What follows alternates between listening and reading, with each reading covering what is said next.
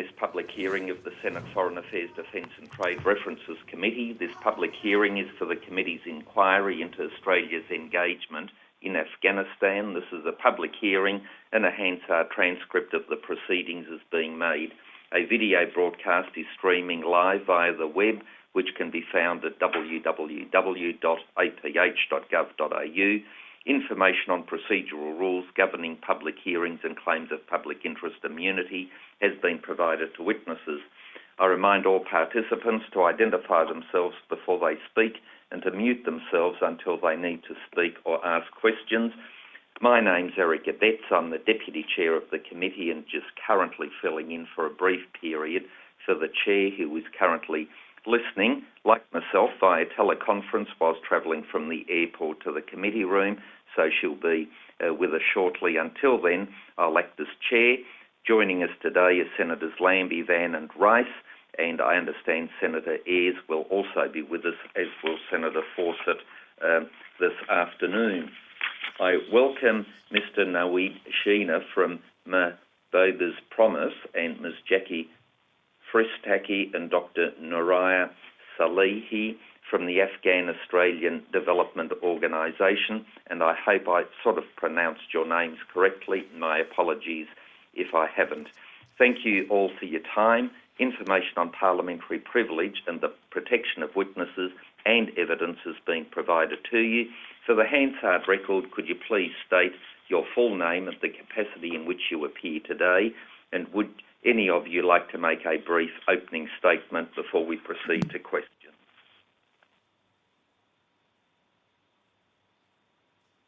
Naweed Sheena, Mahbubah's Promise, Acting General Manager, and yes, I would like to make a statement if possible. Yes, over to you. Thank you. Good morning, Senators. It's good to see you all again, or the ones we can see. And thank you for all your work that you've done with the report to date. As we have discussed previously, I thought I would go through, reiterate the case. Sorry, I'm just getting some feedback. Can you all hear me? Yes, I can hear you. Okay, perfect. I would just like to reiterate some of the facts that we went through during the last submission. So Mahbubah's Promise was founded by Mahbubah Rawi over 25 years ago. The charity represents her promise to dedicate her life to the orphans and widows of Afghanistan. Since that time, the charity has established orphanages, schools, medical centers, and a range of sustainable development projects targeting the economic and social uplift of women and widows primarily. We have very strong relationships with the Australian Embassy and the Australian military on the ground. Our offices, which double up as our orphanages, were consistently visited throughout the years by Embassy and ADF personnel. We are recipients of direct aid from, or were recipients from direct aid from the Australian Embassy. And we are publicly known as an Australian aid organisation on the ground. All of these factors led to the risk of many of our high-profile staff, many of our most vulnerable widows who were already women at risk previously, and of course the orphans, which many of you will know about. There was an evacuation effort for all 200 of them, which unfortunately did not pan out through the airport, and 17 who were granted visas, the process of which we did not understand, 449s. Were evacuated over land in an effort that was organised by our organisation and the Australian government. So those 17 have been successfully settled here. They had their first Australia Day barbecue last week. There was over 100 other refugees from Afghanistan newly arrived who attended as well. And our organisation's heavily involved in the settlement process for many. We have since applied for formal visa applications for the remaining 180.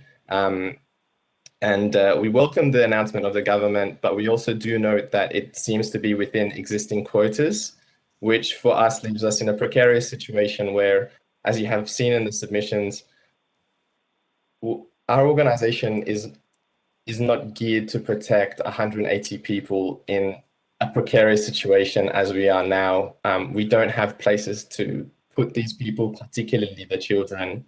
As you have read in the submissions, I won't specify locations, but we have had to move them into already a particularly dangerous location. And after winter, we don't know where we're putting them. So given the quota is within existing numbers, we don't know what that means in terms of process, in terms of time. And throughout all of this, we have not heard anything from the Australian government regarding our case. Despite a lot of the goodwill, public attention, we know the Australian public is heavily invested in our cause. And there's a lot of goodwill from government, but we haven't heard anything, and that's made it very difficult to plan anything. So in this time, as you may have read, in individual cases, we have seen some of our vulnerable women and their children forced into marriages. We've seen harassment. We can't reiterate it enough that these lives are at risk, and we are not in a situation to protect them. So our hope and our expectation, and really, I think, particularly looking at the criteria that the government has released, us being an Australian aid organisation with strong links on the ground, and second, representing vulnerable women and children, we fulfill primary criteria, and we hope that the rest can join the ones already here.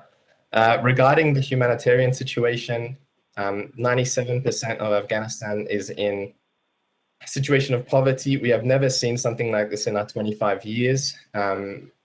And our work has significantly expanded with a primary focus on humanitarian assistance. We never stopped, even on the first day the Taliban took over, even alongside an evacuation process. We were always able to distribute aid. Those initial days, we had withdrawn all of our money from the banks, which allowed us to keep things going whilst that process was barred. And till now, there's about 30,000 people that we're reaching as a small not-for-profit. So we have strong links on the ground, and the only reason we have been able to continue is because we were able to pivot to local staff and local communities that we have built into, or else our infrastructure also would have crumbled with the evacuation process.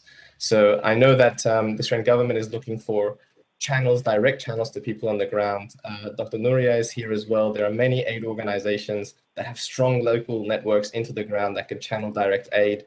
Their experience needs to be leveraged because the humanitarian situation is dire, and it is heartbreaking, honestly. That's all I'd like to say. And I just want to thank the committee for everything they've done. And I know last time we discussed a letter of support, which would be incredible for the remaining orphans, widows, and staff. And thank you for your time. Happy to take questions.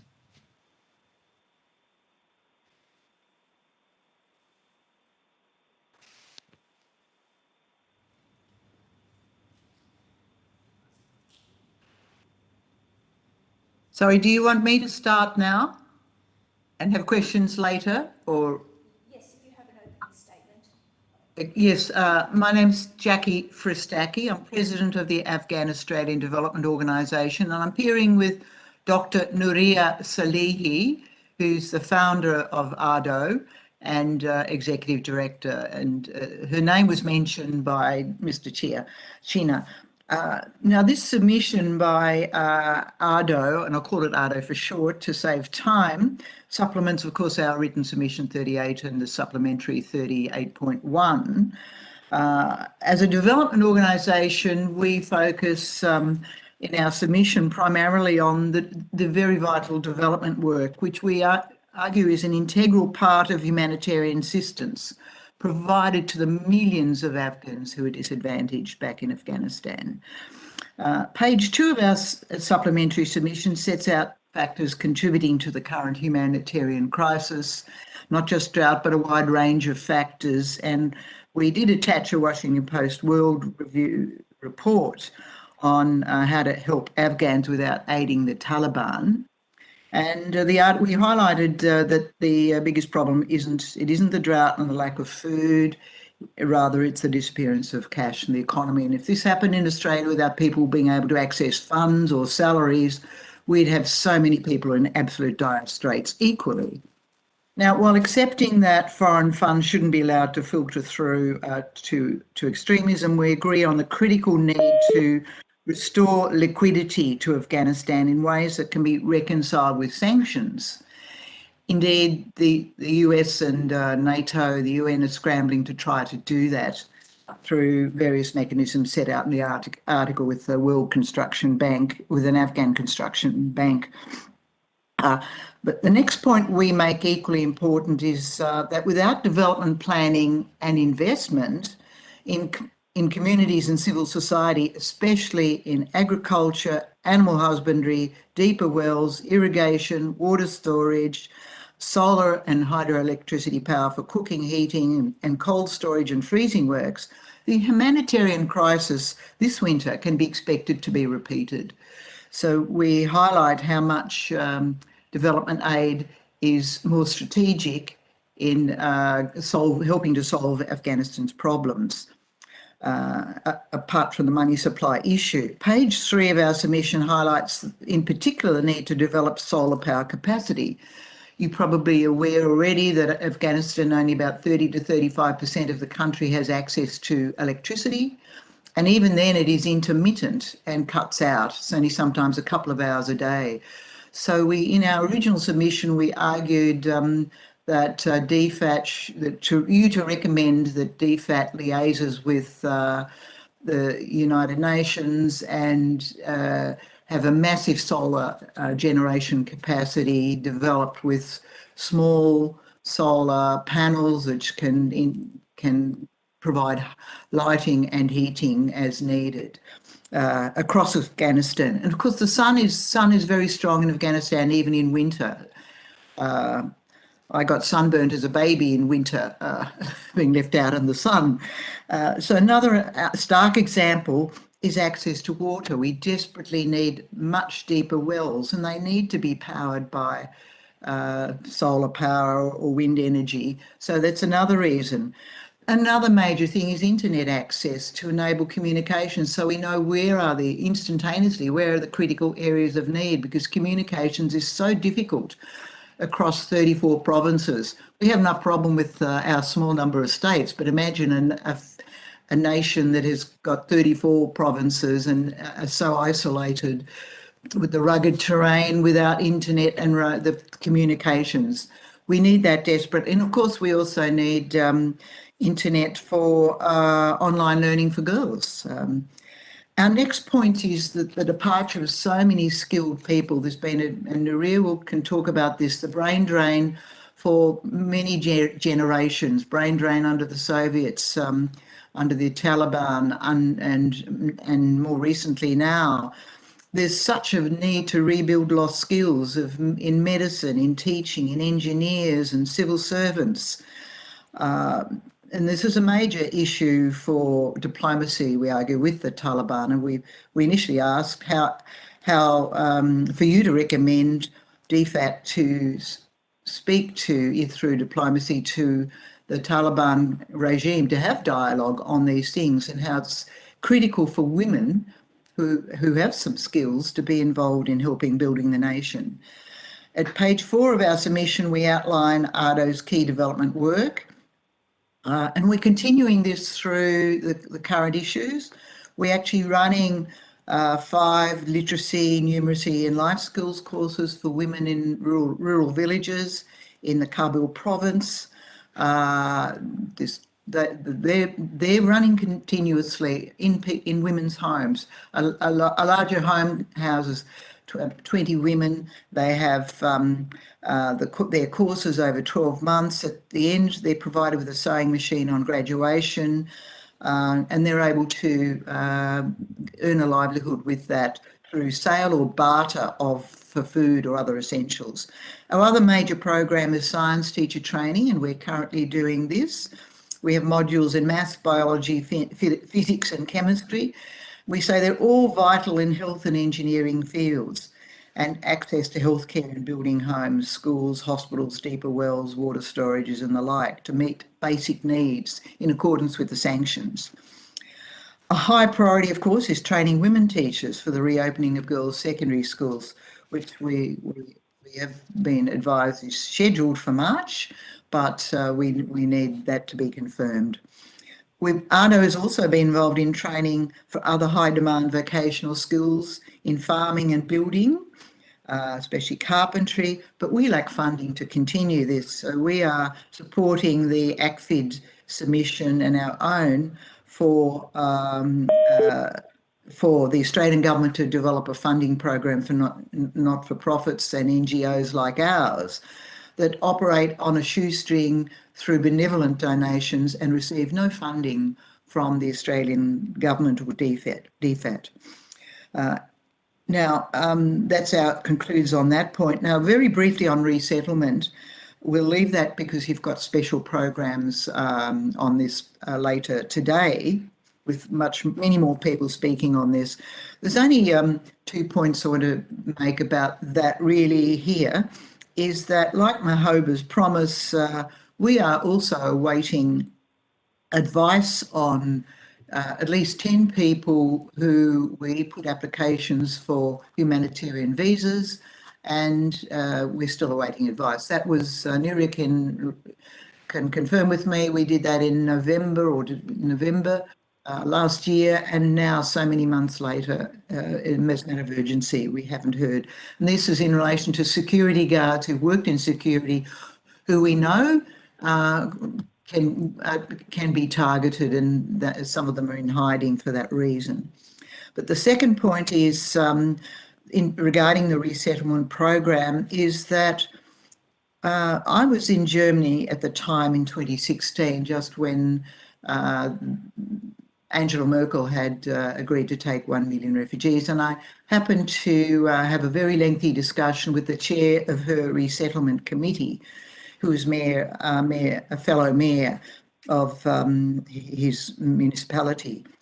And that resettlement committee included national and regional governments, mayors and others, for a national strategy on resettlement. And they examined best practice across the world. They looked at Australia, but Canada was a major source of information. And they determined that they would share the task of providing housing, schools, jobs and services across Germany. So every small village, town, small city, larger city was asked to take on families and share that task. And that was for 1 million refugees. Yes, there were some problems in some cities, but by and large, they settled 1 million people very effectively by sharing the task. We don't appear to have done this through a national strategy across Australia. And we point out that this has been a real problem because so many businesses, agriculture businesses, hospitality businesses in regions, the Surf Coast, and indeed in Melbourne, hospitality businesses are desperate to have had staff. We didn't integrate the resettlement program with the desperate needs for people in regional areas in particular, but also in hospitality more broadly. So we say these approaches could have been far better supported with a more strategic resettlement program. Now, I'll leave it at that and invite you to ask us questions. And Dr. Nuria Salehi, who has daily contact with Kabul and Afghanistan, can assist you on further information. Thank you.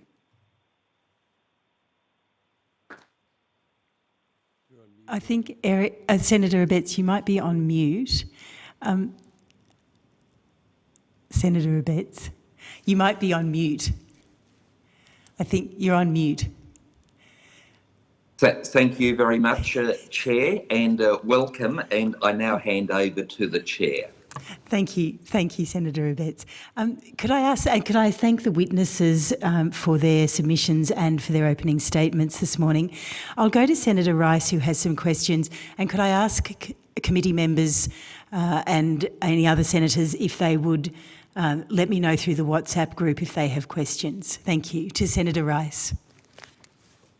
Thanks, Chair, and thank Mr. Chena and Ms. Fristaki for your evidence this morning again and for your time engaging with our committee and for updating us on the situation on the ground from your organisation's perspectives. I first of all just wanted to ask, in terms of the visa applications that you have put in, just some more details about, I mean, Mr. Chena, you said that there were the initial 17 visas and then you've put in applications for all 180 of the orphans that you're caring for, I think is what I heard you say. Can you tell us when those applications would have gone in and whether you've had any communication back from the Department of Home Affairs?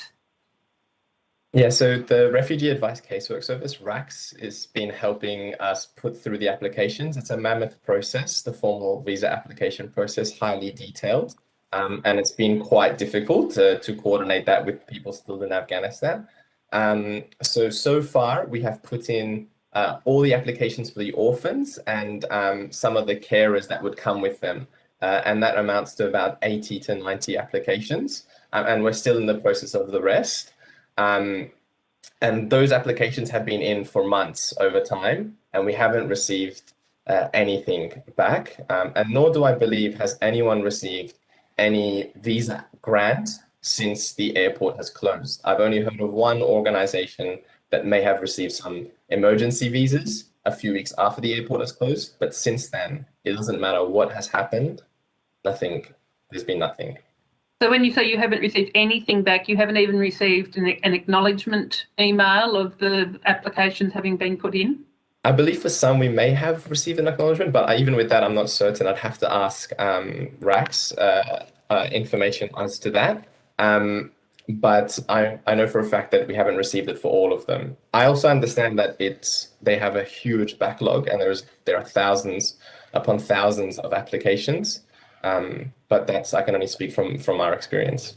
Yes, well, I mean, certainly when we last asked the Department of Home Affairs about the visa processing, and indeed we'll have the opportunity to do so again this afternoon, yes, they told us that there have been tens of thousands of applications, but they had hoped that they would have processed at least to have, effectively opened the envelope electronically and have acknowledged all of those applications by the end of the calendar year. So clearly we are now into 2022 and that's clearly hasn't happened for a lot of your applicants. I just received confirmation, I think someone from RACS is listening, and they said nothing has come in, even in the form of letters of acknowledgement, which is quite difficult, especially considering the criteria that we fulfill and the fact that the profile and the severity of this case, which many are aware of. Yes, absolutely. And Ms. Fristacchi, for the applications that Idaho has put in? I'll ask Dr. Nuria Salehi to address that because she was the one putting in the applications and had the contacts. Nuria? Oh, you're on mute, Nuria.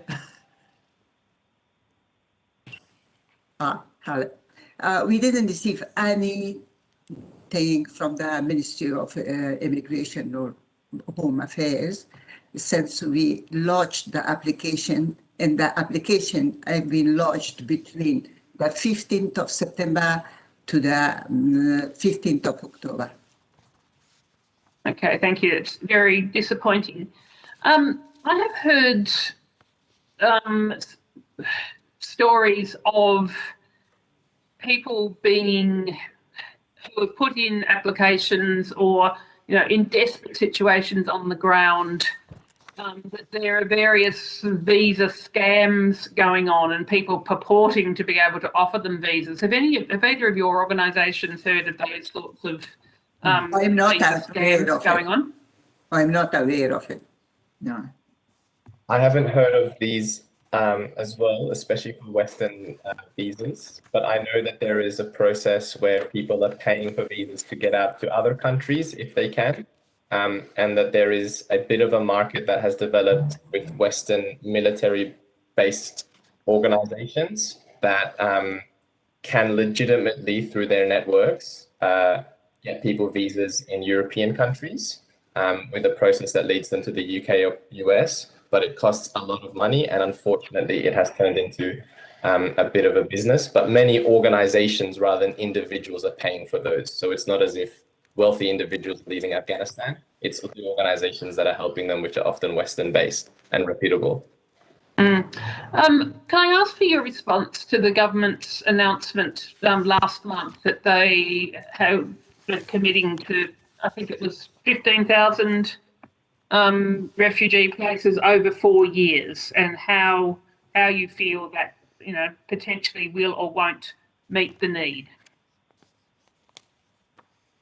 I think any announcement has been welcome because it's been silent for so long. And, especially from our organization's perspective, we understand that it's through collaboration with the government that anything will happen. And we are very grateful for what has happened already. But as I noted in the opening statement, I believe those 15,000 are within the current quota. And as you said, staggered over 4 years. And we also know that there are 5,000 to 6,000 interpreters and translators that work directly with the Australian military, who would most likely be given the highest prioritization. And that leaves a very small number spread out amongst 4 years within existing quotas to be evacuated. And there are 200,000 individual applications. So in a case like ours, though we welcome the announcement, we're in a situation where it's already been months, and I honestly don't know what we're going to do after this, especially when the winter ends. And then there's no guarantee that even though we fulfill criteria and we would be high up, there's no guarantee we'd even get an acceptance for this year. So that's the issues I see with the current announcement. And so is your organisation reiterating the call that a lot of civil society organisations were asking for last year of at least 20,000 refugees, for Australia to accept at least 20,000 refugees per year? We haven't been involved in that discourse. Our discourse has been primarily because our priority, a lot of those civil societies don't actually have people on the ground, or they do in a more separate capacity. For us, we are intimately connected with our people on the ground. Those 200 are a very small number. There are a lot more, and our focus and priorities on them, and then the humanitarian situation. We've never been involved in that discourse particularly, but definitely this quota just being part of the existing quota makes it difficult for us to have positive and realistic expectations that all of our people will be here soon. And that is what needs to happen. Yes, the urgency, you're saying, needs to be taken into account. Ms. Fristacchi, you were talking about the German example of accepting 1 million refugees and basically having a planned program of acceptance, across the country, across regional areas. Do you feel that that's something that Australia should do? And so what numbers do you think Australia should be accepting? Well, we said in our initial submission we strongly supported the 20,000 because people were just desperate, and there's certainly been many people have been targeted by extremists, although elements of the new regime say they're trying to stop that. But we raised the dilemma that the more more people leave, the more skills that are lost that are desperately needed locally. So this is an issue. I think most people want to stay. So we submitted strongly. What we really need is diplomacy, engagement with the Taliban to treat on them. If they want to develop the country, you can't do it with 25% of the population. You've got to have the 50% of the population, the women, and then the other 25% that are non-Pashtun. So there's a huge amount of the population contributing. So the economics of the way they're looking at a small minority having power doesn't work if you want to develop your society. So there needs that diplomacy. But the other thing is, yes, people are desperate to leave, and of course the economics of the situation currently, lack of food, is making things critical. Just leaving to get food to survive. They're desperate. But another way is accepting more, at least, and I think Dr. Nuria Salehi can speak on this, at least on a temporary basis, and it may be in a few years they can learn more in agriculture in our regional areas and go back with their additional skills. So that's possible too. So I know that's not altogether answering your question. I mean, it'd be wonderful to accept 1 million, but I don't think we're probably losing so many people as we speak every day. So many people are just dying much more frequently than even during warfare. So the situation is tragic in so many ways, and whatever way we can help, we need to. But diplomacy is number one, I think, to get the country on an even keel with the financial situation. The Taliban have to open up schools and make things better so they can use their women and they're supporting women in medicine and in nursing, those fields, but we need so many more. So it is very complex, and I don't envy your tossing up how we do it, but we do need to take more. And the number one, we need to process the ones that are all outstanding. You've heard there are countless ones outstanding, and they should be expedited. Could I just add, sorry, just in regards to brain drain and stuff, I do agree. But it's also understanding that everyone that is trying to leave Afghanistan needs to leave. And unfortunately, it's the intellectuals, it's the human rights defenders, it's people that are connected to NGOs that are Western based, that have the greatest skill sets, but they're the ones that are being targeted. But I also think that there girls, they are so bright. They have already offered so much to the students that they have, like their peer Australian students. And I know that they will become leaders for Australia and, for Afghanistan. So what it means to evacuate or bring someone here isn't just saving their life, but it's creating a potential that can transform this society and their society back home when they're in a position to contribute again. I'd just like to make that point. Senator Rice, just before sorry, Dr. Salia, could I just note that we are going to go over, and I'm going to Senator Abetz and Senator Lambie as well. Senator Rice, could I ask? Yes. Yep, I had one last question, which is lovely. Thank you. To ask, but Ms. Salia, I think, wanted to add something to that last question. Yes, I welcome the decision of the Australian government to give visa for 15,000, but over 4 years. Just imagine, people are hiding themselves now from Taliban, so they cannot wait for 4 years to come to Australia. We should help them today, not in 4 years' time.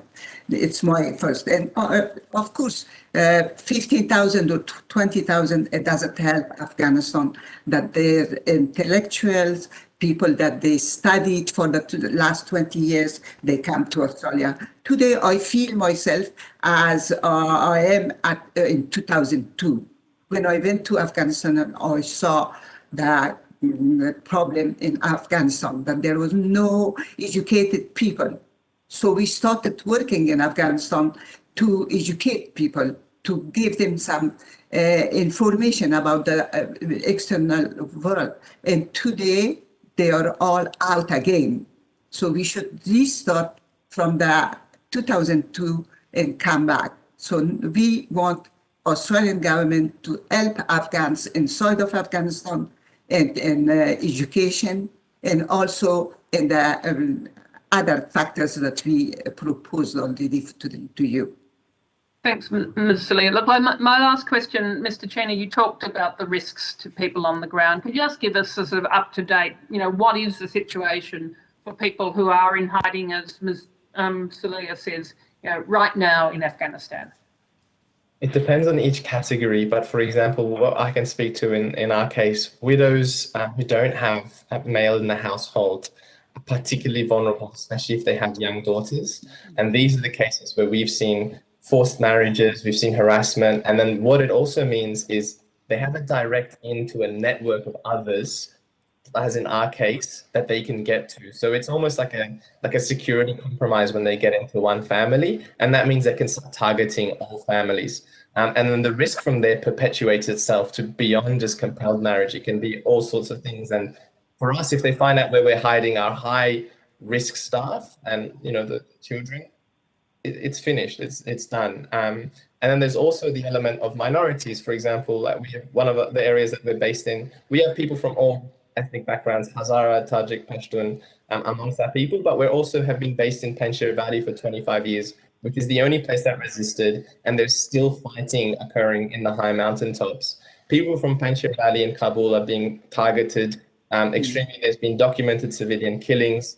And for an organization like ours, when we have people in Panjshir Valley, they're saying after the winter, it will potentially lead into a more escalated warfare. We have no idea what to do. So there is a risk of death via warfare. There's a targeted targeted risk for people who are connected to NGOs, like the ones who are in strict hiding from us. They can't do anything. They can't go out. They can't continue their lives. They can't study. They do nothing. So their skills aren't being utilized in any way, sense, or form. And then there's the risk for young women. Putting aside the general facts like barring education, the Taliban will always talk. They've been talking from the beginning about education. They haven't done anything. High school students are still banned. A lot of the primary schools are closed. Right now, we're organizing an initiative that will reach 10,000 girls who don't have any access to education. So I would not rely upon their discourse in any way, shape, or form. Sorry, it was a bit of a convoluted answer, but yeah, there is a lot. The risk is everywhere. Very powerful and very, obviously, still very desperate situations. Thanks, Chair. Thanks, Senator Rice. Senator Abetz. Thanks, Chair. Thanks a lot for the submissions this morning. Clearly, the Australian government wants to use the taxpayer funds at its disposal to the very best possible outcome in Afghanistan. And so the question is, do we best direct our support funding through the United Nations, which has the international standing and infrastructure and systems in place to deliver the aid, and sort out problems with the Taliban administration, and protect their people on the ground? Because as I understand it, the Taliban have targeted people in Afghanistan that have delivered specific Australian aid projects. And so can I hear as to why Australian taxpayer money would be better channeled through NGOs as opposed to the United Nations with all its infrastructure and its capacity? Because one thing I, for one, wouldn't want to see are people being specifically targeted because it is known they are the beneficiaries of Australian money as opposed to United Nations money.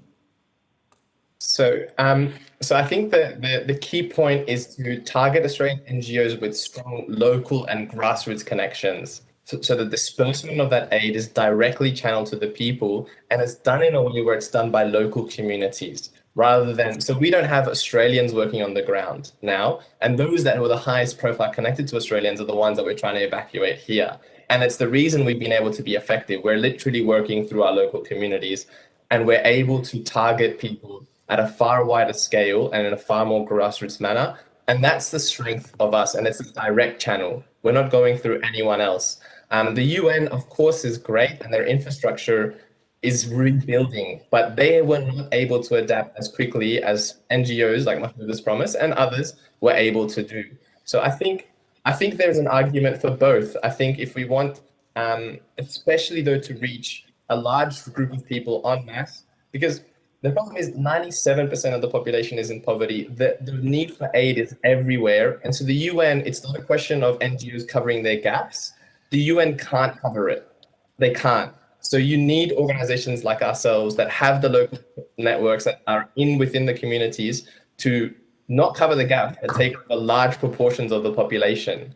So we've never expanded our numbers this high, but it's because we have to, and the need is so great. So I think that in terms of Australian taxpayers, and a lot of our support all comes from the Australian public, private donations mainly, they like seeing that it's a direct connection, it's reputable, it's got strong on the ground links, the money goes directly and the impact is clear. And so I think it's about distributing and leveraging opportunity wherever you see it and how it can help the people best.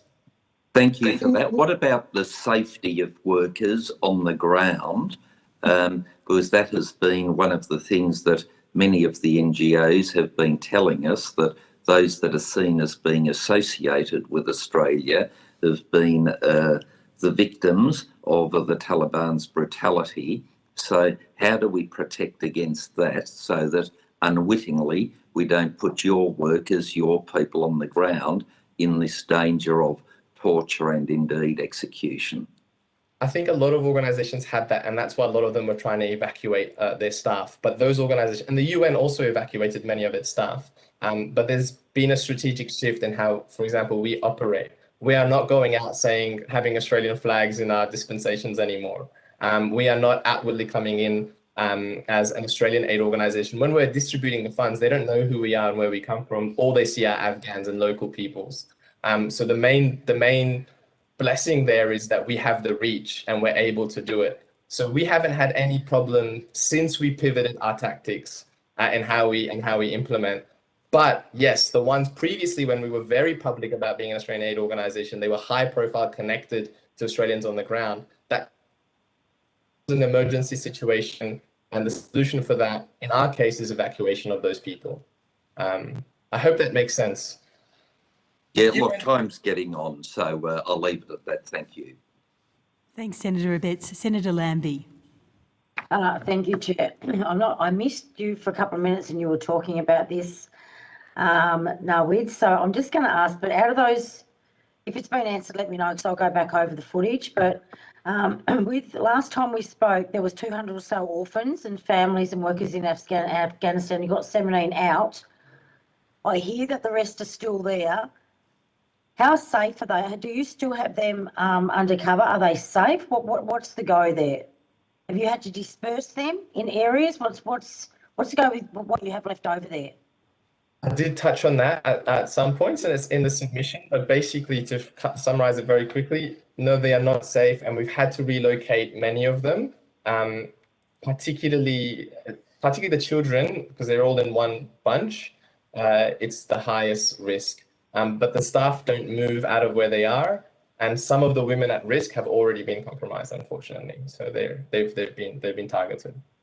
So the risk continues, and that's the desperation that you're potentially hearing from organizations like me, because we can't wait, and we've been waiting for a while.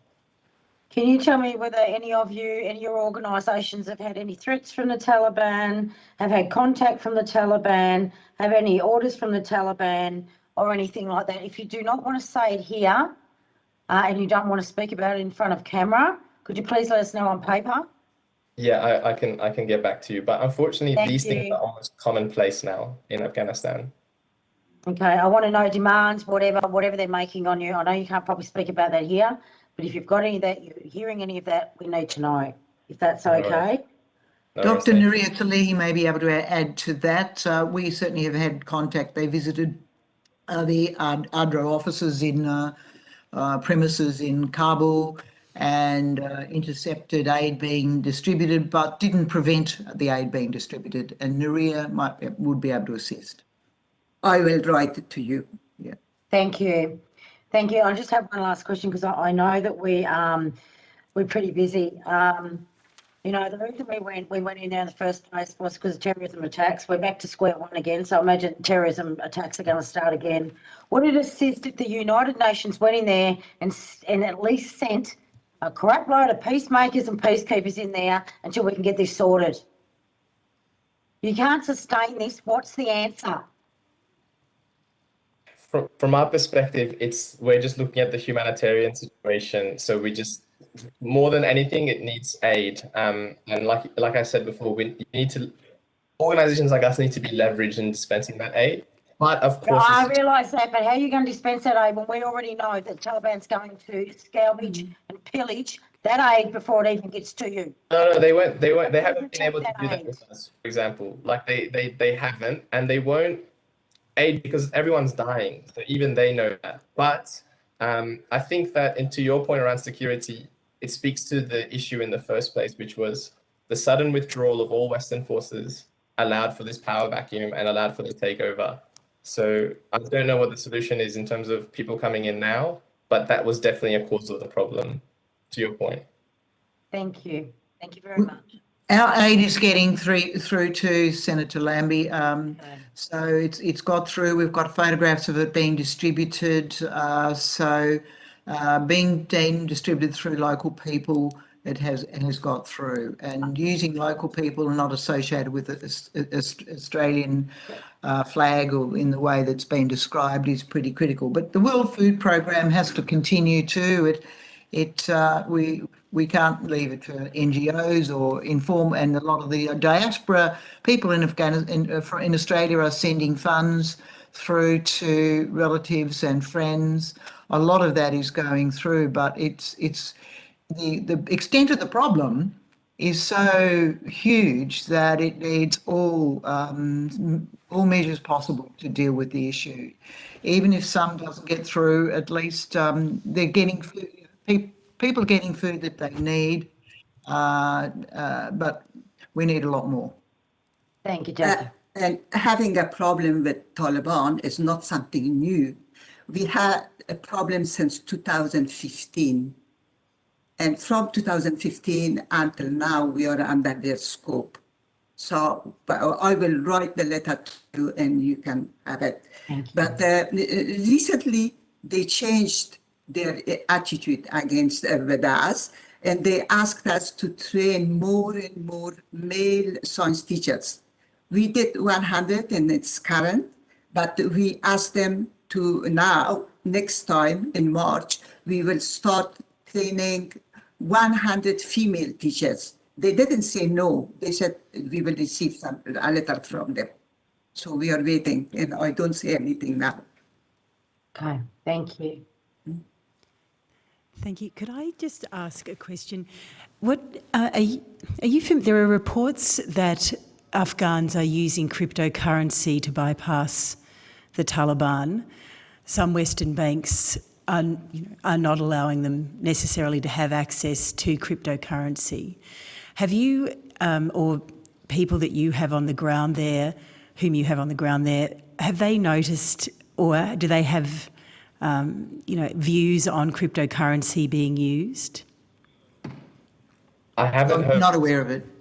Yeah, I haven't heard of it, but I can definitely ask people on the ground and get information back to you if you'd like. So I'm looking at there's articles, and I just put in Afghanistan and cryptocurrency, and a slate of articles came up. But I'm interested in that in terms of whether that's a way to get aid to people who remain in country. And there's lots of NGOs, for example, Code to Inspire, which is teaching computer programming to young Afghan women. Obviously, the Taliban isn't really in favour of that. So, that's the reporting that's coming out. So if you could take that on notice, I'd be very grateful. Thank you. Sure, we can look up to that.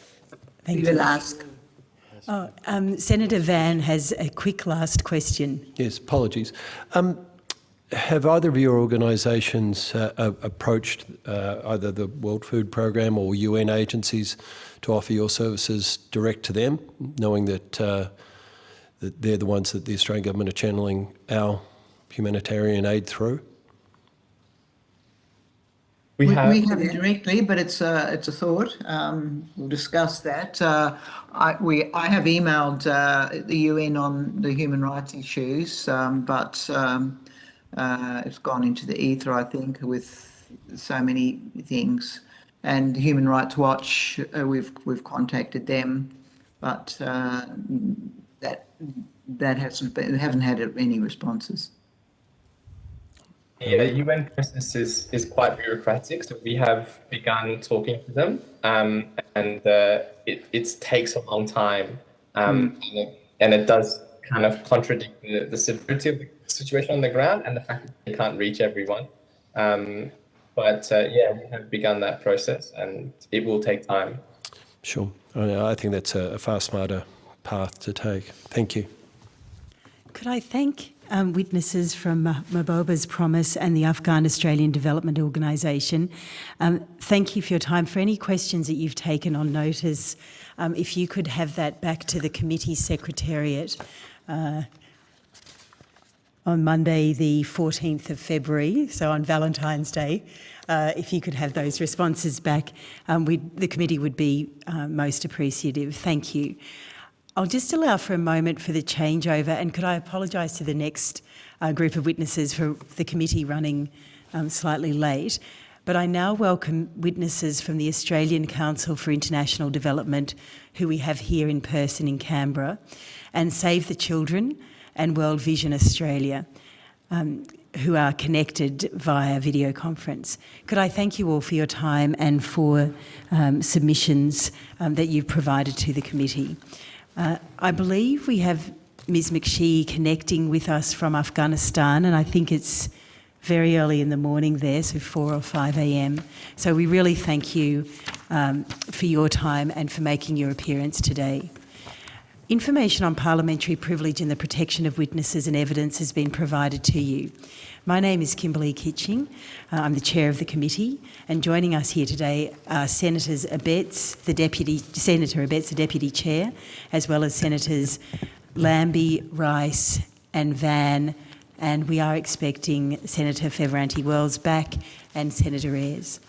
For the Hansard record, could I ask you each to please state your full names and the capacity in which you appear here today? I'll start with the Australian Council for International Development, and then we'll go to Save the Children, and then we'll go to World Vision. Could I start with the people at the table? Thank you, Senator. Tim Watkin, Head of Government Relations and Media at ACFID. Thank you. Good morning, Senators. Bridget O'Farrell, Policy and Advocacy Advisor at the Australian Council for International Development. Great, thank you. Mr Tinkler. Chair, good morning, Senators. Matthew Tinkler, Acting CEO at Save the Children Australia. Oh.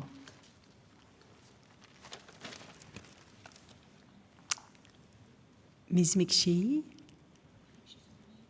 I think you might be on mute, Ms McShee.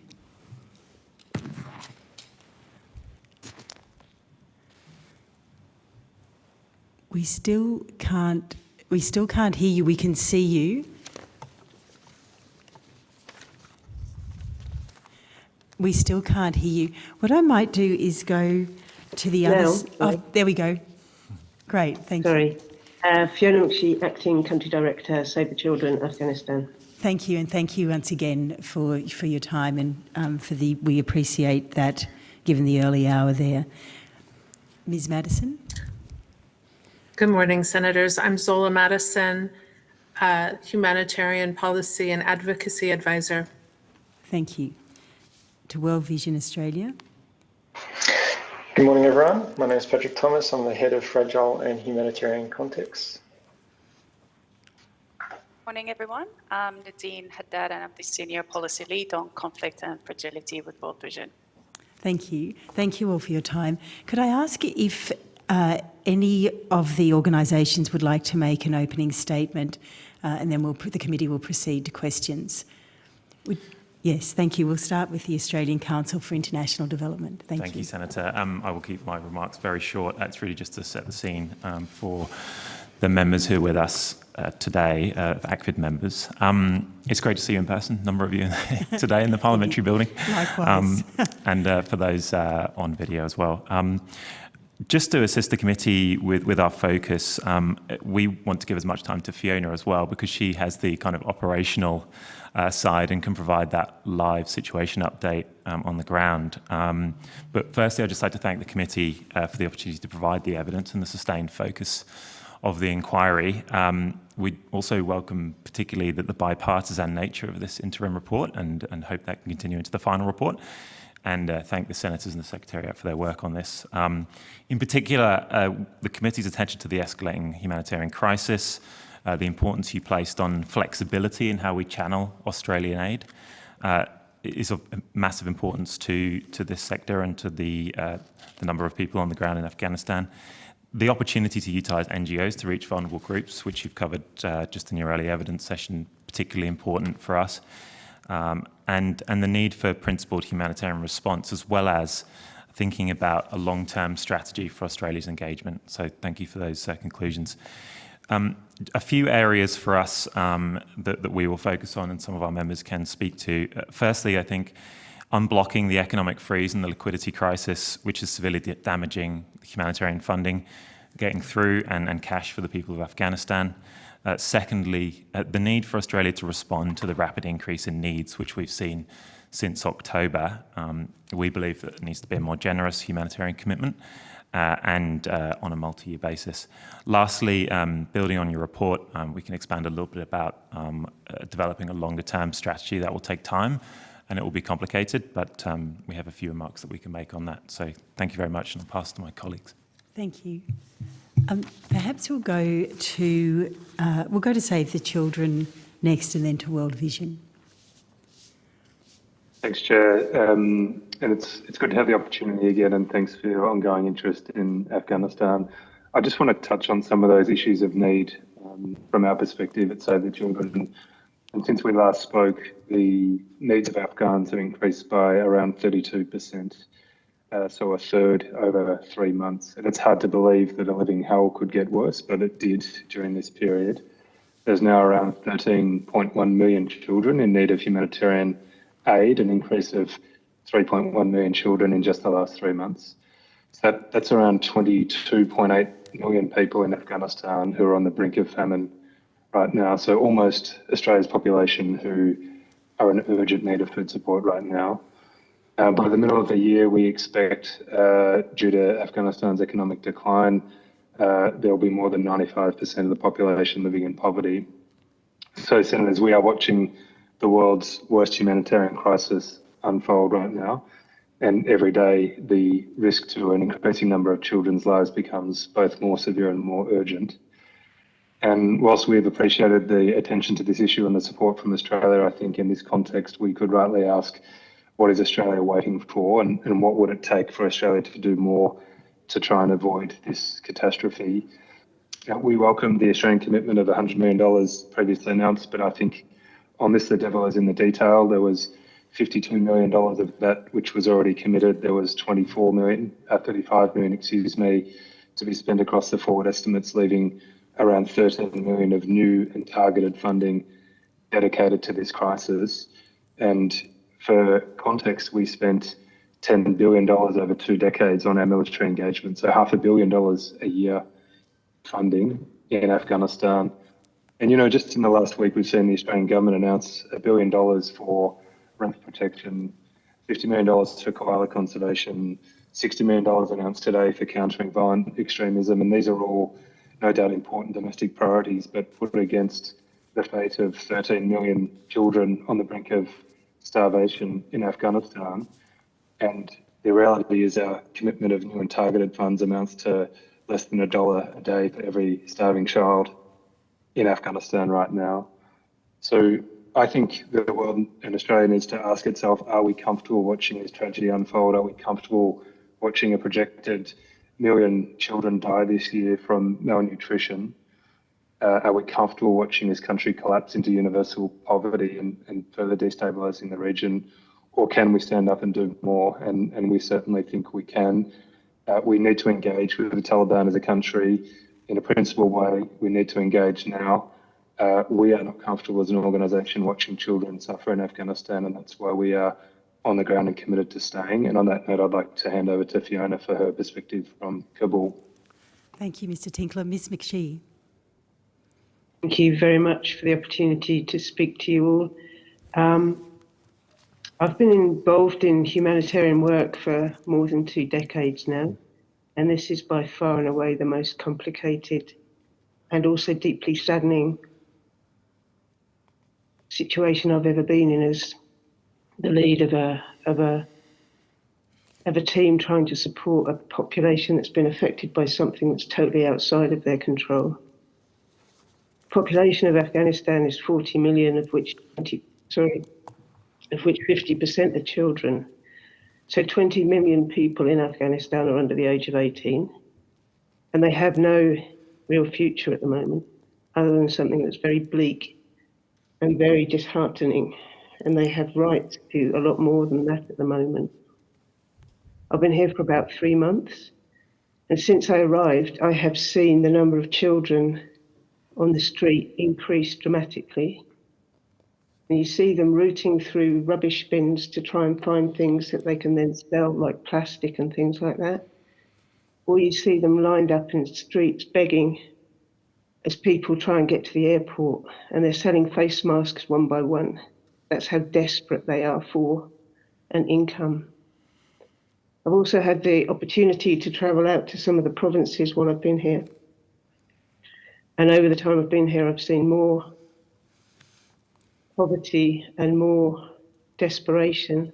If you travel between 2 towns in the north at the moment, every now and again you will see a woman and her children just sitting in the middle of the road, begging for food and for money. while cars and lorries drive either side of them. It is desperately heartbreaking. I say to children, we've got a lot of activities to try and support the population that we are trying to support. So we have mobile health teams delivering health and nutrition support to communities that don't have access to any other health care. We've increased the number of mobile health teams that we have.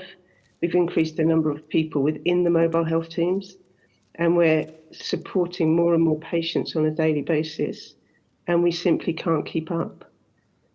We're working more days in more villages with more patients, and the stocks that we have to support the population that might have been okay to cover 6 months previously, we will run out well before the 6 months are up due to the increase in consumption of medicines and nutritional products.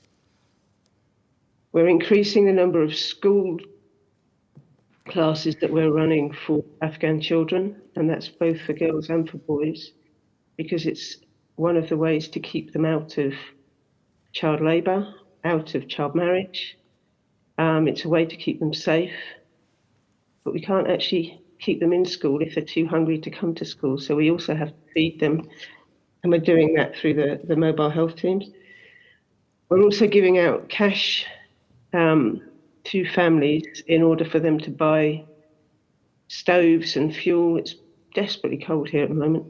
And we've been doing that since the start of the year, and we've been able to provide a lot of cash to people. So $400,000 last week went out to families. The difficulty we're having, and I think it's been touched on previously, is the access to money coming into the country. We can get money into the country through formal Hawala agents, but it costs money to do that. There's a massive lack of cash within the country that's fueled by a lack of work for people. So in the mornings, if I go around Kabul, the streets are lined with men sitting in wheelbarrows waiting for a day's labour. If I go back 3 hours later, most of them are still there because there's simply no work. Without work, there's no money. Without money, there's no ability for parents to feed their children. It's the most ridiculous situation that I've ever been in, and it could be so easily resolved by both increasing the amount of money to come into this country and also opening up the flow of money. So the UN decision a couple of weeks ago should have helped the flow of money. It has not. Banks simply will not transfer money directly into Afghanistan at this moment in time. And if there's anything that the Australian government could help to alleviate that, I, for one, would be very, very relieved. I think I'll stop there. Thank you. Thank you, Ms McShee. Could I go to World Vision Australia? World Vision, thank you. Thank you, Senator, and good morning, everyone. Thank you very much, Fiona, for that. I think it really does capture the desperate situation that is experienced by our field teams on the ground, that is nationwide. I think in the interest of time, I'll keep this brief. However, if I may make a closing statement at the end, that would be much appreciated.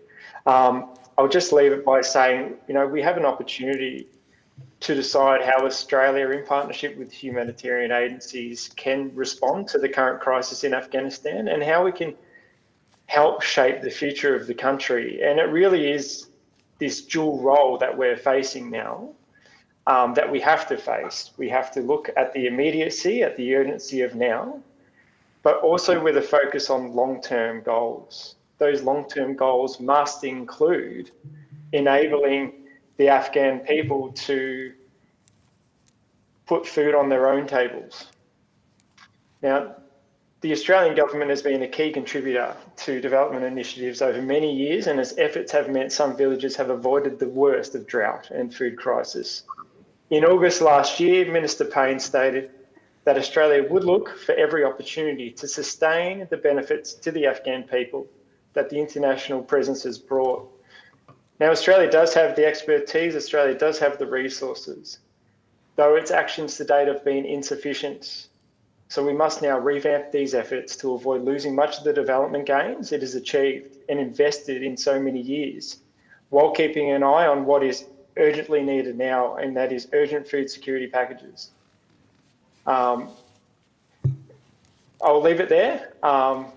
Thank you for your time today. Thank you for your ongoing interest in Afghanistan and these issues. Thank you. Thank you very much, Mr. Thomas. I'm going to ask some questions just about visa delays to the Australian Council for International Development. And then I would like to pose the same question that I asked before about cryptocurrency and whether that is helping. And I've sent, just for committee members, I've sent a link to an article, just one of the articles, just around that. Could I ask, just on the visa delays, is there, if I could ask you, Mr. Watkin, there's, I presume, a need to provide those who've worked with Australian NGOs with visas. Could you just take me through your experience of that and you know, your suggestions, and how is it working and how is it going?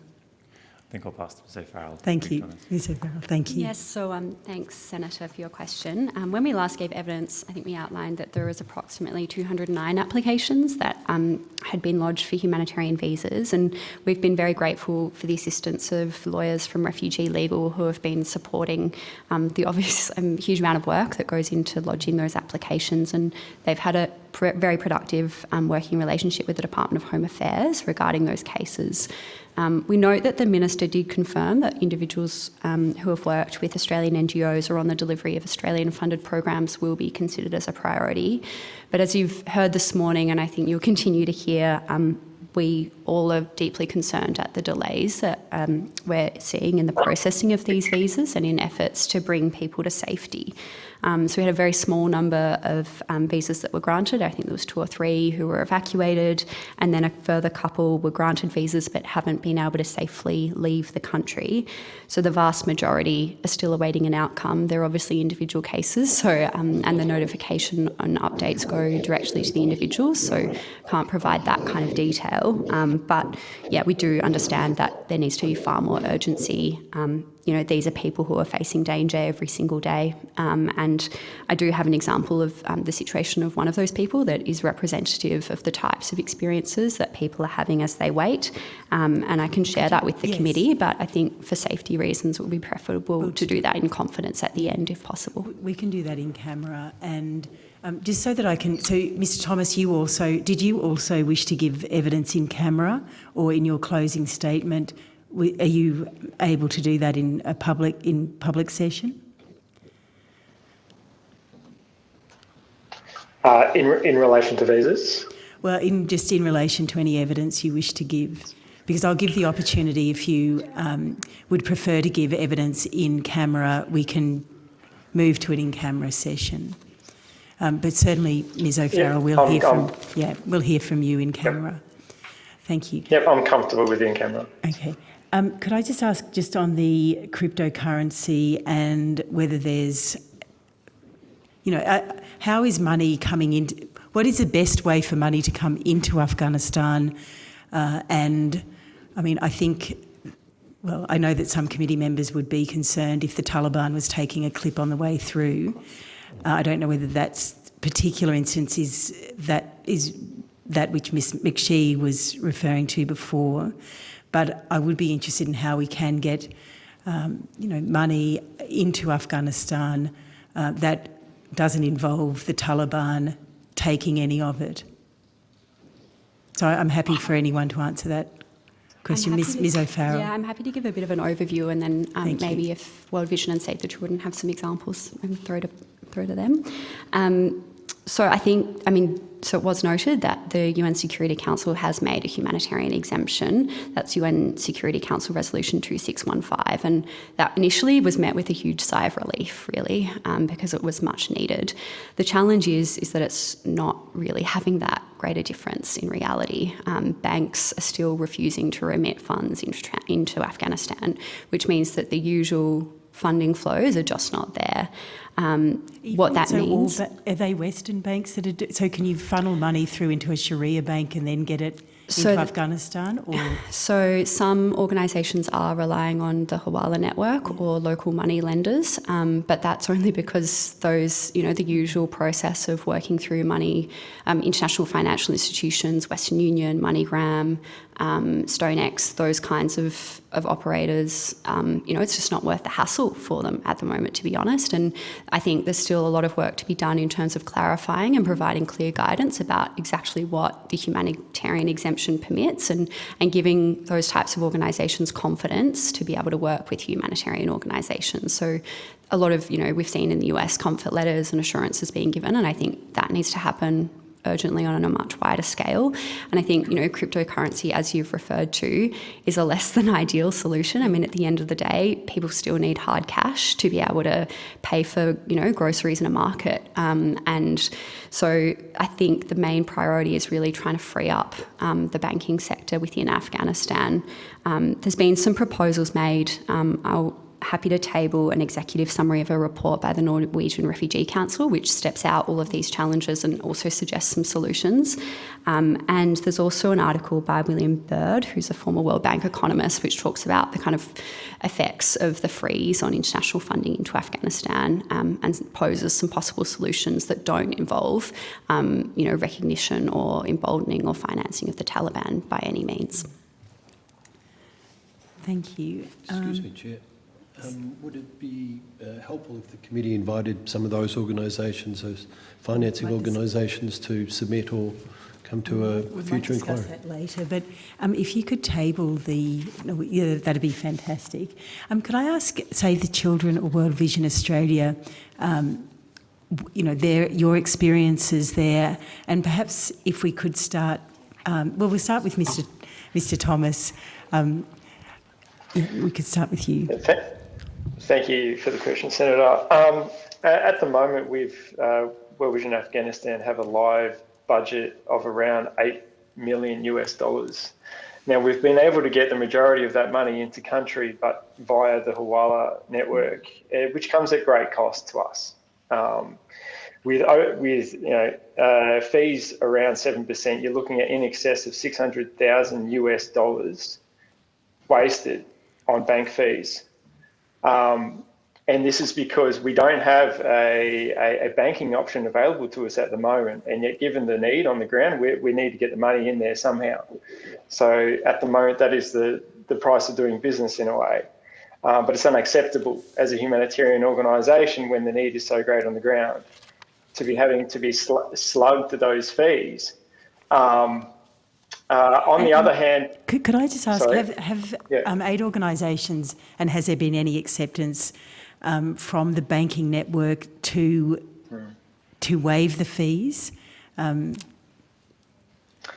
Given not to my knowledge. Yeah. I mean, I'm not an expert on this, but I would imagine that there are passages in the Quran one could point to. Yeah, not to my knowledge at the moment. Our information is that we are still having to spend 7 to 8% in the admin fees on our transactions into country to fund our response via the Hawala system.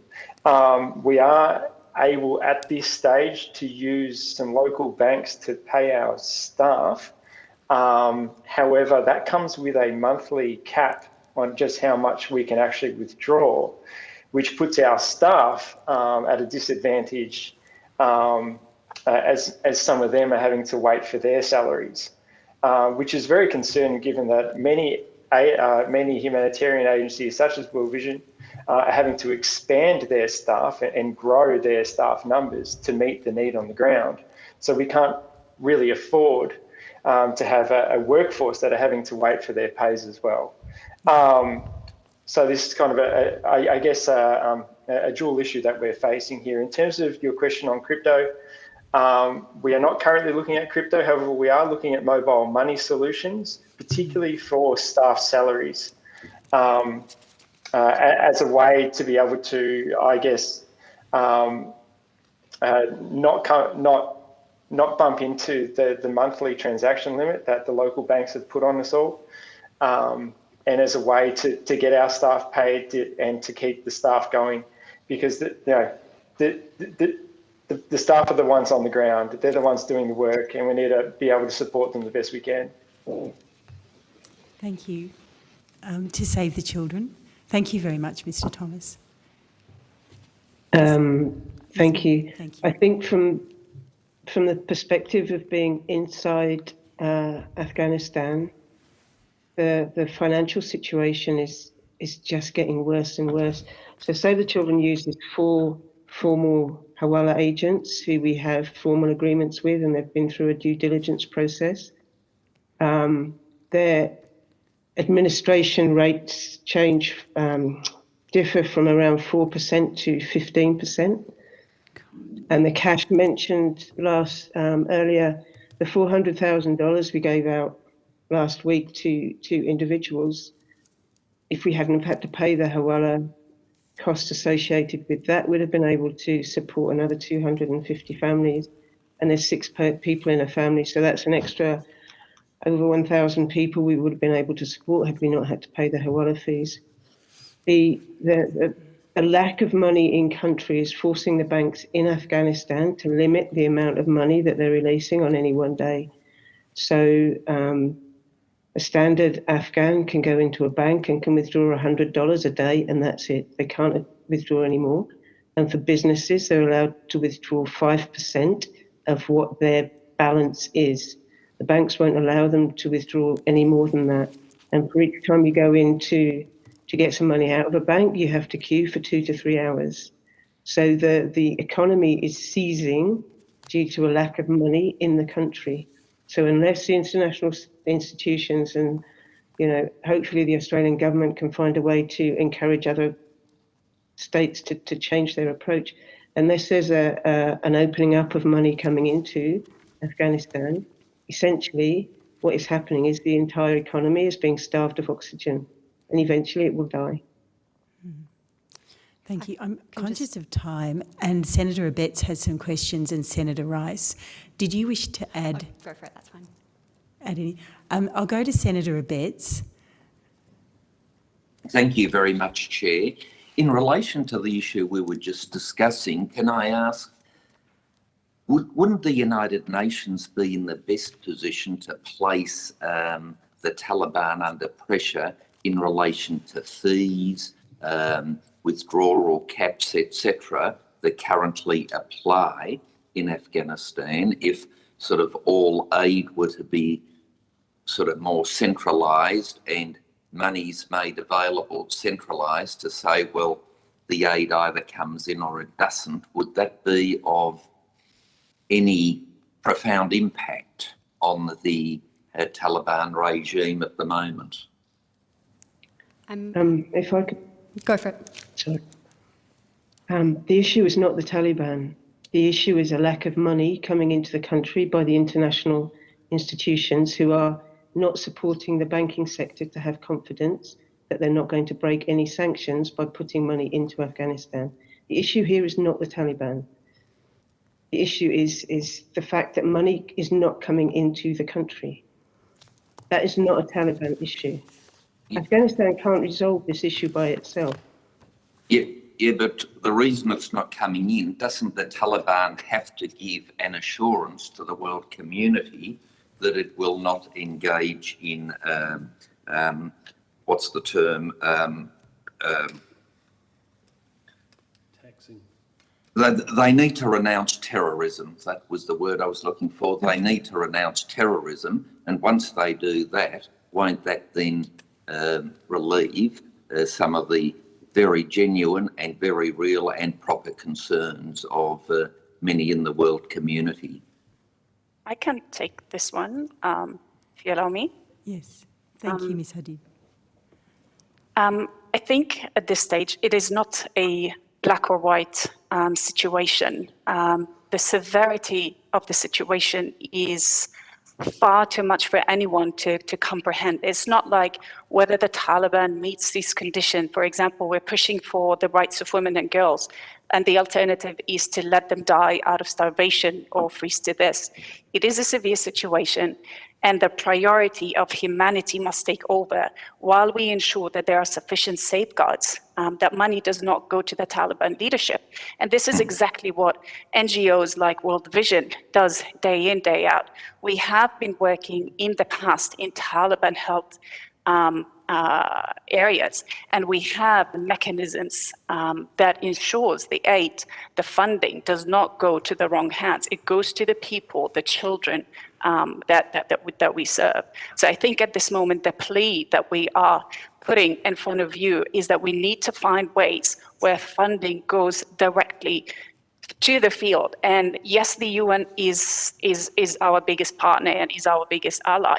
However, that comes at a cost. The centralization of funding comes at a cost. The money trickling down takes time for us. I mean, in the end, the UN does not implement. It counts like organization like World Vision to do the implementation. So we are at the end of that system. So what we're asking is that we look for dual options here, and trust the Australian NGOs that we already exist there and we know what we're doing. Yeah, look, the safeguards that you're talking about, if I might say, precisely the ones that prevent the rebuilding of terrorist networks, isn't it? Apologies, come again. The safeguards that you were just talking about are precisely the ones that we need to prevent the rebuilding of terrorist networks. Would you agree with that proposition? The safeguards and the mechanisms I was referring to is what we implement in our programs, how we ensure funding remains within our programs, how we ensure funding goes directly to the people in need. So for example, if I may give an example of some of the work that World Vision does, we set up mobile health unit and nutrition, what we call mother and baby tents, where we roll out infant and young child feeding programs. We set these in collaboration with communities that have already, leaders that have already been vetted. We know who they are, and we know that the funding goes directly to support these spaces, to support supplies coming to these spaces. We're not in the business of diverting funds to somewhere that has not been vetted. So these are the mechanisms that I have been referring to, but I'm happy to provide more information in that. Senator Abetz, could I just ask a question? Yes, look, time's of the essence. Yeah, but could I just ask a question following your question? Just Ms. Haddad, so are you providing, so the Taliban wouldn't allow some female health professionals to continue working, so both in hospital settings and in health clinics. Are you bringing in all of that expertise, or Save the Children, which I think has the mobile health officers? Are you bringing in that expertise, or are you Afghan women, who might be, for example, a nurse or an obstetrician? I mean, are they allowed to work with you, or is essentially the West just bringing people in to do that work? No, we are bringing them in. I mean, I can refer to Patrick, who's got more insight on our programs. But yes, these are part of our conditions when we negotiate with the Taliban leadership in each government that we work in, is the safety of our Afghan women staff. But Patrick, over to you. Sure, thank you. Yes, we have over 500 local staff, which equates to about 93% of our entire staff complement is for Afghan nationals. And in terms of our female staff on the ground, delivering maternal child health services, mobile clinic services, particularly in the provinces that we work in the west of Afghanistan, they have been able to work under certain conditions, obviously, that the Taliban have put. And that includes having an escort, and I guess for them to have the organisations are paying for the escort? Correct. So that is an additional burden on us. Correct. Yes. Absolutely. In terms of coming back to the role of the UN, I would say that in this regard, there is too heavy of a burden at the moment on the UN to be shouldering the dialogue with the Taliban to achieve widely agreed governance principles for humanitarian organisations to operate with. We're seeing province by province, different rules being applied that humanitarian agencies are needing to abide by. We have been fortunate enough to have UN OCHA doing a terrific job with us, in partnership with us, to communicate to the Taliban on our behalf for any incidents that we see or any interference with our independence. And that channel of communication has been good to now. And it has been a mechanism that we've been tapping into quite frequently to ensure that we can continue operating effectively. But as I say, that burden at the moment has been put on humanitarian agencies and the UN agencies to ensure that we can continue programming. So we really do need governments, the international community, to assist in that regard and to have dialogue with the Taliban to ensure that we can have agreed upon governance principles that ensures long-term humanitarian agencies can continue to operate effectively and efficiently and without interference. Thank you. I'll go back to Ms. McShee, and then I'll go back to Senator Abetz. Thank you. If I could just talk about the female staff. Thank you. So Save the Children has been clear from the start. We can't operate without female staff as part of the cohort that's implementing the programs, in part because we can't treat females and young girls if we don't have female staff to do that. So the balance at the moment, we have just over 2,000 staff, national staff in country, and we have 17 international staff members. So we are able to recruit nationals. Several of our key staff have left the country as a result of the change of regime, but so we're having to recruit new staff, but we are recruiting. We're also scaling up, which is increasing the number of people that we have. Our current workforce is roughly 35% female and 65% male.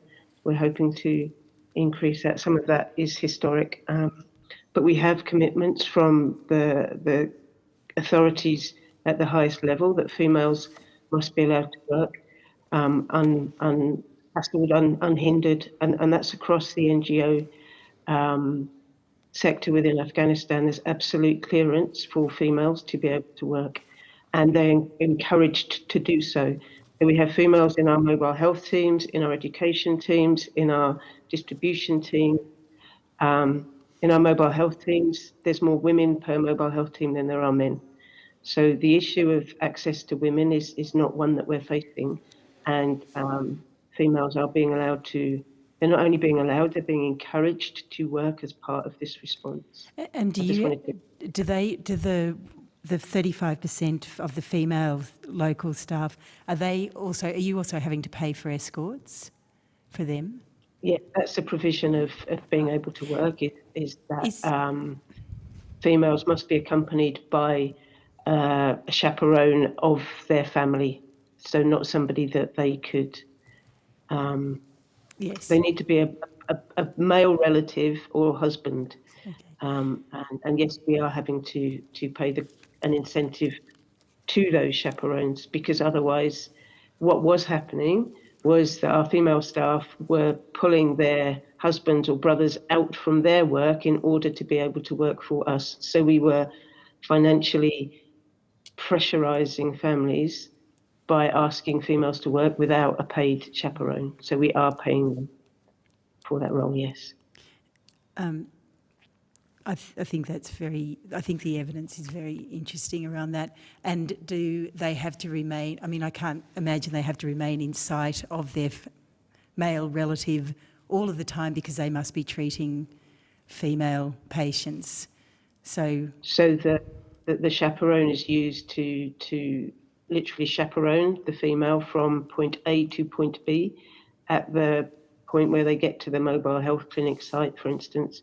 they will stand outside or sit in the van all day until the females are finished. They're not allowed into the mobile health clinic sites because that's a protected area where women and children are there. Could I ask the organisations here to, if you're able, to provide the, the negotiated documents that you've been able to arrive at? Is that possible? So just so that the committee can have a look to have a better understanding of what has to be done in order for the organisations to have locally engaged staff, if that's possible. I think we take that on notice, Senator, and definitely respond to the extent we can. Lovely, thank you. I'm going back to Senator Abetz. Thanks, Chair. Look, are women being respected by the Taliban? Are their rights being respected as workers and valued service providers? So what's the Taliban's attitude to women? And if I may also ask just a few questions, in the negotiations with the Taliban at provincial level, are you being asked by the Taliban for payments or fees or taxes? And are you being asked to provide a proportion of the aid to a specific area indicated or directed by the Taliban? I can take that one if you like. So in the question of are we being asked to pay fees, taxes, or are we being influenced to provide aid in a particular area, not specifically by the Taliban for the last question. We're not being asked to pay any fees, any taxes, other than the normal taxes of state functions of payment on salaries. So people in Australia pay taxes on their salaries, people in Afghanistan have to pay taxes on their salaries. As an organisation, we are not being asked to pay anything that we shouldn't be paying. In terms of influencing of location, one of the really difficult things as a humanitarian at the moment is the scale of need so far outstrips our ability to support populations. We are constantly being asked to support other locations, not by the Taliban specifically, but by communities that have no support. Currently, we're just not able to provide the support that is needed. So whatever decision we take at the moment in terms of do we support this community or that community, someone will see it as a wrong decision because the needs are so far outstripping our ability to support. So yes, we are being asked to work in different locations, but that's by the communities themselves who have no one supporting them. Yeah, it's not by the Taliban. We don't detect any Taliban influence on those communities asking to, which then might redirect to more favoured areas by the Taliban as opposed to those they might not favour as much. I'm not sure how I can describe the situation here where the needs are so huge. There's no area that is not affected by what's going on here. There's no individual in Afghanistan at the moment that is not affected by what is happening, and that includes our staff who get up every day and go to work facing exactly the same situation as the rest of the population. The only difference is they have a salary. That's simply the only difference they have. The needs across Afghanistan, I've never seen anything like it. Look, there's no disputing that at all, and good on you for the work you do. It's just I'm trying to get a handle as to what influence, if any, the Taliban has in relation to the provision of aid. And what about the Taliban's attitude to women generally? And does that incur extra costs for you?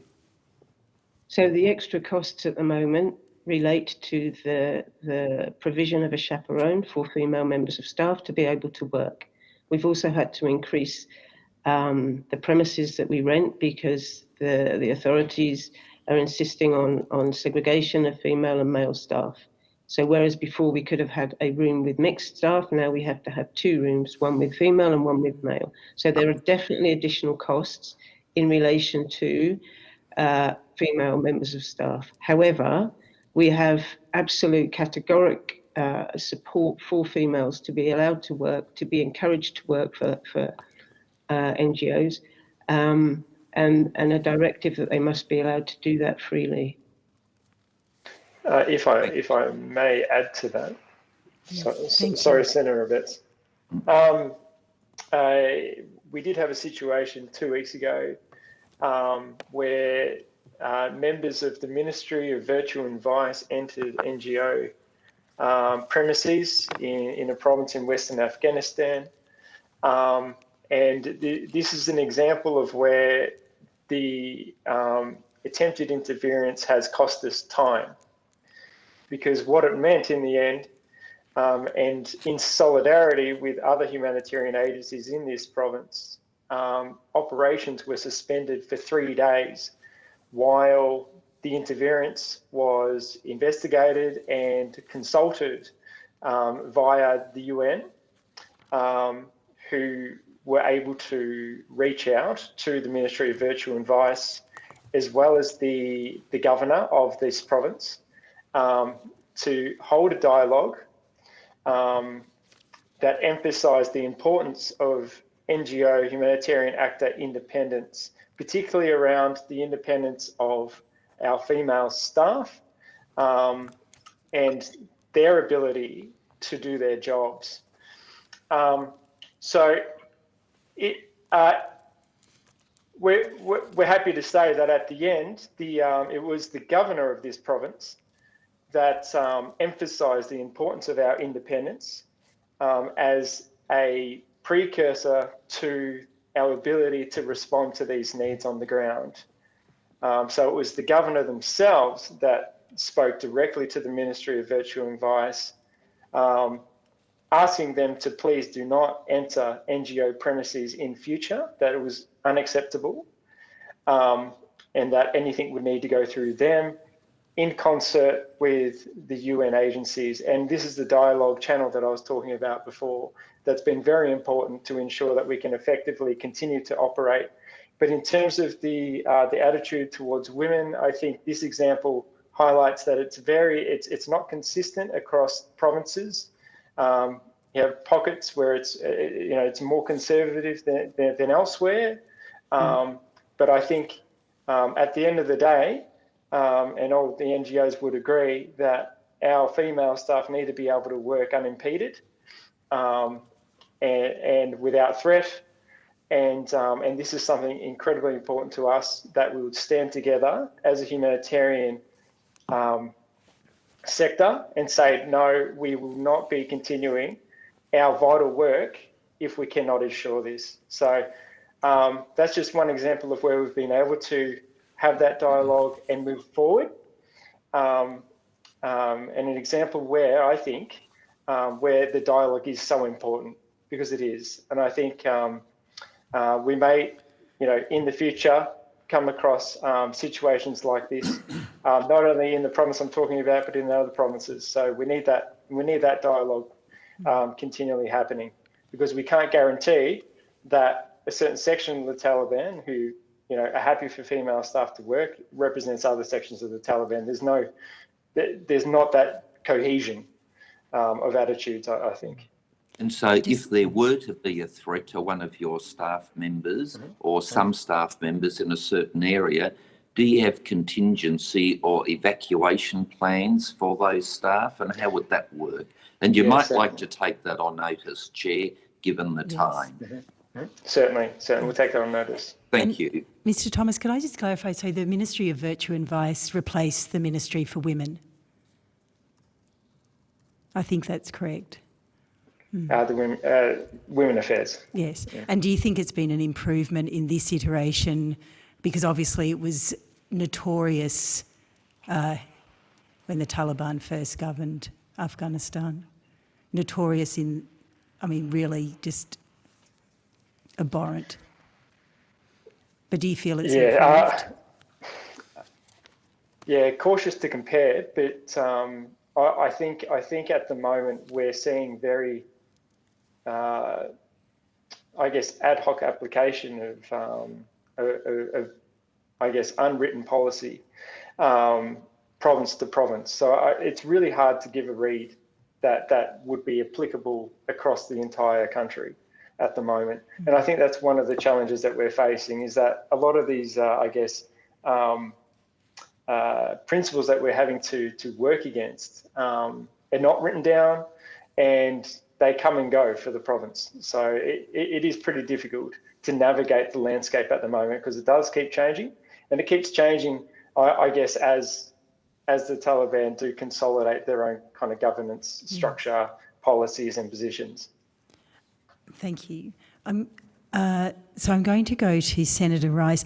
Could I ask Mr. Thomas, just simply because, and any witnesses that were going to give evidence in camera session, could we perhaps ask that you provide that in a written format, simply because we are running out of time? So I'll go to Senator Rice, and then to Senator Van, and then to Senator Lambie. So I'll go to Senator Rice now. Thank you. Chair, and we're at the time, so I'll limit my questions. I wanted to thank you all so much for just your evidence as to just how desperate the situation is on the ground. It's incredibly heartbreaking, and hear you loud and clear about the need for more aid and more money to be getting into Afghanistan. But what I wanted to ask about was, as some of Senator Abbott's questions were asking, the reluctance from the international community and the banks to allow the aid to come in because they want to keep the pressure on the Taliban. And so could you reflect on you've talked a bit about how you're making sure that the aid that is coming in isn't, any of it's being siphoned off to support the Taliban. But I wondered what other diplomatic or leverage actually having you there could enable, is there leverage by having you there that enables more leverage on the Taliban to be making sure that or trying to get them to be upholding human rights, the rights of women, the rights of ethnic minorities, to be, applying pressure on them to not be attacking ethnic minorities, as we know is still going on? I just wanted to talk about the nexus between aid and that diplomatic pressure or leverage on the Taliban. Maybe I can start, Senator, and then hand to Fiona in Kabul. And I think Eric Abbott's questions I do have some sympathy for the sentiment around donors and international actors wanting to hold out for principled commitments from the Taliban. But I think the situation we are facing is that the gravity of need for people is such that we can't wait forever for the perfect set of agreements from the Taliban. If we do, we will literally have millions of people dying from hunger over the course of this year, and we're already seeing that.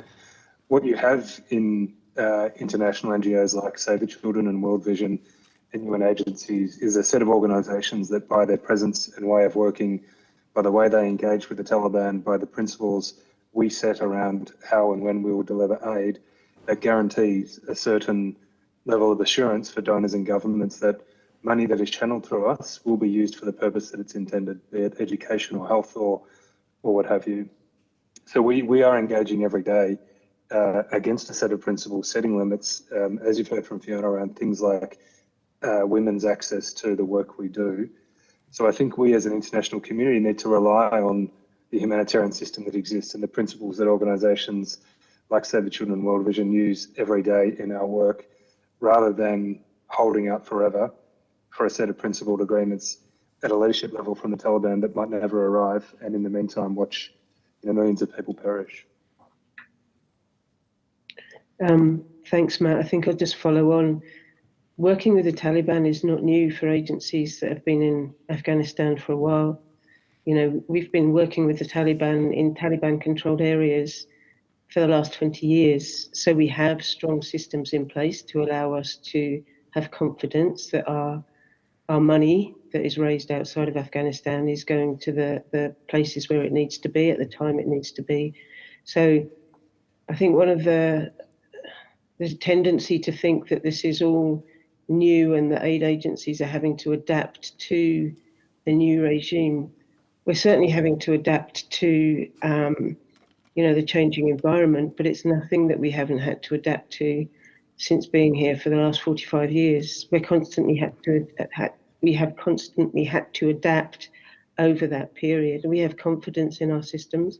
We have confidence in the due diligence checks having every single supplier that's vetted at the highest level. So, we're confident that the money that comes into Afghanistan is used for what it's supposed to be and not diverted. I think the other thing is that the authorities in charge of Afghanistan at the moment are very, very well aware they cannot support the population. When you get to figures of 97% of the population living below the poverty line, 97%, that is not something that any state can resolve by themselves. So, the authorities want aid agencies here. They want aid agencies to support the population. They are very, very well aware that they can't support the population themselves. So there is a point of leverage here from aid agencies to speak out on behalf of the situation, to speak out on behalf of the lack of money coming into the country despite the UN resolutions, and to speak up for the female staff who are working for us on a daily basis. So there is some leverage, and we're trying to use that, trying to do that through opportunities like this to talk to the Senate and opportunities to talk to other state bodies around the world. I think fundamentally we can hold out forever to get the Taliban to say they will never do anything bad again. But in the meantime, millions and millions of people are at risk of starvation through a political standpoint. And the majority of the population, so 40 million people, are being put on hold almost whilst waiting for the authorities to share a particular view that the rest of the world wants to see. For someone like me who's in Afghanistan at the moment, that's a very, very difficult position to hang on to, because we're essentially starving millions of people, 20 million kids in Afghanistan at the moment, at risk of a very, very uncertain and bleak future because we're holding out on a political situation and wordage that might never come. And for me, I'm sorry, but that's unacceptable. Yep, I hear you loud and clear. Could I ask you to take on notice, because of that tragic situation, I have heard stories of people basically being fleeced of all of their savings and any money they've got with fake visa applications to get out. Can you take on notice whether you've heard any evidence of that and provide us with any details? Thank you. Thanks, Chair. Thanks, Senator Rice. Senator Van, briefly. Yes, very briefly. Thank you, Chair. Questions for Ms O'Farrell or Mr Watkin. How many Australian NGOs are currently delivering aid in Afghanistan?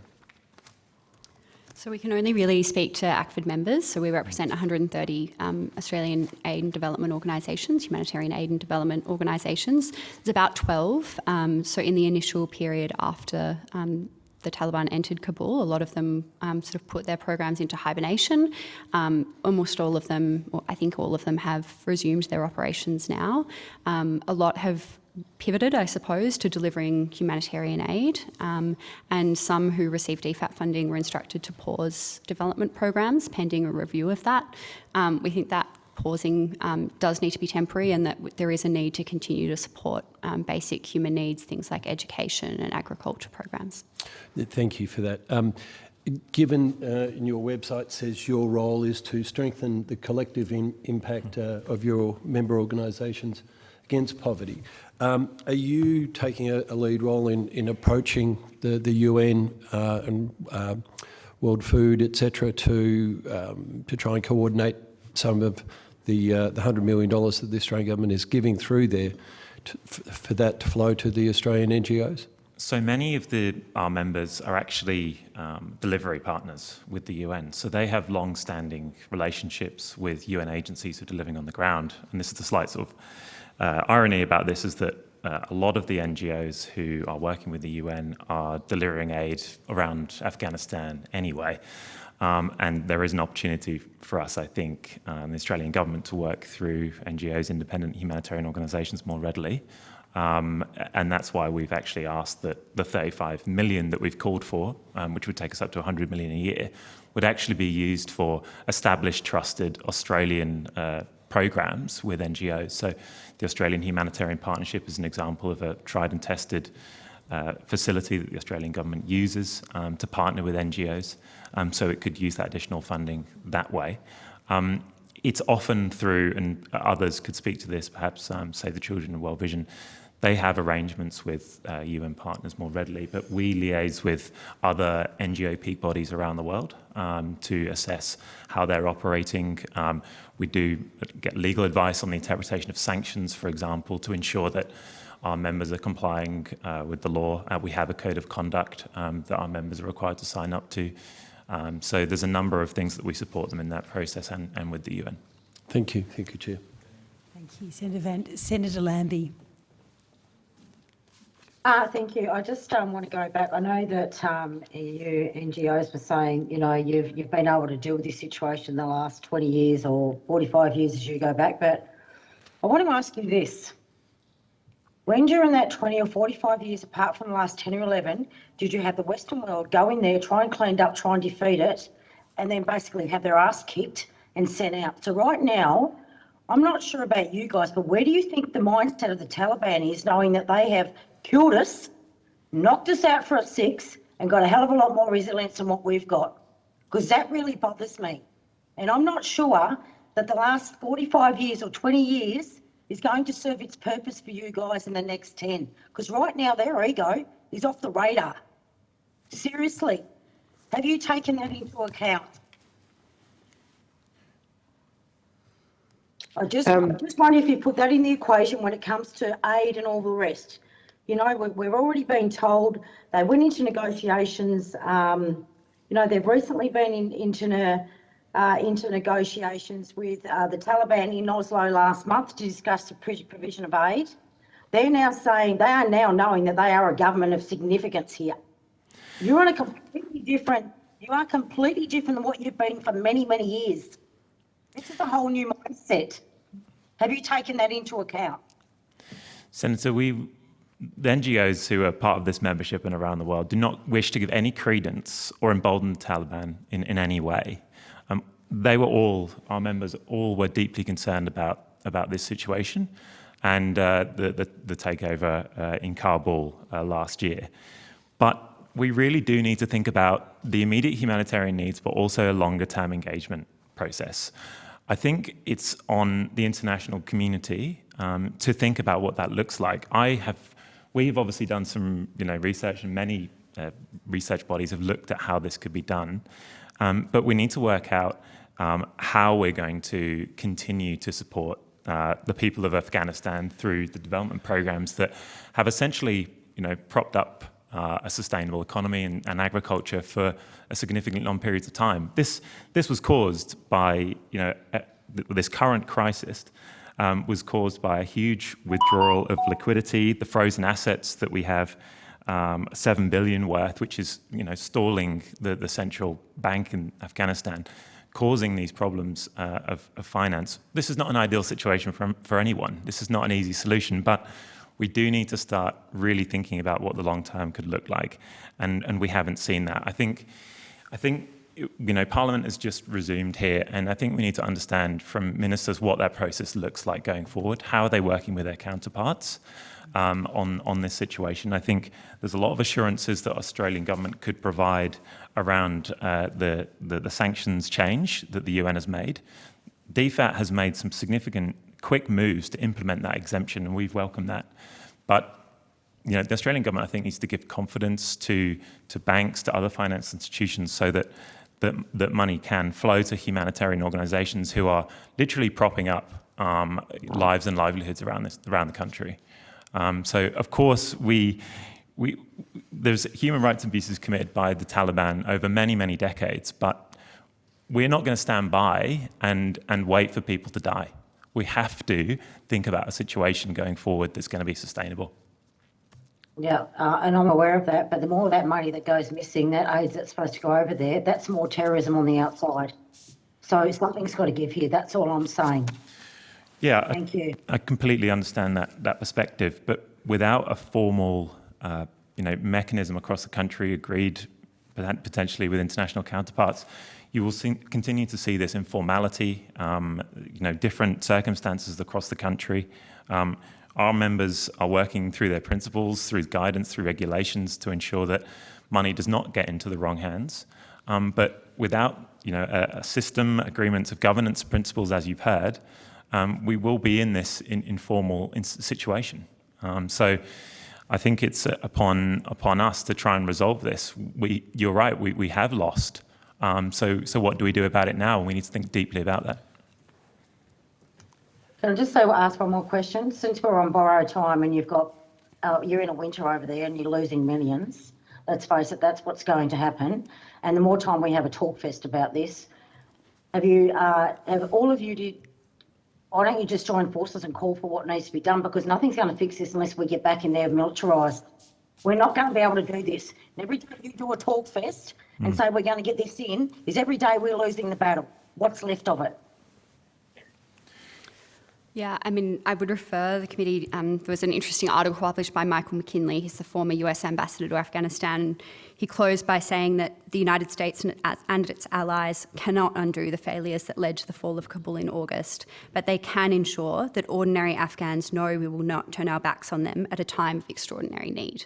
And I think that is the challenge that, we all face now, is how to make sure that we keep our focus on the people of Afghanistan. The 40 million people, 20 million of whom are under the age of 18 and the future that they have. And I think we have a moral obligation, and it's also, clearly in Australia's interest in terms of the regional security implications and the global security implications, that we do not walk away. Thank you. I'm going to give Mr. Thomas an opportunity, unless you can do it in writing. You wanted to make a brief closing statement? I can make it brief. That's lovely. Thank you. That'd be great. That's all right. Thank you for your time, everyone, today.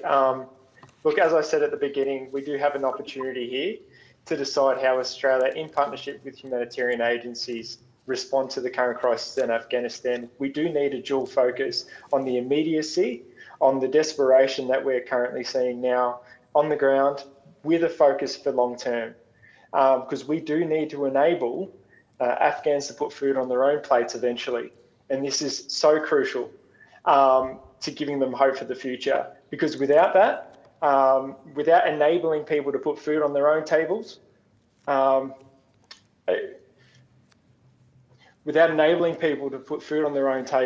we're just creating an environment of desperation and abandonment, and we're letting others fill that void, which we can't afford to let happen.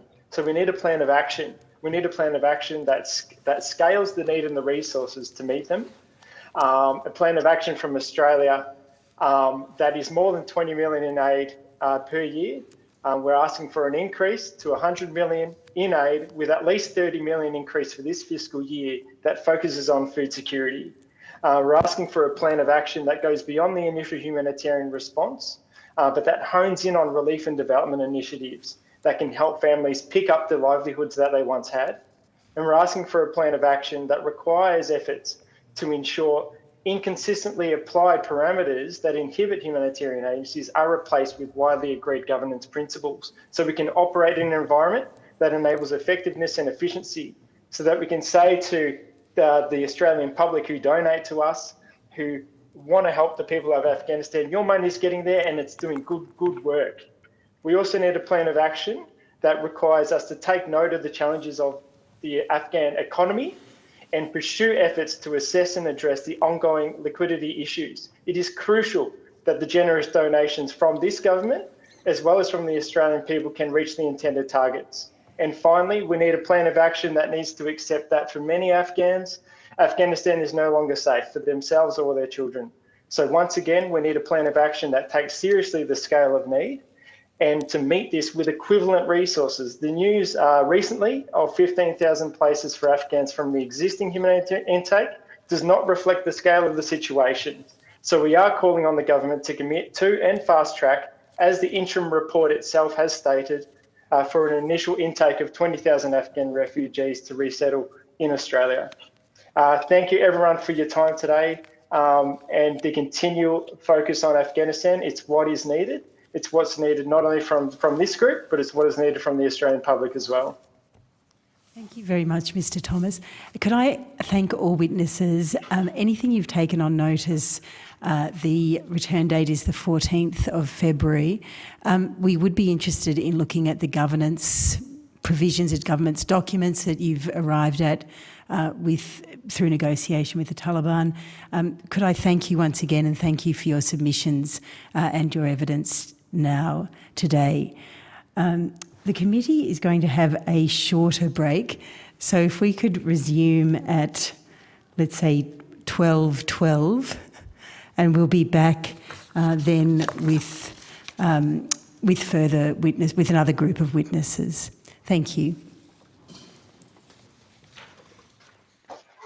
The hearing, it being 12:12, and I'd welcome witnesses from the Settlement Council of Australia, Multicultural Australia, AIMS Australia, the Australian Red Cross, Settlement Services International. Could I thank you for your time, but also I apologise for the delay, but the committee members are, have great passion about this inquiry. So thank you for bearing with us. Information on parliamentary privilege and the protection of witnesses and evidence has been provided to you. My name is Kimberly Kitching. I'm the chair of the committee. Joining us today is Senator Abetz, the deputy chair, as well as Senators Lambie, Rice and Van. We are expecting Senator Favoranti-Wells and Senator Ayres at some point later today. For the Hansard record, would you please each state your full names and the capacity in which you appear today? And we'll start with the Settlement Council of Australia. We'll then go to Multicultural Australia, then thirdly to AIMS Australia, to the Red Cross, and then to Settlement Services Australia. So the Settlement Council of Australia. Thank you, Senator. Sandra El-Helou-Wright, CEO of the Settlement Council of Australia. Great, thank you. Multicultural Australia.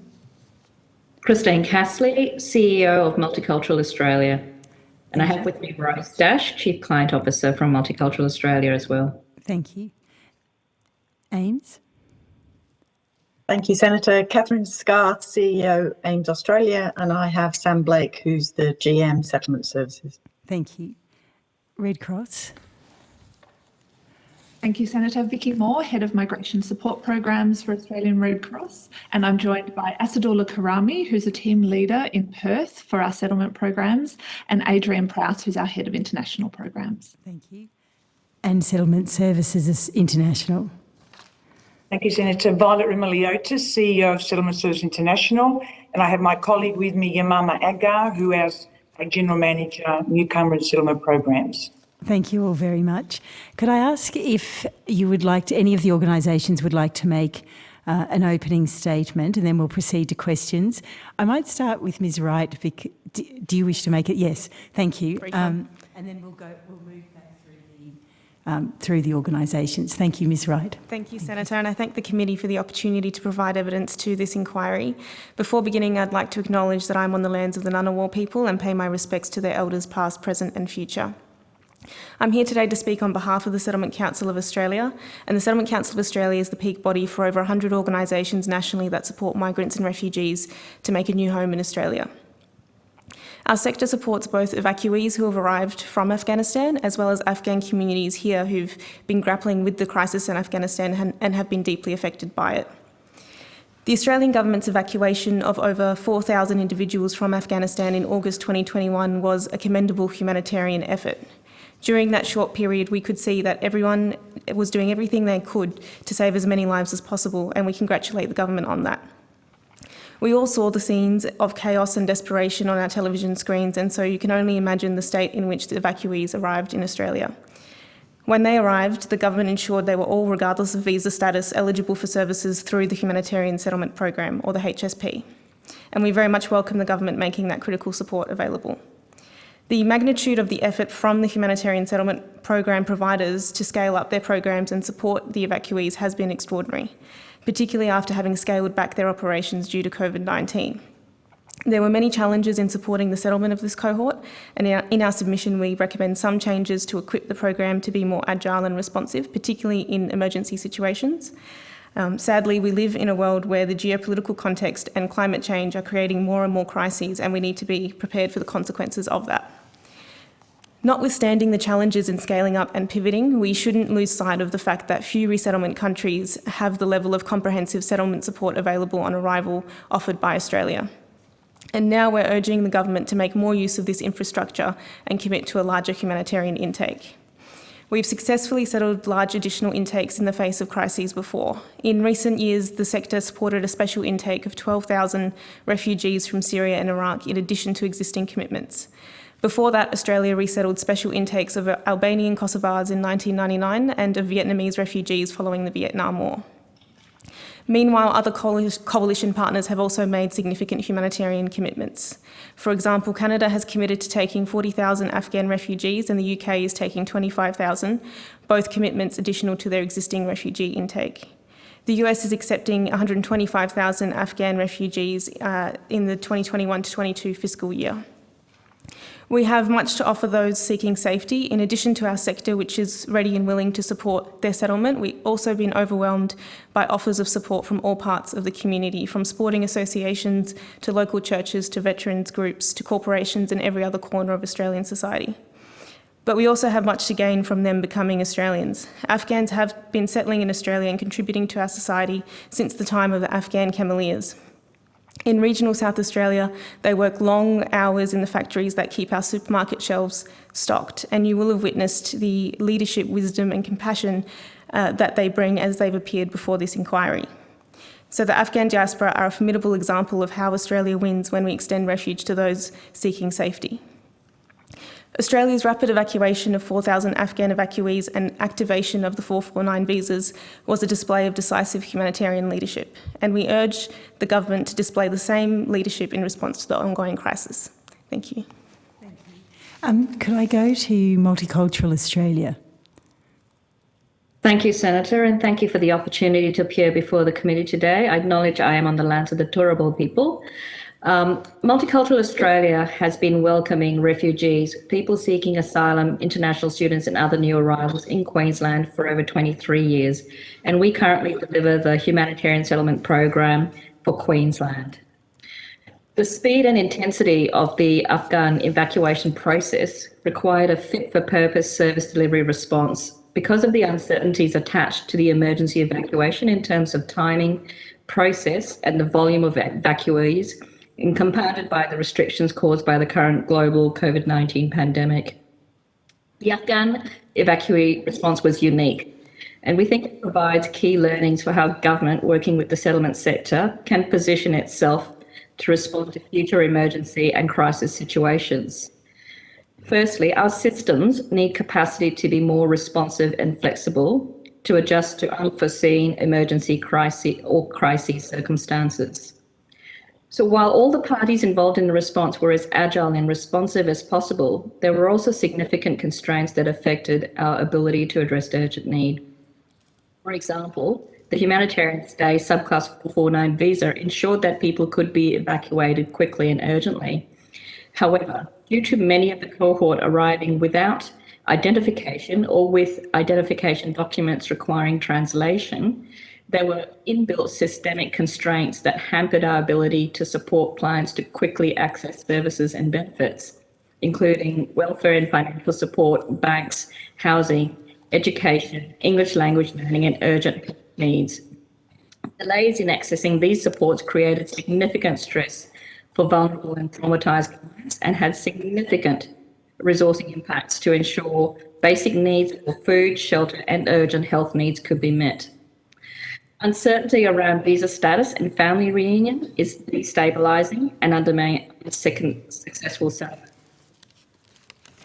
Afghan evacuees in particular, understandably, have significant fear and uncertainty around family members who they have left behind, and they're also very focused on seeking certainty around their own visa status to enable them to transition to permanent visas. We also look after unaccompanied minors, and they require family links and support and assurances of safety and security that a family can bring. Uncertainty, compounded with potentially protracted timelines of visa processing, impacts overall settlement and recovery. We would like to highlight how the settlement sector responded, and using Multicultural Australia's service examples. The sector has high-level capability. So in a relatively short period of time, Multicultural Australia, like many of our colleagues, were able to support over 1,400 arrivals into Queensland through quarantine requirements and into appropriate settlement locations and supports.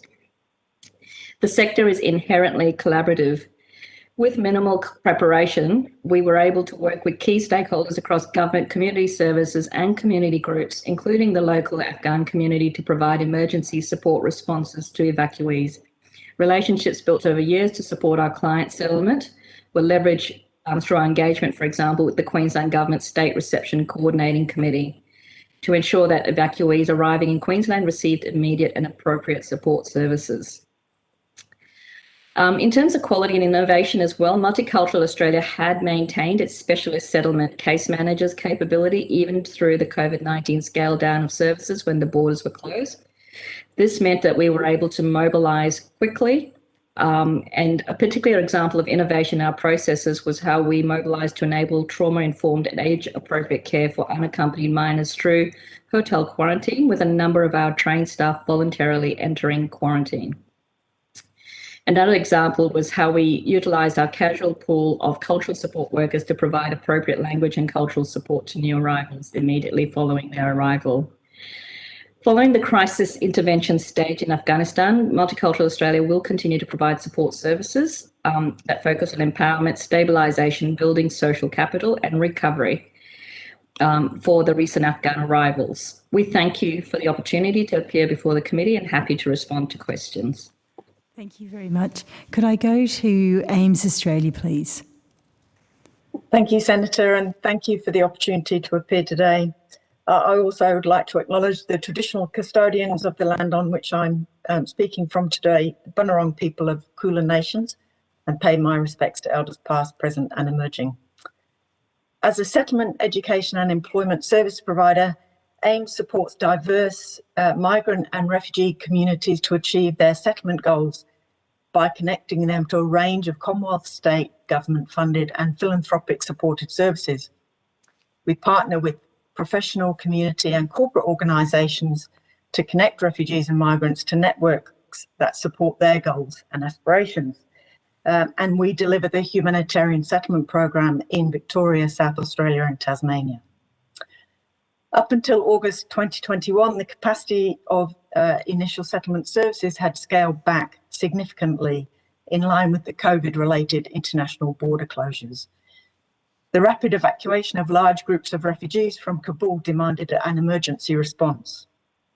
While Australia's humanitarian settlement program is sophisticated and comprehensive, it was not designed to cater for this kind of emergency intake that was triggered by the airlift. However, we responded quickly and scaled up. Organisations, volunteers at all levels of government forged strong partnerships and worked tirelessly to welcome people. To illustrate the scale of this effort, AIMS in Victoria and South Australia supported over 3,000 refugees from Afghanistan since August, 2,000 of whom arrived in a 15-day period in September. Typically, we would see these numbers over a year. In addition to the exceptional circumstances of COVID and the rapid response required, the evacuees themselves also presented very different scenario than settlement providers' usual experience. People left with only the clothes on their back and limited documentation, leading to unique challenges, including the length of time taken to access Medicare, Centrelink, open bank accounts, all of which limits capacity for people to establish themselves in the community and build new lives for themselves and their families. There was significant effort to coordinate federal, state and local government services, as well as community groups and individuals, all keen to lend a hand. At the same time, supporting the Afghan community here, dealing with their own grief and trauma about the situation and worried about loved ones back in Afghanistan. Community education and support was significant. We received literally thousands of pieces of clothing, footwear, pallet loads of nappies, baby formula, toiletries, as well as hundreds of digital devices. There were donations of culturally appropriate food, toys, prayer mats, as well as offers of jobs and friendship. Happened under the constraints of COVID health protocols, particularly in Victoria, which makes it more remarkable and demonstrates the capacity and capability of the settlement sector and broader community to continue to provide safe haven to many, many more people in the future. Thank you. Thank you very much. Could we go to the Australian Red Cross? Thanks very much, Senator. I'd also like to acknowledge the traditional custodians of the land on which we all live, work and play. And for me, that's the Wurundjeri people of the Kulin Nation, paying my respects to elders past, present and emerging. And thank you very much for inviting Red Cross to be here today. We really welcome the opportunity to appear, and note also that the interim report that has been released actually reflects many of the recommendations that we've made in our quite comprehensive submission. Red Cross, as you would know, is a humanitarian organisation present in local communities across the globe in conflict and in peacetime. And we really know the critical role that resettlement can play in saving lives and in reuniting families. Our insights in our submission and the ones we have here today come from our volunteers, our clients, communities and staff. And I in particular want to acknowledge, especially given some of the information already shared today, how challenging this time has been in particular for those from Afghanistan with family, friends and former colleagues who remain there. I'd like to open by reading you a part of a letter that we received from a client who was evacuated to Perth from Afghanistan, just to give you a sense of some of our client perspectives. It is earnestly hoped that the thoughts shared in this letter will represent the feelings of all the Afghan migrants who have called Australia home. Red Cross has not only provided the social support that newcomers need in order to survive in a drastically different environment, but it's also played the role of a family. And just as every family member distinctly contributes to our happiness and our well-being, it's only fair to recognise the support of different teams of Red Cross on an individual basis. He then goes on to thank every individual that he had contact with and talks about receiving brotherly advice in his first days of arrival from a bicultural worker, about the smiles he receives helping him to feel like he's part of a family, and about a volunteer taking him to cricket training, which helped him to make many friends. He said, every interaction with them, and that's our volunteers, the community and Red Cross, makes you feel that you are at home and that you're okay. And while there have been lots of real challenges in this emergency response, I think this collective collaboration that has made people feel like they're at home and that they're okay, it's made a real difference to people's lives. But of course, there are lessons to be learned. I won't go into detail about our program, that's in the submission, but there are lessons to be learned. And I wanted to emphasise just 3 points from our submission here today. One, as you've already heard, is the importance of collaboration. So there's no doubt that the response was as successful as it was because everyone worked in together and chipped in. That's settlement providers, all levels of government, all services, local communities, and in particular local Afghan communities came together and did what was needed. We shared volunteers, addressed gaps, pitched in and made sure clients were supported, working through all of these challenges you've heard as they arose, and developing shared ways of working. The group and the support provided to them, of course, is incredibly diverse, and we have people who have moved, for example, into employment before quarantine was finished. And then we've got clients who have complex needs requiring a fair bit of support to get them on their feet. So there's a huge diversity within the client group that we're currently working with. Secondly, just to highlight the importance of acting on lessons learned. The real opportunity that exists now is to prepare for next time, as we've heard, because we know there will be a next time. And we strongly recommend that the government start to look at reviewing the HSP emergency mechanisms and visa frameworks in light of what we've learnt, but also that it reviews and updates the Australian plan for the Australian reception and evacuation plan around citizens and foreign nationals, including co-designing the next plan based on the experiences that have happened over the last 5 months. It should ensure that all agencies are clear on their role, ways of sharing information and ways of working, and can facilitate access to services in a timely and clear way. Finally, just given the global humanitarian footprint of Red Cross, I wanted to touch on the broader humanitarian issues we've already heard about today. And while the current situation in Afghanistan might not be on the front page, it certainly is front of mind for everyone who's impacted. On the ground, we see a protracted and complex humanitarian crisis. The scale of the emergency needs an increased and coordinated response to ensure essential services, so a basic level of healthcare, remains available and accessible. And secondly, as in our submission, we need to support more people to safety through an additional intake. Australians are really proud of our resettlement program, quite rightly, and we can do more to meet the growing need with planning, partnerships and community support. An additional intake would also address issues around reuniting families and address the very real risks that currently exist in Afghanistan for remaining family, former Australian staff, and in particular groups at risk, such as women and girls. And it would also mean that Australia could continue to provide a pathway to safety to people from other countries, many of whom have been delayed coming to Australia through border closures, who are also at risk. Thanks very much. Happy to take any questions. Thank you. I'll go to Settlement Services International and then open up for questions from committee members. Could I ask committee members to indicate on the WhatsApp group if they have questions? To Settlement Services Australia. Thank you very much, Senator. And on behalf of Settlement Service International, I'd like to thank the committee for the opportunity to share insights with you today. And before I begin, I would also like to acknowledge the traditional custodians of the land of which we are joining you from today, the Gadigal people of the Eora Nation. Ancestors have walked this country, and I acknowledge their special and unique place in our nation's historical, cultural, identity. So Settlement Services International, SSI, is a community organisation, social business that supports newcomers and other Australians to achieve their full potential across diverse and integrated program areas. SSI is the largest provider in New South Wales of the Humanitarian Settlement Program, HSP, funded by the Department of Home Affairs. And we've been successfully delivering the program for many, many years. SSI also leads a consortium, the New South Wales Settlement Partnership, of more than 20 partner agencies.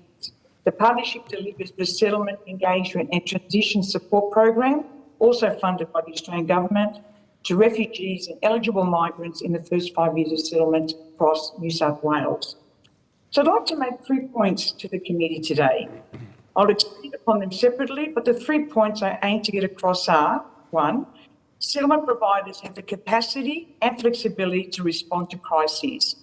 2, settlement services have proven their ability to respond to an unprecedented emergency in the middle of an escalating COVID situation. My previous colleague has given details on this.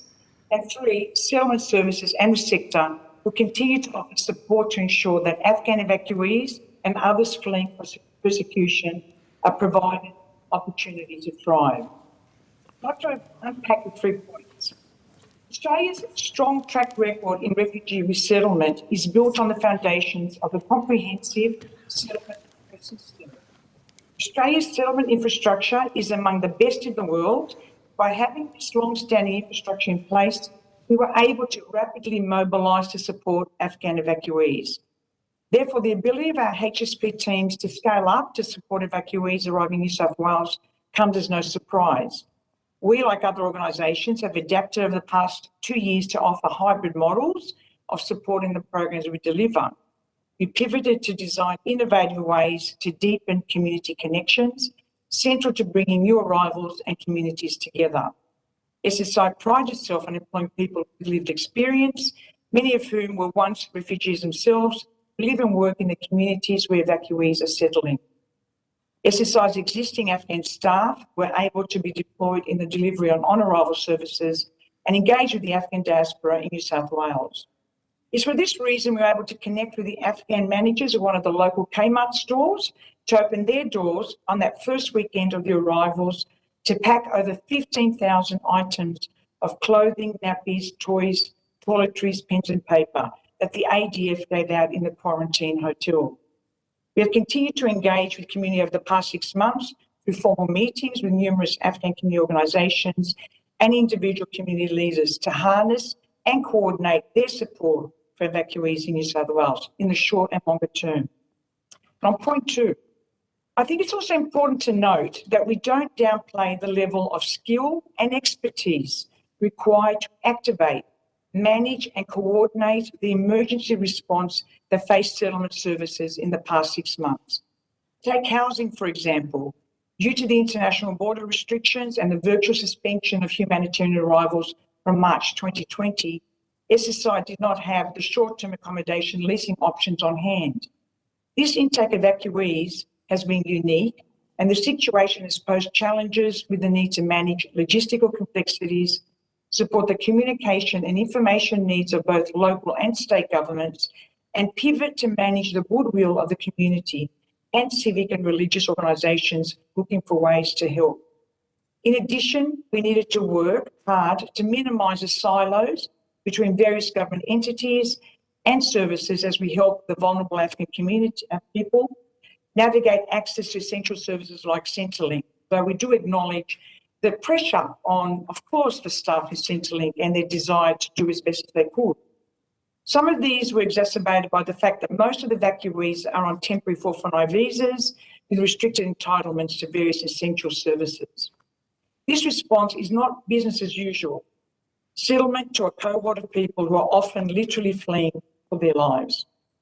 We have shown that humanitarian arrivals can be safely welcomed to Australia during a crisis. SSI and others in our sector stand ready to respond as needed to future Afghan arrivals, and equally important, other humanitarian entrants with a valid visa who are desperately waiting offshore to come to safety.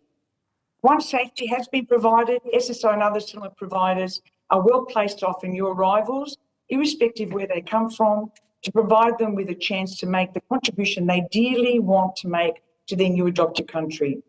For example, in New South Wales, SSI is able to offer employment support through targeted programs, such as the Refugee Employment Support Program funded by the New South Wales Government, or through our work as a Job Active provider funded by the Commonwealth. So in conclusion, the dramatic events of the past 6 months are just one more milestone in Australia's response to humanitarian crises since World War II. Previous humanitarian arrivals have contributed immeasurably to the fabric of our society and economy. I believe that the Afghan refugees and future humanitarian entrants will continue in that tradition. Thank you very much. Thank you. I'm going to go straight to Senator Rice, and just for committee members, I'm going to try to bring our delay back in. So if we could, I've only got Senator Rice now, but if we could finish with these group of witnesses, and then we'll go to the Refugee Council, hopefully at about 11:50 to 11:55. Sorry, 12:50 to 12:55. Senator Rice. Thanks very much, Chair. And look, I just wanted to thank you all for all of the amazing work that you're doing, settling, particularly with this, the intake of Afghan refugees in the last 6 months. And having known some of the people that have arrived, they have just been so grateful and thankful and complimentary of the services that they have received. My question, and thank you for your opening statements, which cover a lot of the ground of what I would have asked in questions. So I've just got one question, which is, I think a number of your organisations have expressed support for the call for from the community for an intake of at least 20,000 refugees from Afghanistan initially, immediately, and then ongoing for that to be 20,000 a year. I just wanted to explicitly know whether all of your organisations have been supporting that call, and what extra, and do you think that it is viable in terms of the services that you're providing? Would you be able to cope with that many extra people? What extra resources would you need to be able to cope with that?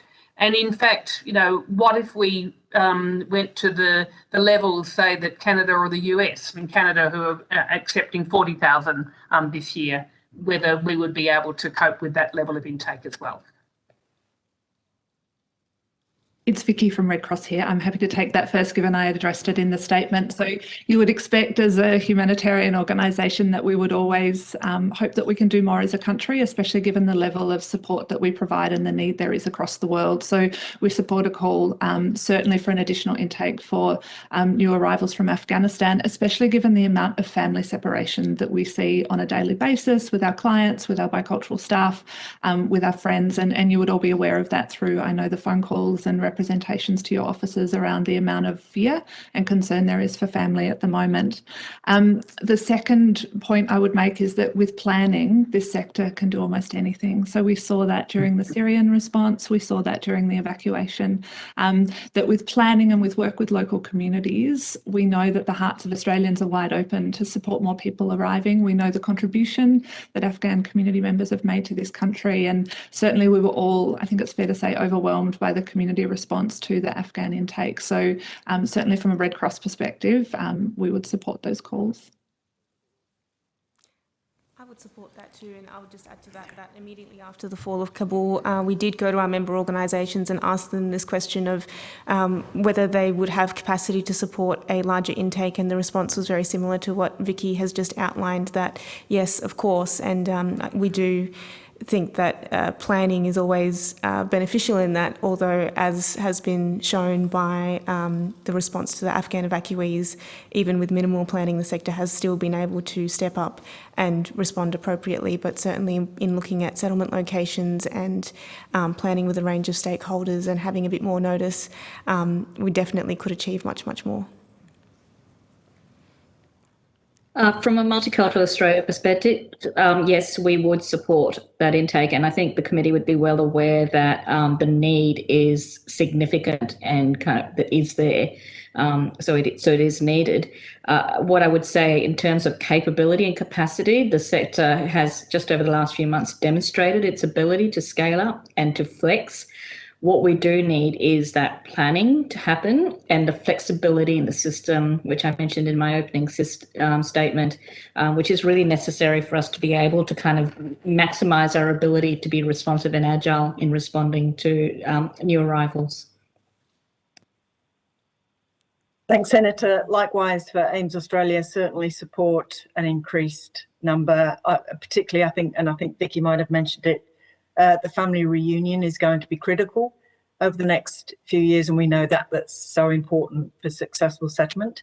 And yeah, as my colleague said, planning is everything, and not just about the kind of pre-arrival planning, but here in Australia too. So the delays that we've had in terms of just the scale up, the identity documentation issues, the time it's taking to get onto Centrelink, those all are critical issues. So a kind of broader coordinated planning, not just, the information that we get prior to arrival. Thank you. Thank you. And also from SSI, of course, we support that call as well. And we know that the people who have arrived would settle far better and integrate far quicker when they're able to have family come and be supported as well. That's a very important, I think all of our colleagues will recognise that. That's the key thing that many people we speak to on the ground when we go and visit them and speak to them is their concern about family and reunion. So I think that's a critical part. So anything that the Australian government could do to ensure larger numbers arrive in a planned and coordinated way.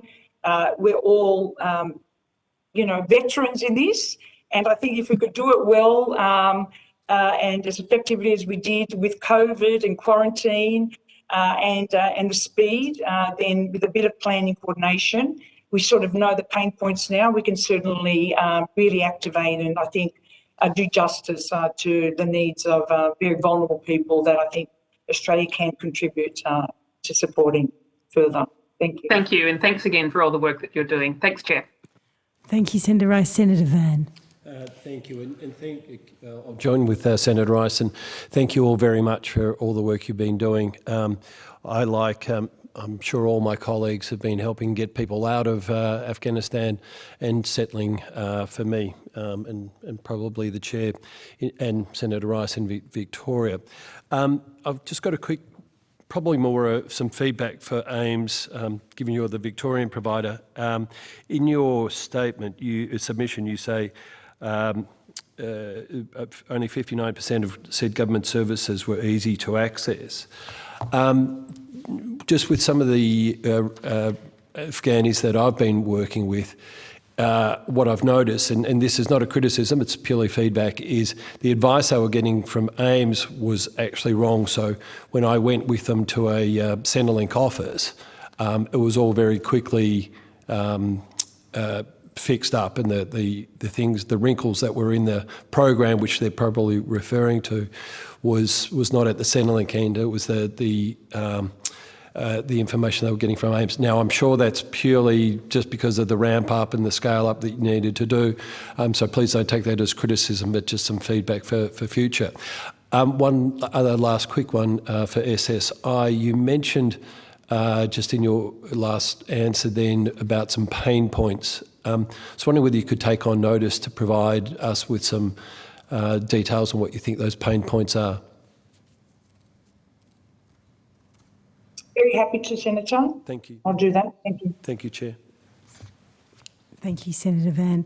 I don't believe there are any other questions. I'm just going to give colleagues another opportunity and maybe forever hold your peace. Look, I don't think there are any other questions. If you've taken any questions on notice, if you could have those responses back to us by the 14th of February, that would be very helpful to the committee. Could I thank you not only for your appearances here today and your submissions, but also for the work that you do. Thank you. We'll now go to... Thank you. We'll now go to the Refugee Council of Australia, and I believe that both Mr. Power and Mr. Jamal are both on video conference. Could I welcome you both and thank you for your time. Information on parliamentary privilege and the protection of witnesses and evidence has been provided to you. My name is Kimberly Kitching. I'm the chair of the committee. Joining us today are Senator Abetz, the deputy chair, as well as Senators Van. Senator Rice is leaving us, I believe, and Senator Lambie is on the line as well. For the Hansard record, could I ask you each to please state your full name and the capacity in which you appear today? Mr. Power. Yeah, my name is Paul Power and I'm the Chief Executive Officer of the Refugee Council of Australia. Thank you.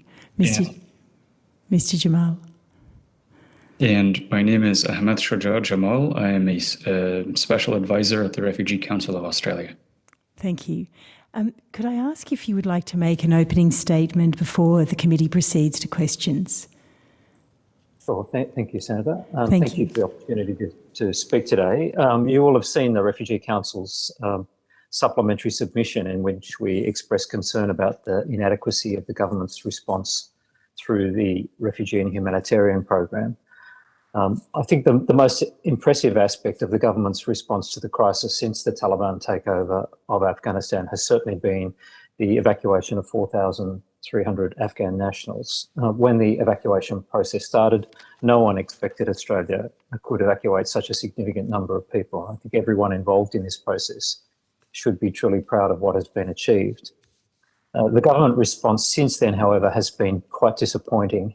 When we analyse Immigration Minister Alex Hawke's recent announcement of 10,000 humanitarian and 5,000 family migration visas for Afghan nationals over 4 years, we note that there won't be many more than 6,000 humanitarian visas remaining once, as expected, the vast majority of people who arrived on subclass 449 visas have applied for and received humanitarian visas. By comparison, in the 4 years to June 2019, well before the current crisis began, 6,125 Afghan nationals arrived on humanitarian visas over that 4-year period. But 5,000 family visas for Afghans over 4 years is in fact lower than the number of family visas issued in the 4 years to June 2019, when 7,314 family visas were issued to Afghan nationals, or the 4 years to June 2020, when 8,140 visas were granted. So once the 4,300 evacuees apply for and receive permanent visas, there will be fewer humanitarian and family visas available for Afghans over 4 years than were issued over 4 years prior to the current crisis. What makes this worse is that the government has cut 28,382 visas out of the refugee and humanitarian program since the 2019 election. The 2019 budget, which was delivered just before the election was called, included a humanitarian program of 18,750 visas a year over the 4 years of the forward estimates. The government's plans were to issue 75,000 humanitarian visas between July 2019 and June 2023. That figure has since been reduced to less than 47,000. The government cut 5,000 places per year over 3 years from the program from July 2020. And because of the COVID pandemic, failed to issue 13,382 of the remaining visas between March 2020 and June 2021. By contrast, the migration program exceeded its target of 160,000 places last financial year, despite the pandemic.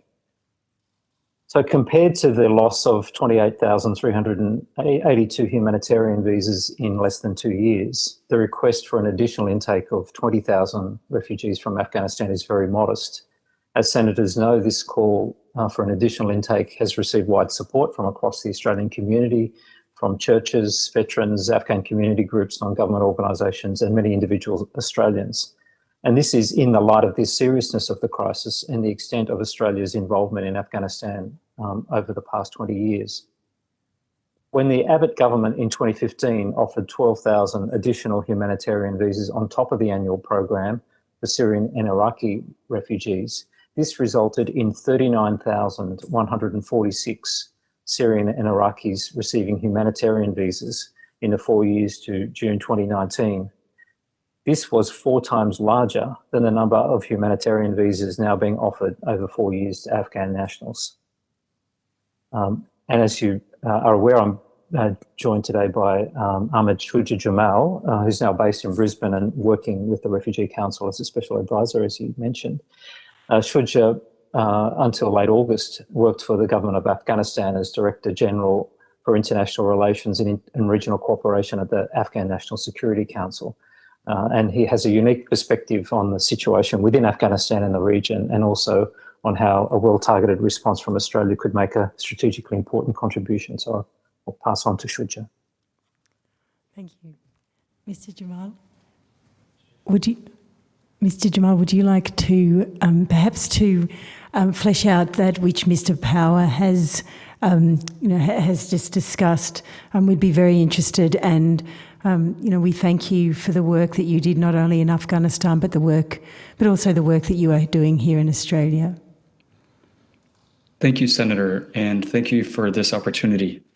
As you know, I'm a former official of the Afghan Republic. In the last 2 years before the collapse of the Republic, I lived in Kabul and worked very closely with the Australian Embassy on issues of bilateral importance.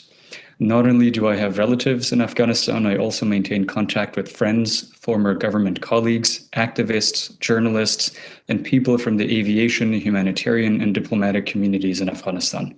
Some of these people are in hiding, others are desperately trying to get out, yet others are agitating for a freer Afghanistan. My evidence today is informed by some of these sources. The situation in Afghanistan remains dire, unfortunately. The UN has called it the worst humanitarian crisis in the world, and although aid delivery is scaling up, Afghans complain of uneven distribution, including distribution to Taliban members and supporters. The Taliban continue to consolidate power and deepen their campaign of retribution against opponents and minority groups, including Tajiks, Hazaras, Uzbeks, Turkmens, and Pashtuns in the opposition. The regime's consolidation of power betrays a lack of regard for international calls, including by Australia, to form an inclusive government. The Taliban also introduced more repressive social measures about women's public appearance, men's beards, and restrictions on teenager girls' education. The UN and US Treasury Department's humanitarian carve-outs to their sanctions regimes, while welcome, are falling short of their intended effect because international banks are skittish to engage with Afghan banks for fear of running afoul of sanctions. Australia should work with partner nations to reassure these financial institutions to maximize the impact of the humanitarian exceptions. The enforced disappearance of Tamanna Paryani and her sisters from their home in January, after they protested against the Taliban, is a reminder of how the Taliban deal with dissent. Former members of Afghan security forces and others associated with the government have also been targeted, often taken from their homes, killed, and their bodies dumped. Alia Azizi, a former police official, went missing after she reported for duty last October. She is a Hazara and is feared abducted by the Taliban. Although neighboring countries remain unreceptive to Afghans, diplomatic work with countries like Pakistan can help at-risk Afghans awaiting resettlement to gain access to and remain there in safety. This is a ray of hope for at-risk individuals who potentially qualify for Australian visas, and I urge Australia to consider this. It can literally save lives. Respected senators, before the world's eyes, Afghanistan is sinking into an authoritarian regime with summary executions, enforced disappearances, gender apartheid, and a stifled media. Australia and the international community could do something about it. They hold the cards. They have what the Taliban crave, which is international legitimacy. But before countries with different priorities step in and give the Taliban just that, it is important for Australia and its partner nations to coordinate actions quickly and seek a more permanent, nationally representative and rights-respecting political arrangement in Afghanistan. This remains possible. The Taliban themselves call their de facto regime an interim government. Afghan politicians, activists inside the country, and diaspora are organizing in this direction. It is time for the world to amplify their voices. More concretely, senators, diplomatic representations of the Afghan Republic accredited to various host nations remain active despite the many difficulties. They provide critical consular services, and in the case of Australia, to Afghan Australians, permanent residents, and their families.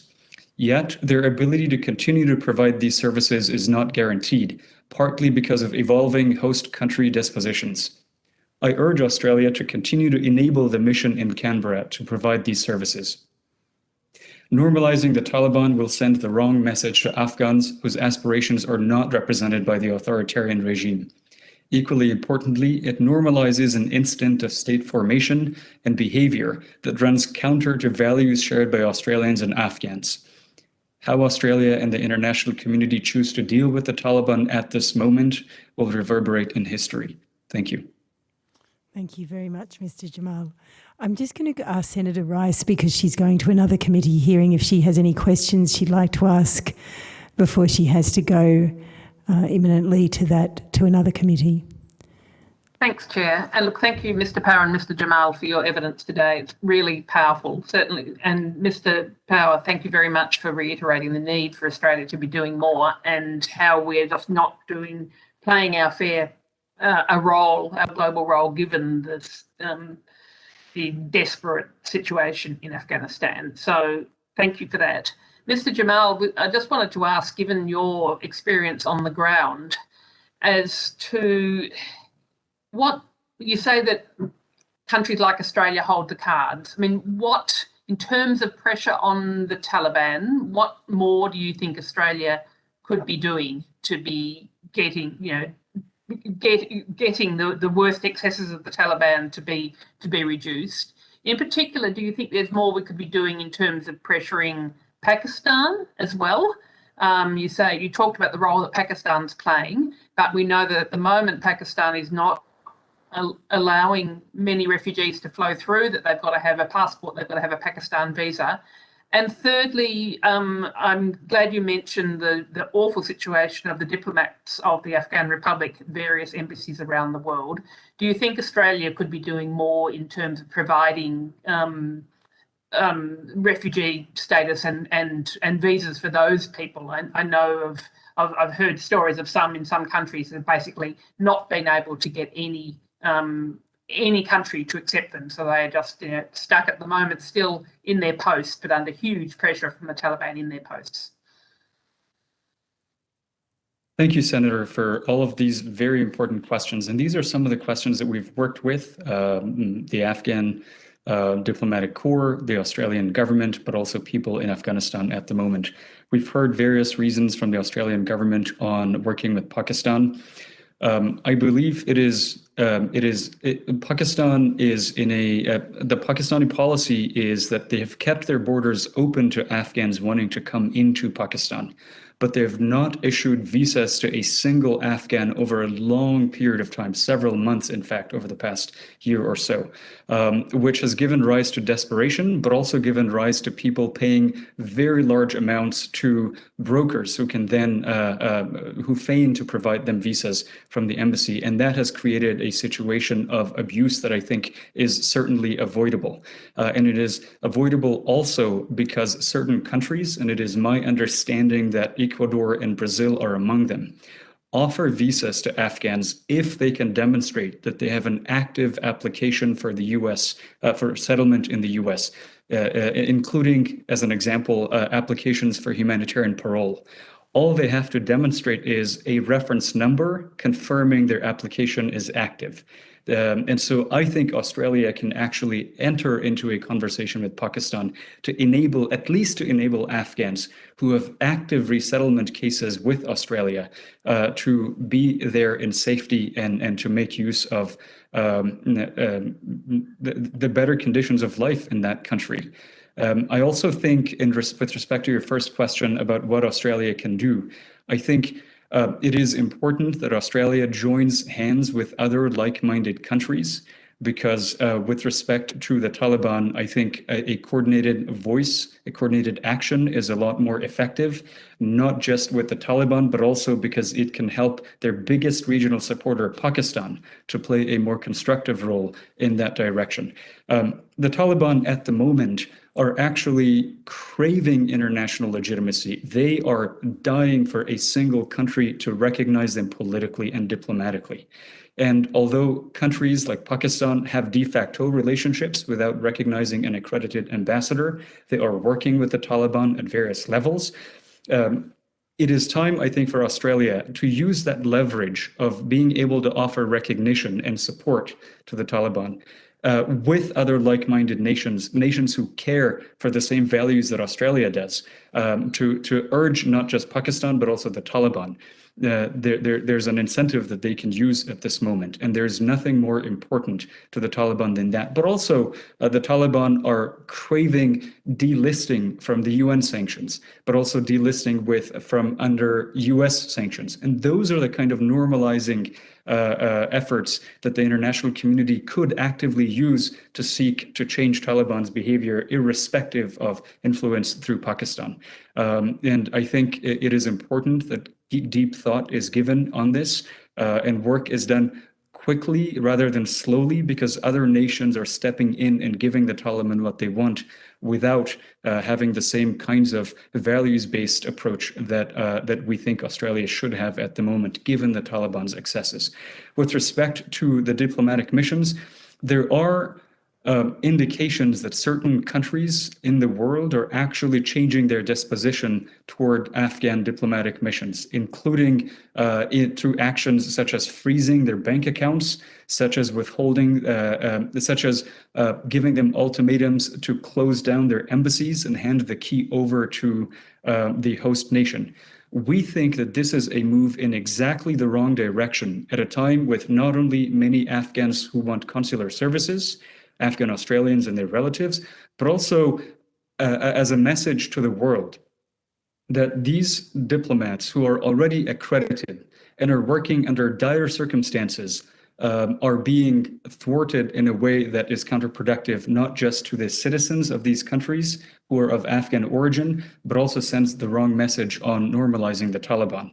And with respect to your question about what can be done for individual diplomats, I think beyond just enabling them to continue to do their work, including offering essential services, it is essential that when they come to the Australian government seeking protection and seeking asylum, that their legitimate, I think very legitimate cases are heard fairly and they're given due process rights and, in my opinion, heard sympathetically. Thank you. Thanks very much. Thanks, Chair. Thanks, Senator Rice. I'll go to Senator Abetz now. You might, Eric, I think you're on mute. On mute. Thank you very much, Chair. Thank you for your submission. Very helpful. You stressed, Mr. Jamal, the importance of a coordinated effort, and I see that as being very important, because otherwise the Taliban, which is so anxious to get some international recognition, will seek to pick us off one by one rather than having a very strong united voice. And so can I ask, what's your view in relation to Australia delivering its aid, etc., through the United Nations, given the horrific situation that you described in your opening statement as to how the Taliban behaves? Because it seems to me there's the potential, at least, for well-meaning but small NGOs being taken in by the Taliban to deliver things that they want to need, rather than having this strong united voice from the world community. I think that's a very important question. We have called through the Refugee Council of Australia for Australia to increase its humanitarian commitment to Afghanistan as part of the UN's humanitarian response plan. We think that the UN at this current juncture has a confluence of multiple things going for it. Number one, it is willing to step up. Number two, it is capable of scaling its operations across the country. Number three, it has a depth of understanding across the country that fewer other NGOs have. And they also have a dialogue with the Taliban that I think offers them a relative competitive advantage in delivering those services. So I fully support that. I think that is in line with what we believe to be best practices at the moment.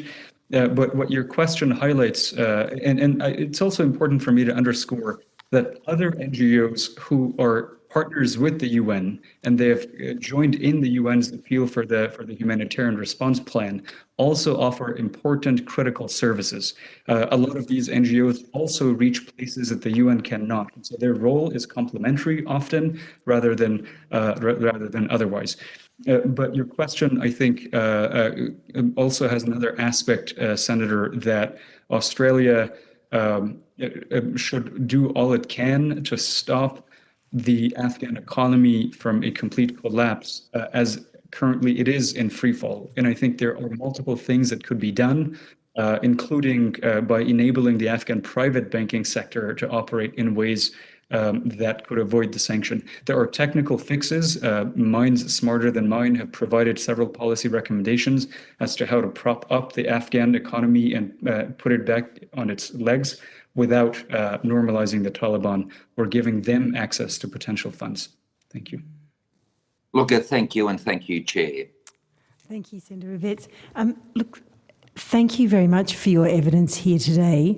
We very much appreciate your time and your submission, which is extensive, so thank you. I don't believe you've taken any questions on notice, but if you have, the Secretariat will be in touch with you and they would be due back on the 14th of February. But I thank you once again, and the committee will now adjourn until 1:45. Thank you.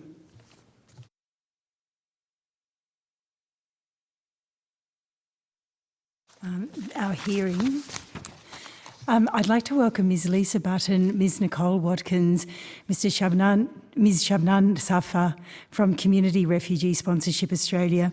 Could I thank you very much for your time, and could I thank you also for your appearance here today. My name is Kimberly Kitching. I'm the chair of the committee. Joining us today is Senator Abetz, the deputy chair, as well as Senators Van and Fawcett. For the Hansard record, could I ask you to please each state your full name and the capacity in which you appear today? And maybe we'll start with Ms. Button. Thank you very much, Senator. My name's Lisa Button. I'm the CEO of Community Refugee Sponsorship Australia. Thank you. Ms. Watkins? Oh, you might be on mute. Classic. Nicole Watkins. I'm the Community Development Manager for Community Refugee Sponsorship Australia. Ms. Safa? And I'm Shabnam Safa. I'm the Community Development Officer at Community Refugee Sponsorship Australia. Lovely, thank you. Could I ask, would you like to make an opening statement and then the committee will proceed to questions? Yes, we'd like to take that opportunity. I understand 5 minutes. Yes, thank you. That'd be great. Thank you. Great, thank you. So Community Refugee Sponsorship Australia is an independent Australian charity, and we're leading civil society efforts here to encourage, develop and support programs that expand and improve refugee settlement by harnessing the generosity and goodwill of everyday Australians and community groups. Our work is inspired by the successful Canadian Community Refugee Sponsorship Program that's seen more than 325,000 refugees resettled in Canada since the late 1970s, in addition to the government-funded resettlement program. And this is a model that's now being followed in around a dozen countries around the world, including the UK, US, Ireland, Germany, and many others. Community sponsorship is a framework that at its heart provides groups of everyday citizens with the opportunity to take an empowered role in supporting the resettlement of refugee newcomers by making financial contributions to their resettlement and, perhaps more importantly, contributing their time and their social capital and network. Social capital and local knowledge is really the special ingredient that these groups have to offer refugee newcomers. Our work is funded by the Sidney Myer Fund, along with corporate and public donations. In 2020, while continuing to advocate for the federal government to introduce a new community sponsorship program, we launched a pilot program ourselves to demonstrate the viability of community sponsorship in Australia. We called that program the Group Mentorship Program. And what it essentially did was we mobilised groups of everyday Australians. We asked them to get together as 5 or more adults. We put them through training. We gave them some basic screening to make sure that they were fit and proper people to work with refugee newcomers. And then we matched them up with refugee households who were newly arrived in Australia, and all of this happening in the context of the pandemic.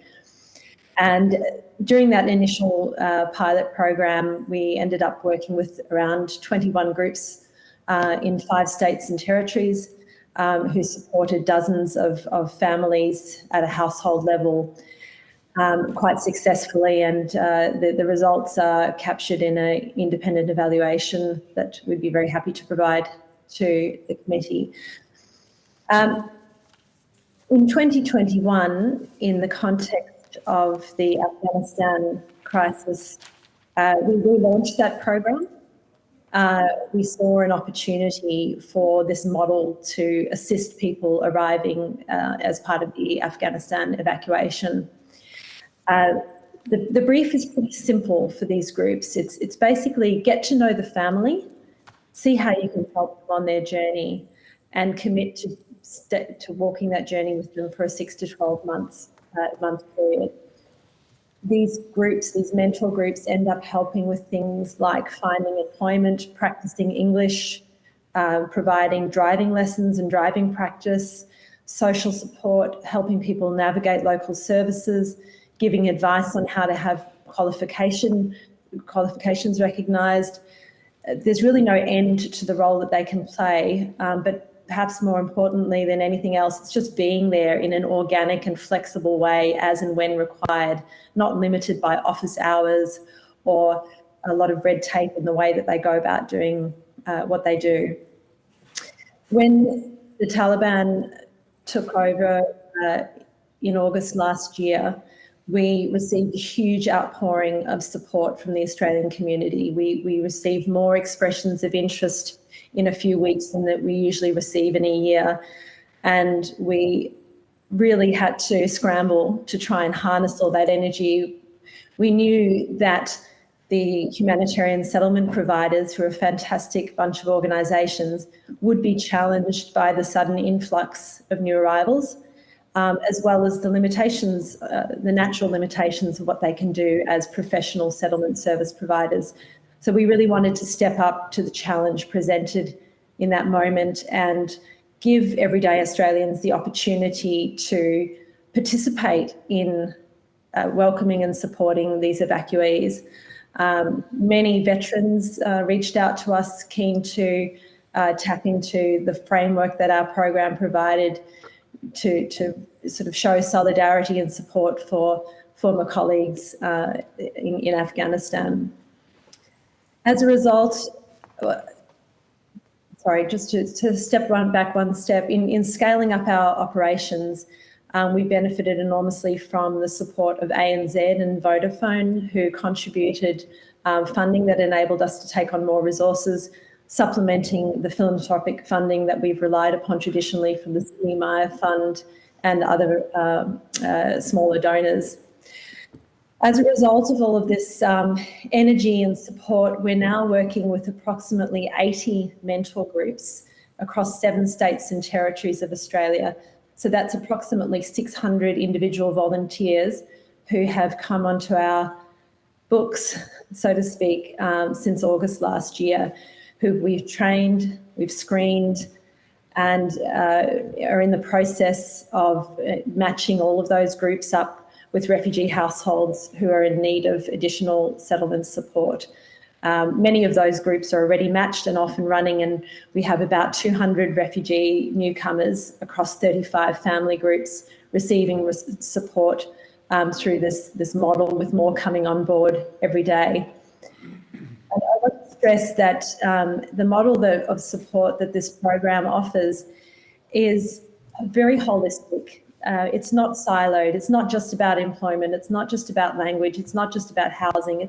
It's about the family as a whole and all of their needs, with no artificial barriers as to what areas groups can get involved in. Of course, part of our training is asks those groups to identify the limitations of what they can safely and appropriately support people with. They're not going to be providing specialist legal advice or psychological counselling if they're not qualified to do that. But aside from those very specialised areas, they're really given a fairly broad brief. And while it's too soon for us to have any real data about the outcome in the context of this Afghan cohort, we are seeing anecdotally a lot of evidence of the benefits of this additional support. We're seeing these groups working alongside HSP case managers to support individual family units. We're seeing them help the evacuees navigate housing, Centrelink, Medicare systems, helping to overcome some of the structural challenges that were encountered by virtue of the 449 visa being used as part of this evacuation effort. I'm sure you've heard about that from other contributors to this inquiry. They've helped evacuees make informed choices about where they might wish to live in a particular city and what's the character of different neighbourhoods and what's going to suit their family given their employment prospects and needs or other factors. They've helped them inspect and secure that housing in some cases, negotiating with landlords discounts or finding properties that perhaps weren't otherwise visible in the market. They've secured donations of additional household goods to supplement the goods that the HSP provides. For example, I know of one group who took the mentees to the deceased estate of a family member and said, here's a household, take what you need, and then helped them transport it all back to the home that they'd rented 20 kilometres away. They've also provided continuity of support when there have been disruptions or challenges in the case management services which are inevitable at a time when HSP services have had to rapidly scale up to change. They help with local orientation, showing people what's what in their community and where to find things and how to get around, how to navigate public transport. They're helping some of the evacuees who are ready to work identify and explore suitable opportunities, with some already having told us how they've helped their, as we call them, their mentees find employment even at this early stage. They're providing opportunities for informal English language practice just naturally on a day-to-day basis, driving lessons, access to community services, facilitating enrolments in sports. And in fact, I'm attending an event this weekend. One of my family members is involved in one of these groups, and we're going to be having a game of beach cricket for a family that's never seen the sea before. And no doubt with... Ms. Bolton, if I may briefly, the chair has had to step out and has recklessly asked me to chair in her absence, but time is of the essence, and if I might say, I am getting an exceptionally clear picture of the wonderful work you do in helping rehouse, rehome these people in Australia. These are wonderful people who come from such a traumatised background. I was wondering if you were able to wrap up your introduction and wonder whether Ms. Sava and Watkins want to make comments as well or not. Thank you. That was a timely interjection from you to remind me of the time limits, and we're pretty much wrapping up anyway. Oh, good. So we're happy to just respond to questions if you like. My colleagues didn't have any pre-prepared statements. Right.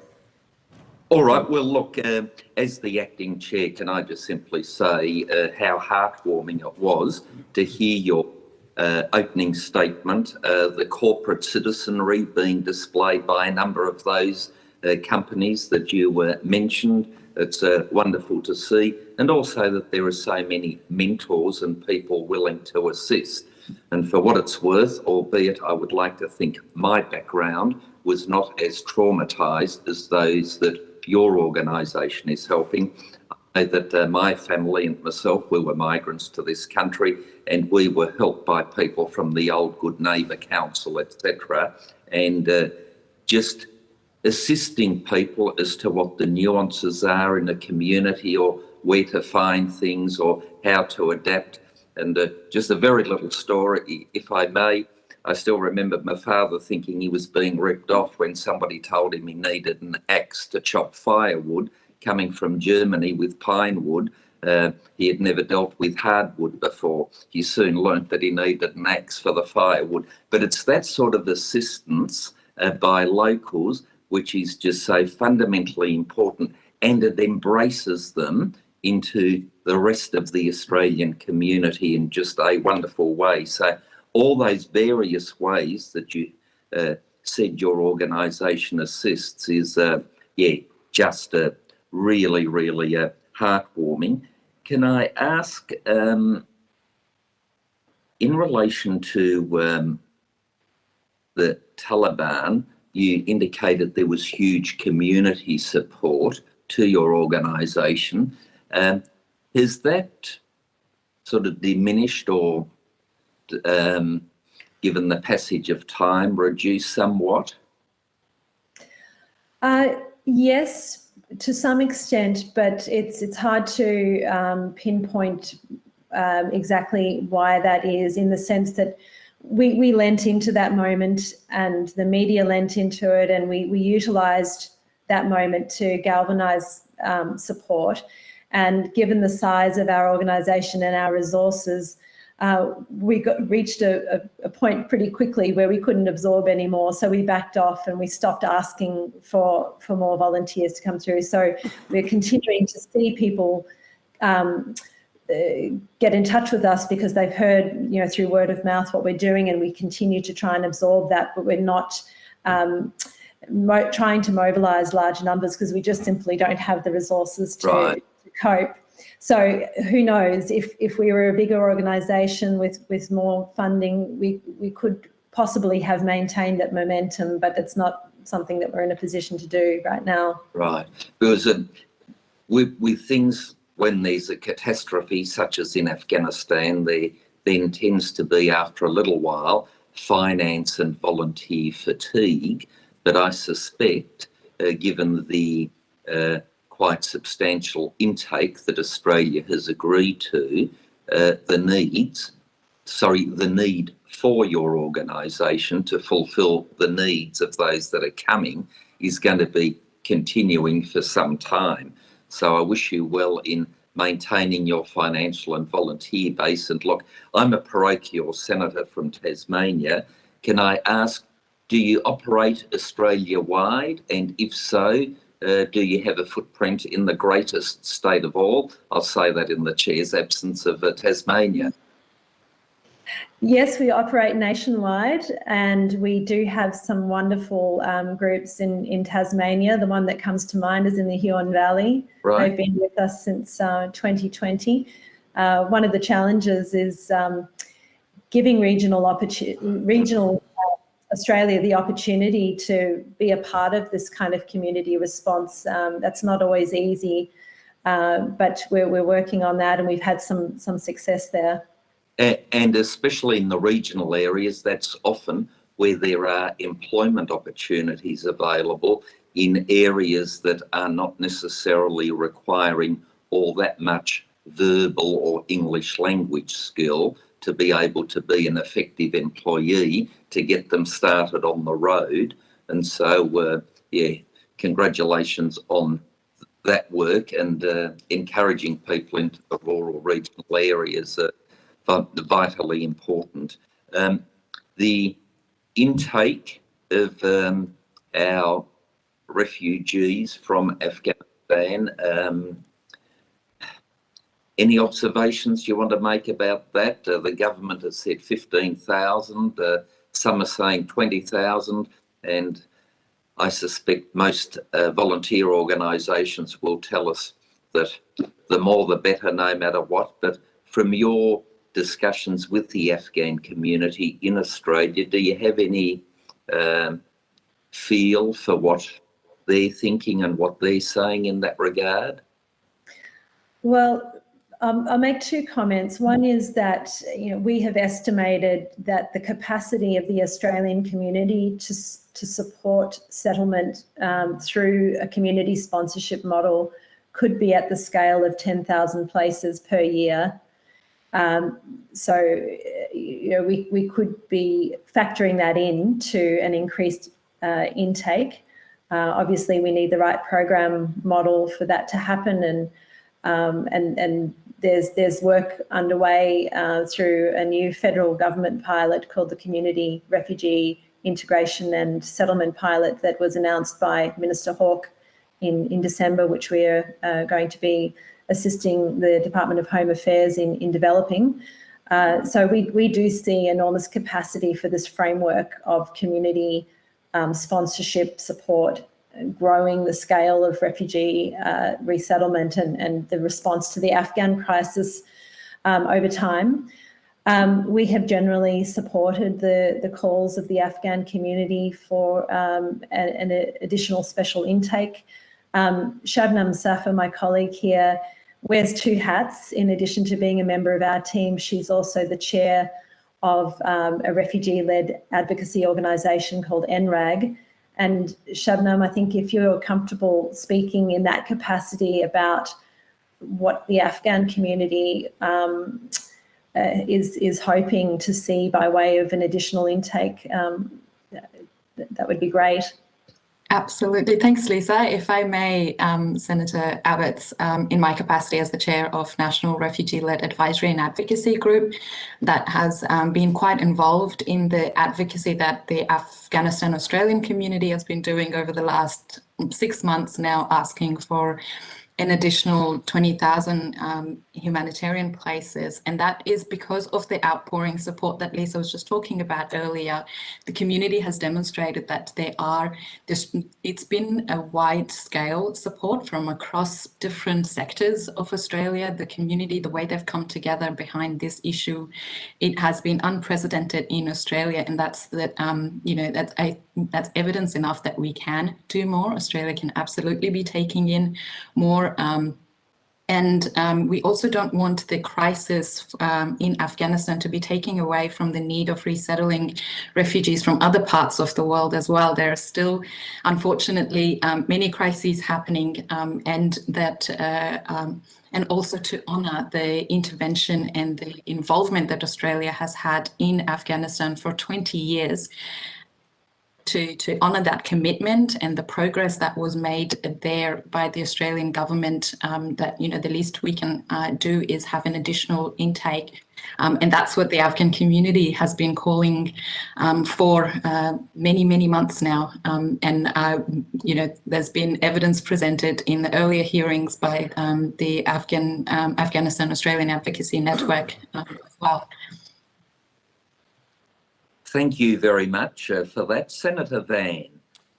Thank you, Chair. And I just wanted to echo your comments about the great work that your organisation is doing. I wasn't aware of it. I'm so thankful that I am now, and I'll be reaching out to, because I'm doing a lot of work with the both refugee and Afghan community in Victoria, which I will correct, the Deputy Chair is the greatest state rather than Tasmania.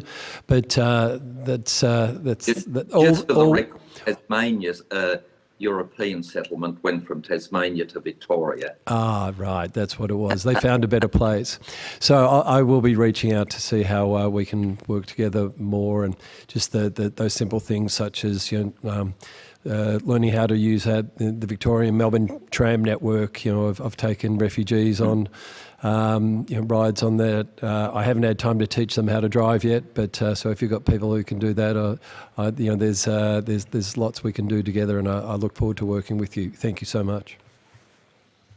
Thank you. And one of the things that we're really excited about with this is that we're building a national community of practice. So in addition to all of these local groups doing this terrific work, we're providing a platform for them all to come together on a regular basis and exchange information on how to do things. Everybody's busy problem solving. There's no need to always be reinventing the wheel. So we'd love to hear from your experience and be able to share that with that national community of practice and vice versa.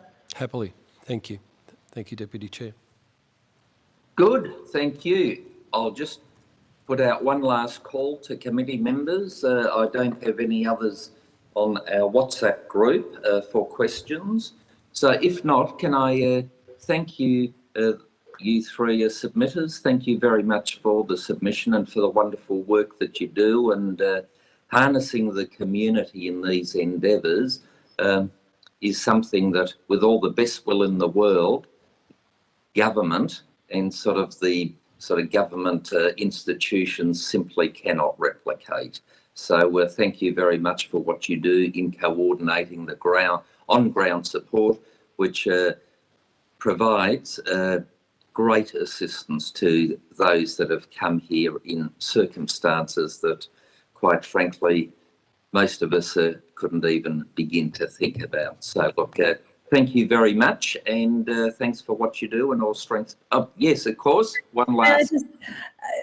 Seeing as you've emphasised the corporate citizenry, I would just be remiss in not mentioning some support that's been received by from Wesfarmers and the Kmart group. They've been making contributions directly through us to refugee newcomers, and other organisations like Woolworths and Optus, who I know have been really active in this space as well. So I just didn't want them to not get mentioned for the public record.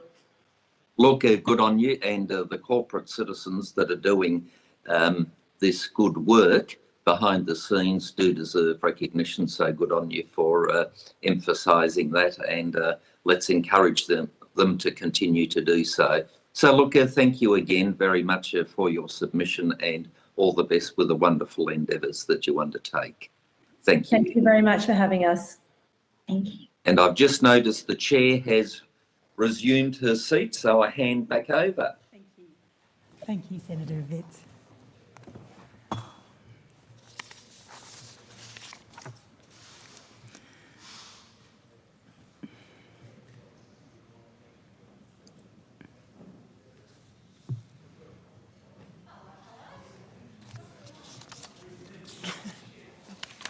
I like Eric's cup. Let me see.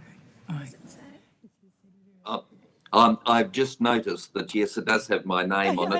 I love your cup. I want to take a photo. But it was given to me by a newspaper.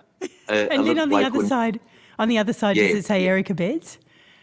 It does. So what I'll have to do is drink right-handed rather than left-handed. But when you're right-handed, use a pen to write with. So I'll drink left-handed. But I will modestly turn the cup around for you, Chair. You don't have to.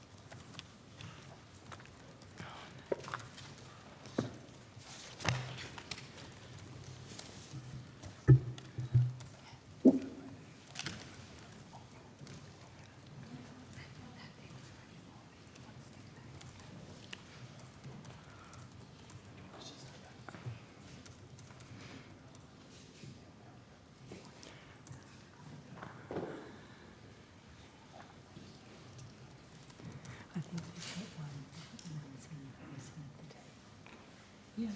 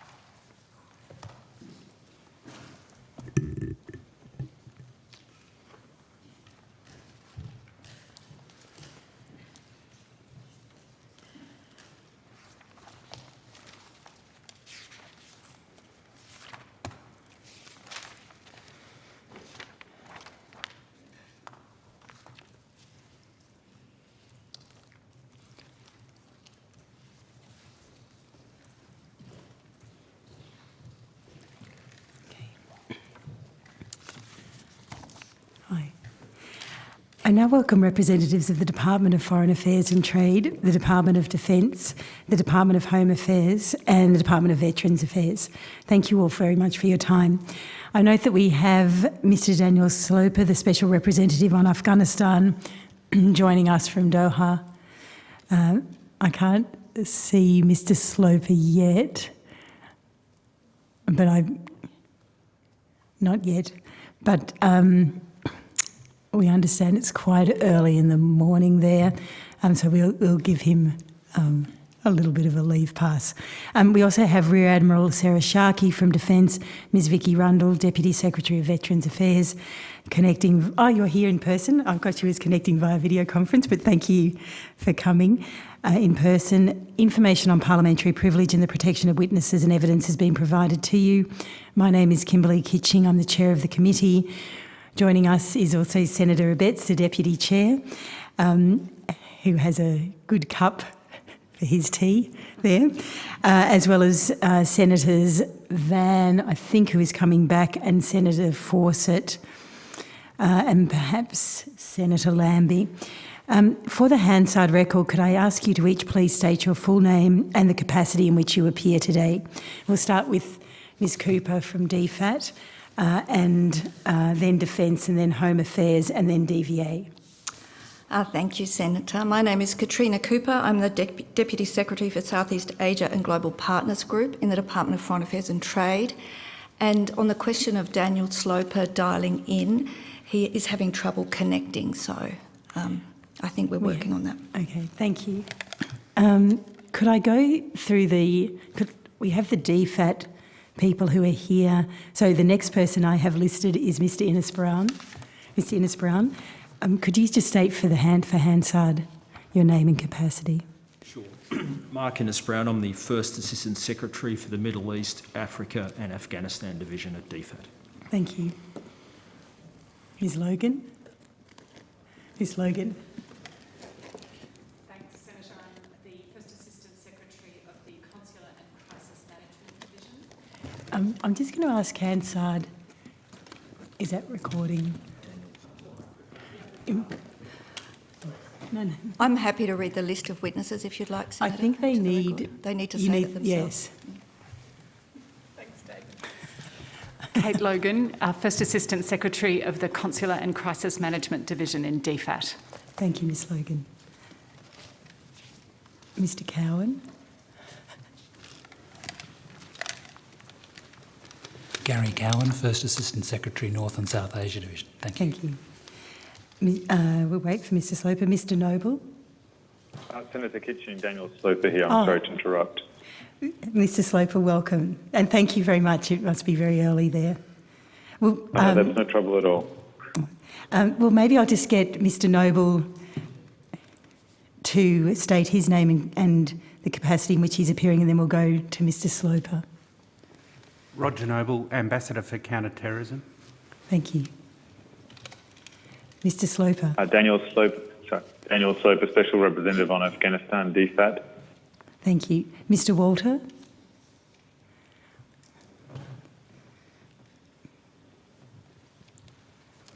Andrew Walter, First Assistant Secretary, Legal Regulatory Division. Thank you. Mr. Marshall. Brett Marshall, Assistant Secretary for Operational Security Branch. Thank you. Mr. Tooth. Jeff Tooth, Assistant Secretary, Afghanistan and Regional Branch in Foreign Affairs and Trade.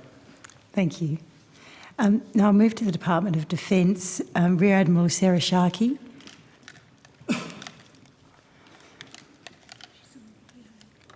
Rear Admiral Sarah Sharkey, in capacity Commander, Joint Health Command and Surgeon General of the Australian Defence Force. Thank you very much, Admiral. Major Stothard.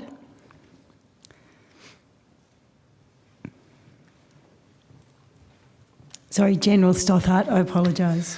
Major General Wade Stothard, Head People Capability, Department of Defence. Thank you. Mr. Jeffrey. Good afternoon, Chair. Hugh Jeffrey, First Assistant Secretary, International Policy Defence. Thank you. To Home Affairs, Ms. Moy. Ms. Moy is currently at the job security hearing and is on her way when that finishes. So I'm David Wilden, First Assistant Secretary of the Refugee, Humanitarian and Settlement Division. Thank you. Ms. Larkins.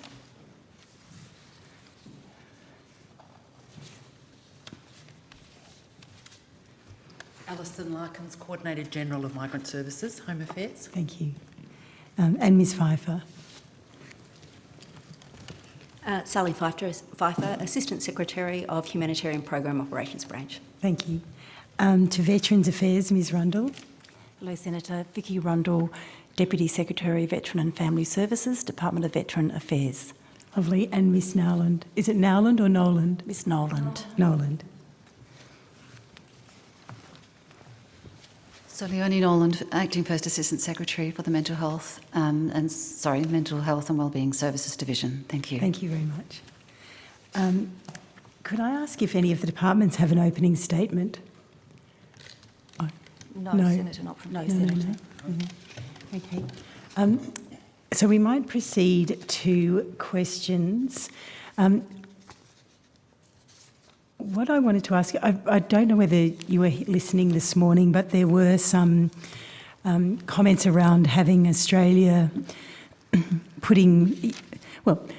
helping financial institutions pass money through to Afghanistan, and that should be done not just by Australia, not only by Australia, but also by a coalition of countries as people were having difficulty in accessing money, and there's actually very little currency in Afghanistan.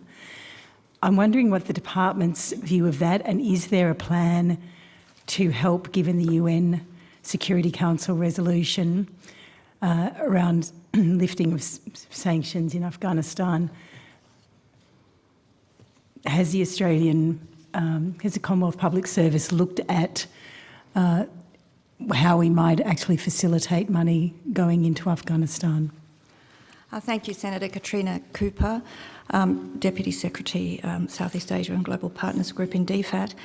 I think it would be useful to just remind ourselves about the sanctions regime, which Mark Innes-Brown can talk to us a little about, and the carve-out, and Mr. And then how, given the carve-out from the sanctions regime, financial transactions can be facilitated. So Mr. Walter will deal with that. Thank you. Thank you. So obviously in December last year, the Security Council passed Resolution 2615, which provides a humanitarian exemption to the existing sanctions regime. By operation of law, Section 2B of the Charter of the United Nations Act, that has automatic effect in Australia, so it's not a criminal offence for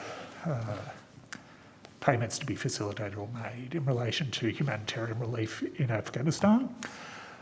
So that comes into effect automatically. We reached out to the aid sector at the beginning of January and explained that to them.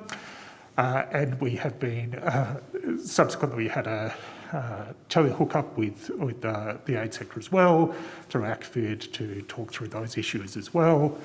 And we've also been in contact with the financial sector as recently as yesterday to point out that there is this exemption, how it operates and how it works in Australian law.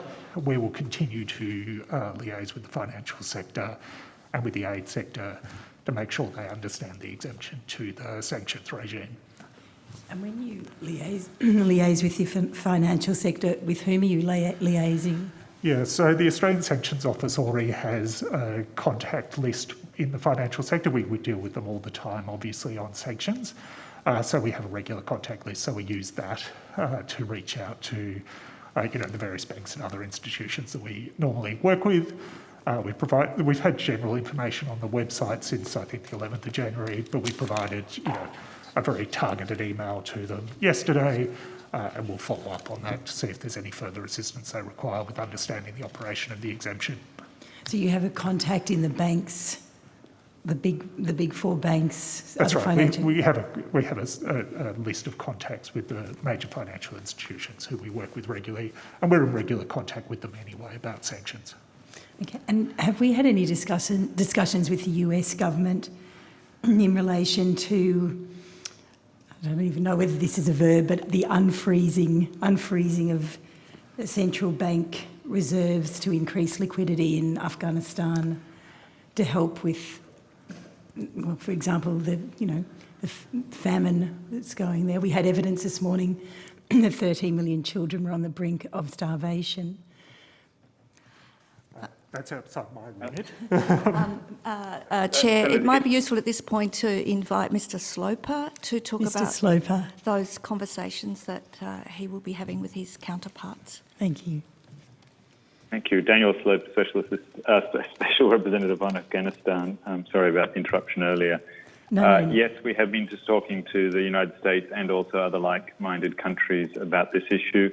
In fact, ahead of the UN Security Council resolution and also US Treasury OFAC license exemptions, which provide the same sort of exemption as the UN Security Council resolution, but relate to US sanctions legislation. In both counts, both the United States, ourselves and others have encouraged each other to talk to our financial institutions about the impact of the sanctions and what that may mean to allow those who do have operations or those institutions that deal with others that have operations in Afghanistan to facilitate the transfer of funds. Separately, we're also working with the United Nations, which is exploring a number of different options to address the liquidity issue, both to help the Afghan people but also the delivery of humanitarian assistance. These include direct importing of cash, which was a practice prior to the change in power in August last year, where the Reserve Bank used to import hard currency. On a small scale, that's going in now, but it's insufficient to meet the demand at present. So we're looking at some other alternatives, which might be announced over the next few weeks, which the UN will organise.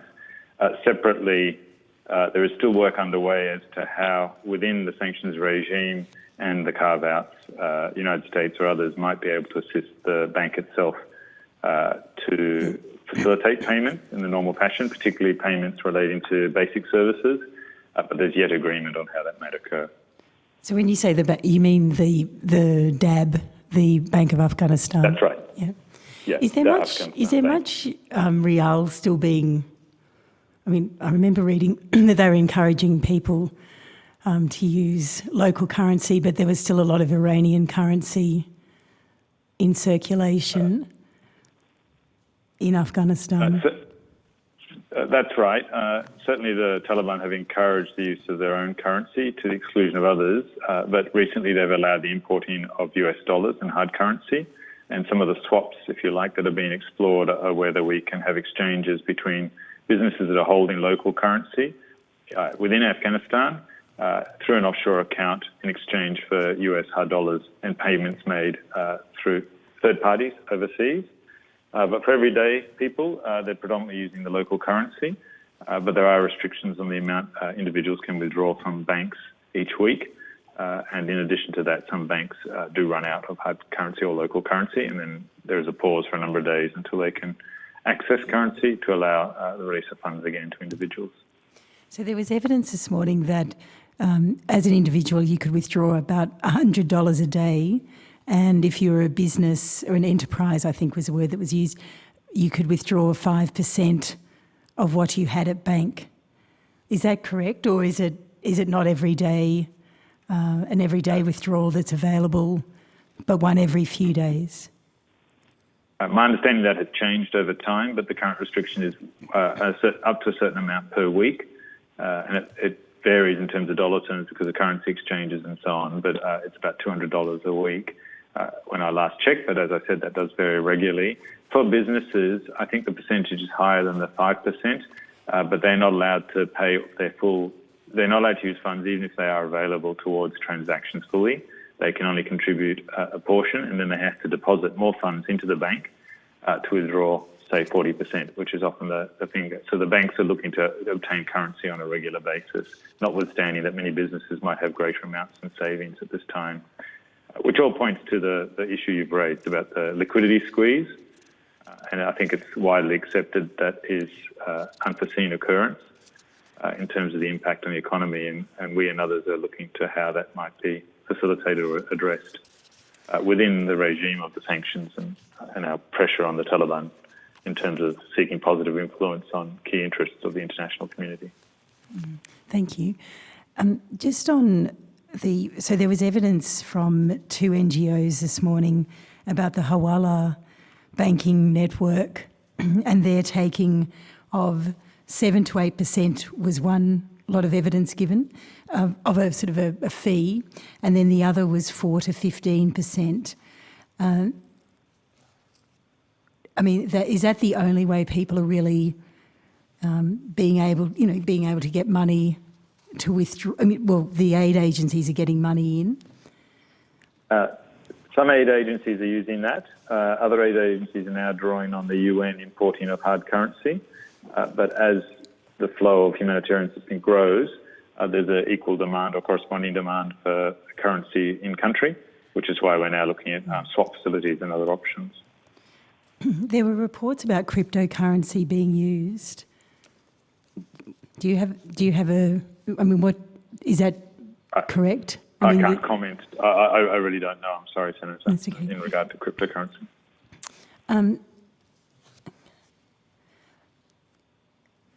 So will the Hawala banking network become less relevant?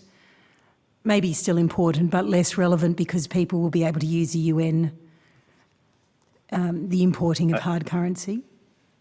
Individuals won't have access to the UN facility. That'll be done directly with businesses, and then ideally have the funds available to to the international NGOs and others operating there, which by paying US currency to their staff or other currencies will then allow it to flow into the economy. The Hawala system has always been present. I think what we're talking about now is the degree to which it's been utilised. Two concerns we have with regard to that system is that the rates are rising rapidly, and also it is a non-transparent financial transfer. So it's not, we and other financial institutions are unable to determine where and how those funds might be transferred and through whose hands.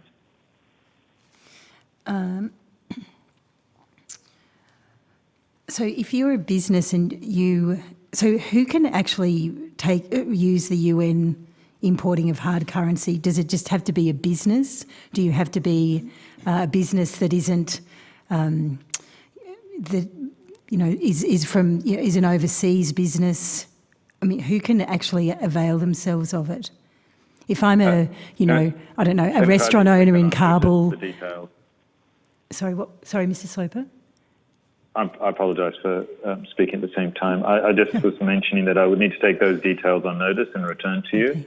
I'm not familiar with the detail of the swap facility, the importing of cash, but I do know that it's only a small drop, if you like, in the demand, so it will not be a solution. So I think it is targeted towards predominantly UN institutions. And I think Mr. Innes-Brown nodded. So do you have some information regarding... No, I was just listening. Okay.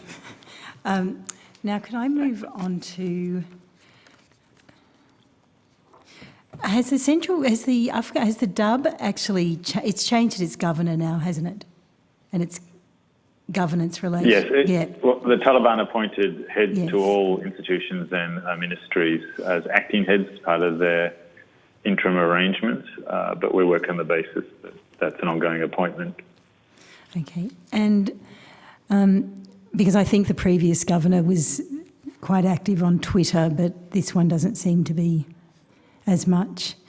Could I ask about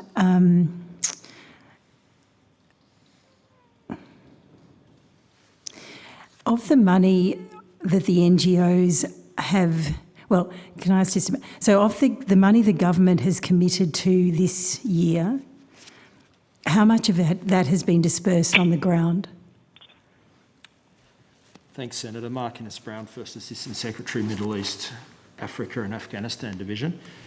Thus far, we've dispersed $22.5 million to our partners who are implementing programs on the ground.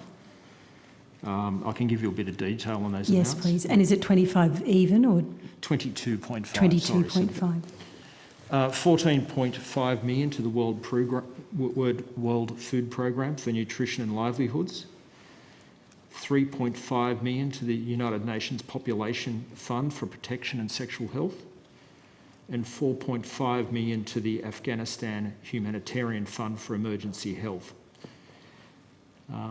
We are, besides that amount, there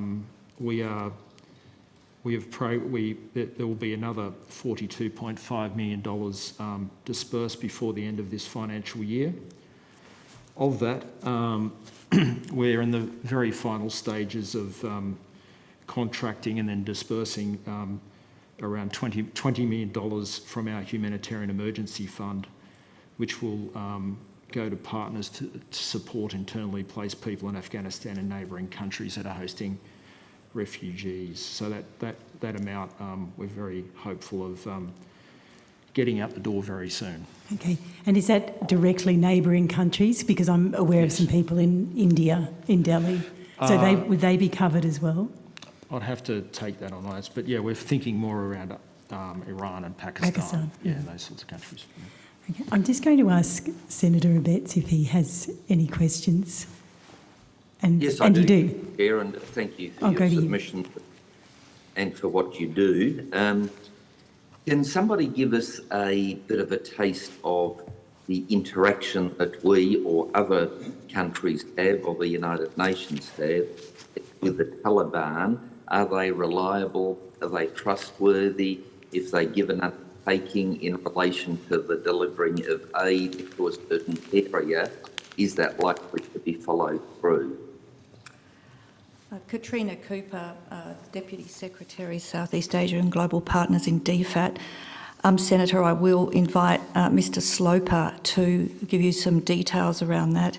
As you know, we don't recognise the Taliban regime, but he is authorised to engage with the Taliban in a group and in multilateral settings where it is beneficial for Australia to do so. It's a cautious approach, but does give us an opportunity to pursue our interests where we judge it's worthwhile. So with that introduction, I'll invite Mr Sloper to provide some further comments. Thank you. Thank you, Senator Abetz. Daniel Sloper, Special Representative on Afghanistan. Yes, we do engage like-minded on key interests on a number of issues. Firstly, safe passage, assisting those who wish to depart and working jointly to see where we can do that best and secure commitments from the Afghanistan side, that is the Taliban regime, to support that. Secondly, we engage with them on the delivery of humanitarian assistance, as you just suggested. Early on, Martin Griffiths, head of OCHA in the United Nations, who is their emergency coordination focal point, obtained a commitment from the Taliban that it would not interfere in the delivery of assistance, either in its recipient, that is the beneficiaries and who it would go to, and who would participate in that. That commitment has largely been honoured, although we have from time to time found that there have been localised incursions or seizures of goods or interference, particularly with women associated with the delivery of the assistance. On each occasion, we or other donors and have raised this directly with the Taliban leadership or working with UN agencies, they have raised it, and in those cases it has been addressed. However, the role of women and ensuring that assistance reaches women remains a concern, and increasingly over the last few weeks since the end of last year, we've seen a rise in reports of interference, including most recently a suggestion that in one province, women who are unaccompanied, that is working alone, were threatened with shooting. This has also been raised with the central leadership of the Taliban, who has taken action in regard to that and given us an assurance, but that is yet to be tested, but it's obviously very concerning. More broadly, as you would expect, we have both collectively when we meet with the Taliban, and in my case that has been twice with like-mindeds, but also for those who do meet with them bilaterally and also publicly, call them to be accountable for their commitments with the United States under the Doha Agreement, and also call upon them to protect human rights, particularly the rights of women and girls in regard to education and employment, and minorities, media freedoms, and so on. I have to say we have had very little detail on that, and as you would be aware from media reports, there is a rise of concern about incidents, reprisal killings, and other alleged activity, including restrictions on education opportunities for girls, employment opportunities for women. So we are judging the Taliban by its actions. We remind them regularly that while our humanitarian assistance is absolutely unconditional, beyond that we do expect movement, and that we will continue to hold them accountable for those actions. We have also supported through the United Nations in Geneva a proposal for a special rapporteur on human rights in Afghanistan. That position is yet to be appointed, but we've advocated for free access. I have to say, in some of the discussions with the Taliban, there is sometimes a sense that they do not understand completely the points we are registering, but we have gone through them now in detail in our meetings, and they're sometimes quite long, to demonstrate that irrespective of whether they accept the allegation or not, they must demonstrate they're investigating these allegations to the international community and to the Afghan people themselves. I'll stop there and you might have more specific questions. Yeah. Thank you. Yeah, look, thank you very much for that. Very helpful. How confident can we be that with the aid that is being delivered directly through the UN or through the various partners through whom or through which it works, that the Taliban aren't taking a clip on the way through? It is a genuine concern, Senator. The United Nations is confident at the moment that the aid is flowing through to the people in most need. Partly that's because even before the change in power, there were many services delivered by NGOs or the international community. Not all, certainly. And to date, until the carve-out resolution passed by the UN Security Council in December, there's been very clear pressure by all of us on those in-country to assist the Afghan people, but to monitor and verify so no benefit, financial or otherwise, flows to the Taliban.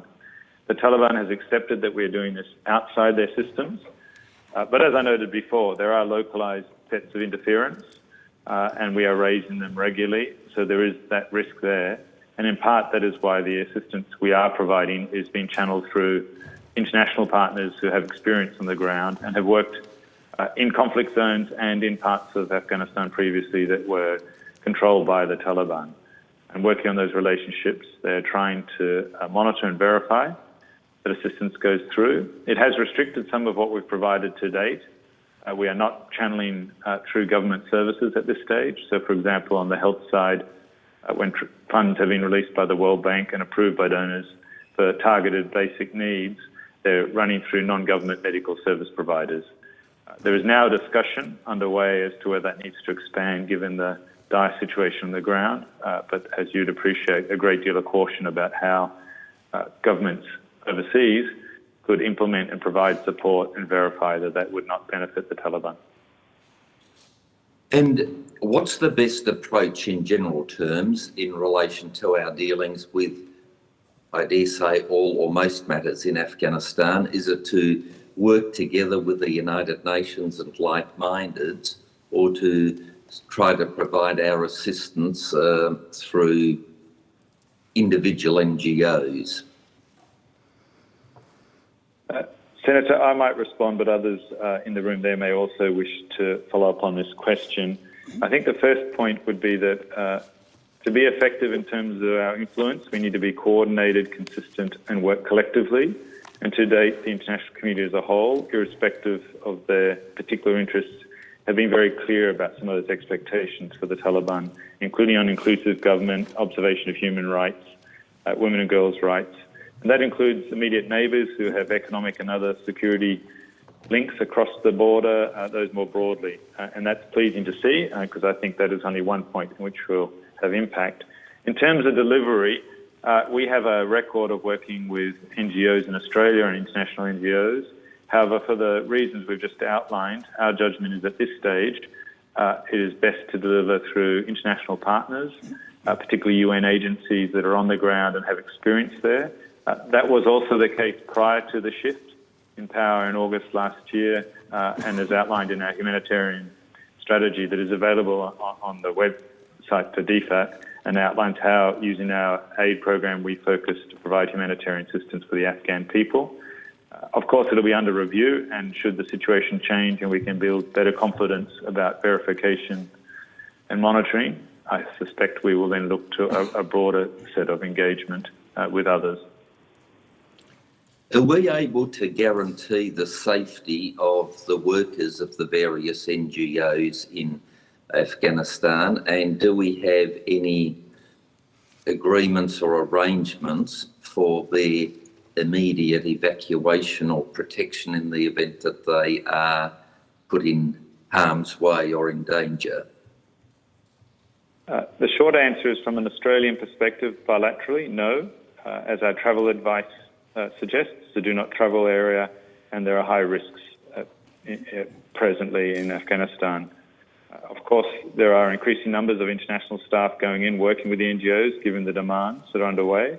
And the United Nations has a responsibility to its staff and agencies, and they have got flights contracted to move in and out, but they are not the arrangements that were there previously, and I think the risks you've outlined remain. But I will pause there, and other colleagues in Canberra may wish to add something to this point. I don't think there are. So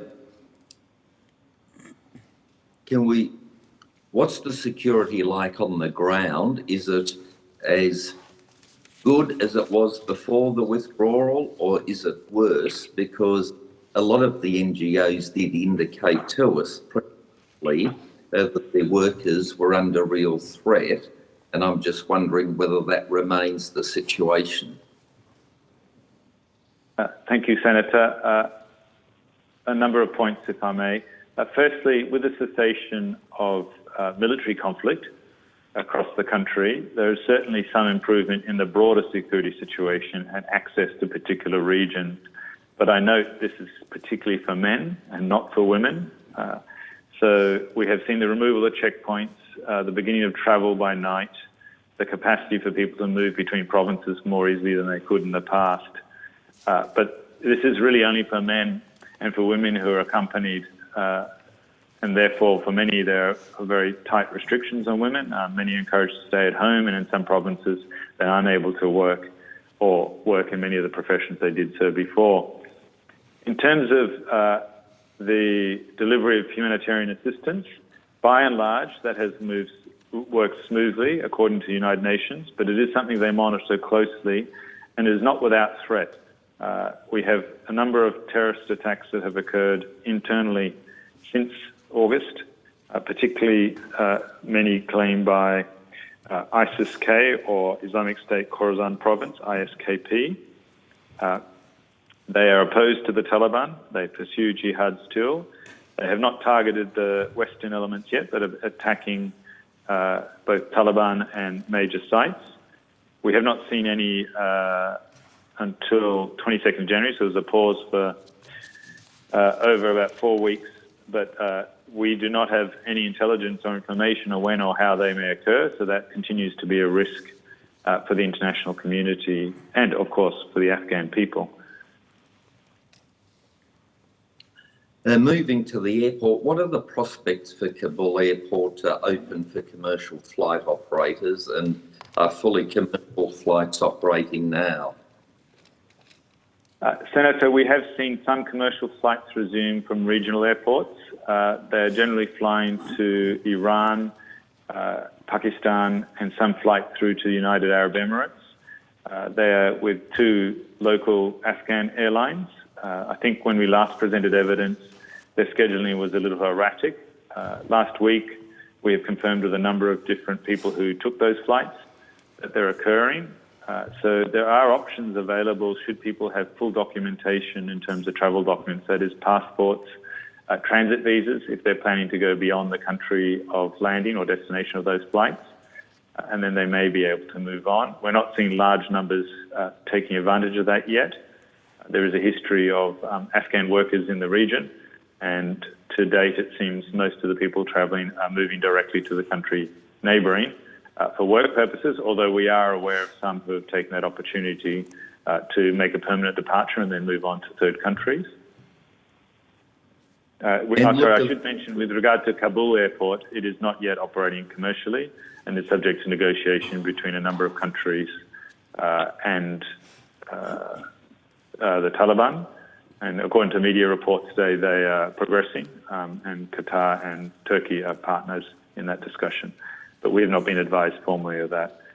Previously, in terms of our support for assisted departures, we have been able to facilitate and work with the Qatar government and Qatar Airways on some facilitated flights from Kabul to Doha. However, they have not occurred really since the beginning of December due to a dispute between the parties, but we hope after one flight with a third country last week that they may resume in the future. Thank you. Thank you. And safe passage for foreign citizens and foreign visa holders who want to leave Afghanistan. How's that working out with the Taliban? Are they sort of cooperating and basically saying if you want to go, you can, or are they seeking to restrict the number of people leaving? For international citizens, foreigners leaving Afghanistan, that has not seemed to be a problem, again, as long as they have proper documentation, and that requirement is equally held now by the neighbouring countries, who early on did allow some travel where people are not fully documented. If you're an Afghan citizen, however, it's a little bit more difficult. It's not that the Taliban, as they were at the beginning, is necessarily focusing on restricting movements, but as I've outlined, flights have not always been available, and many people did not have passports or appropriate transit visas, and this has been an issue for some of those we're seeking to assist, as they have had to seek passports, and the passport office has not always been operational, but it is regularly operational now. Most have been successful where they have needed to obtain a passport, but there are some that we deal with who are concerned as they feel they may risk persecution and therefore have not obtained the passport. The next step is, of course, obtaining transit visas or visas in the neighbouring countries that they plan to move to, either by land border or air border. And that has occurred for some. I would say there are still people travelling without them across some of the land borders. However, that presents a challenge for us if we are to assist them, because the countries in which they move to normally would not allow them to depart without a legitimate transit visa. All right, can I ask then, what are our priority focus areas for Afghanistan, and is that in the humanitarian area, I suspect, but what are we doing in relation to those focus areas and humanitarian assistance? Perhaps as I'm speaking, I might continue, Senator, but I do think others may be able to add to this. As we've been talking, we are focused on assisting those who wish to depart, and we've been engaged with previously since August about the departure from Afghanistan. Secondly, we are very focused on humanitarian assistance, both because of the need to help the Afghan people in a dire situation, but also we would wish to see the country not implode, if I can be frank, and for stability, which is in the interests of those within the country and also the broader region. We also seek to influence the Taliban on issues of key interest, including human rights, women and girls' rights, minorities, the humanitarian assistance principles we've discussed, and a form of inclusive political process. I think, to be fair on all of those, it will be a long game, and we need to keep that pressure there, but do not expect rapid change, although I do note that the Taliban have committed to all being able to return to school at the beginning of their new academic year, which is in March, so that will be a key test. We're also working with other international partners in our overseas network to deter transnational terrorism and the possible displacement of people in the longer term. I will stop there and pass back should others in Canberra wish to make further comments.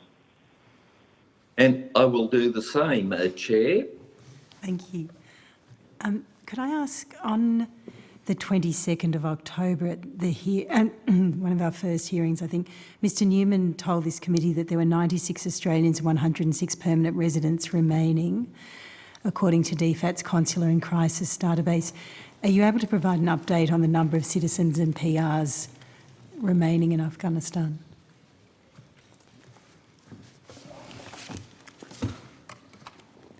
Thanks, Senator. Yes, I can. I can tell you that we are now tracking in our database 35 Australian citizens, 26 permanent residents, and 148 foreign citizens who are immediate family members of Australians or permanent residents. Thank you. How many, so of the visa holders, how many visa holders are remaining in Afghanistan? Chair, Ms Logan deals with Australians. Are you now asking about well, any Australian visa holders? So I'm not necessarily asking Ms Logan, Ms Cooper, but someone... Okay, that would be a question for Home Affairs. Yeah. Mr Wilder. David Wilden, First Assistant Secretary, Refugee, Humanitarian and Settlement Division. I think we've given testimony here earlier. We don't track where people are. So on any given day, somebody may have lodged an application in a particular place, or they've provided details that says, I'm in Kabul.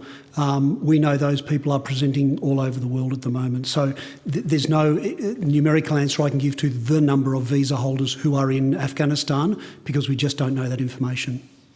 And so if they leave Afghanistan and are presenting in other countries, and you know that they're doing that, do you have an idea of the number of people presenting in other countries, and you could subtract it from perhaps the people who were in Afghanistan when the visa was issued? Maybe at some point we could in the future, certainly not at the moment. We have, for example, around about roughly 35,000 applications have come in, which is about 150,000 people. In that, there will be duplicates, there will be triplicates, because people haven't got their email, so they lodge again. So it would be wrong of me to try to manufacture a number, because again, applicants versus visa holders. The visa holders can present anywhere and have regularly presented all over the world in the last, since the evacuation finished. So again, it would be inappropriate to try to manufacture to a number of visa holders physically in Afghanistan. So, and which predominantly, where are they presenting? Predominantly in Pakistan. There's been around about 80 flights of people arriving since the evacuation finished. A number of those have been organised by DFAT as charters, and a number of the rest are people turning up on commercial flights. They've come from all over Europe, they've come from America, etc. But predominantly the presentation is to officials, the Australian officials, of people either holding 449s or other visas, is into Pakistan. So how many of the 449s have now lapsed?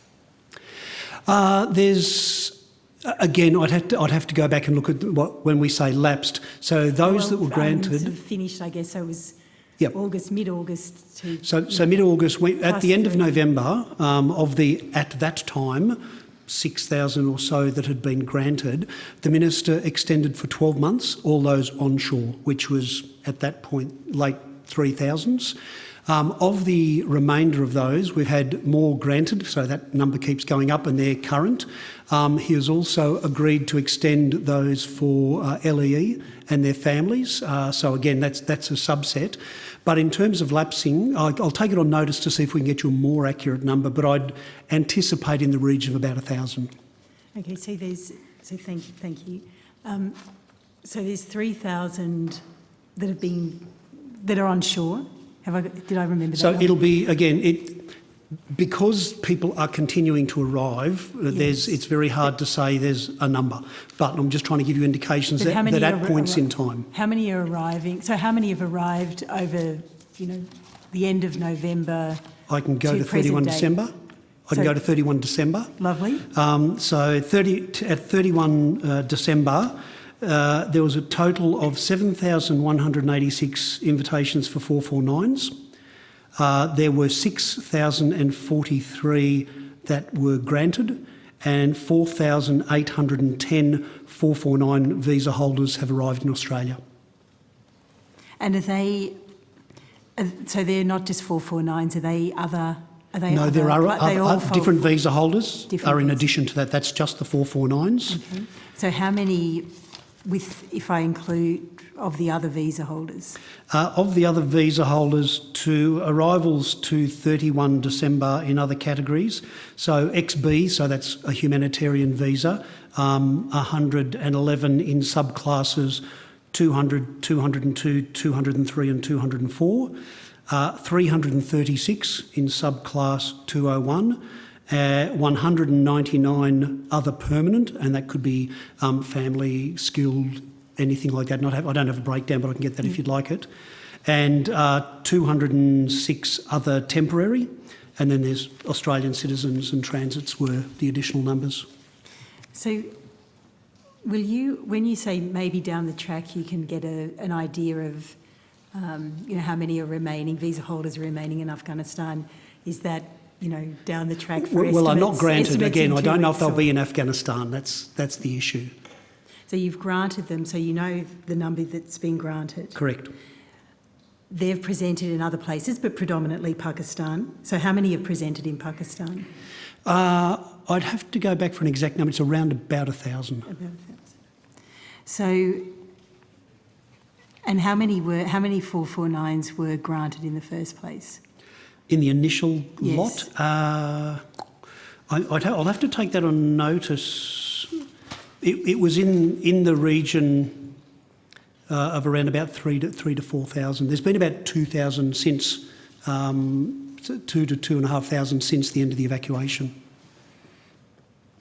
So plus what's been given after the withdrawal, say the August period. Correct. So how many? So we've had a number of grants.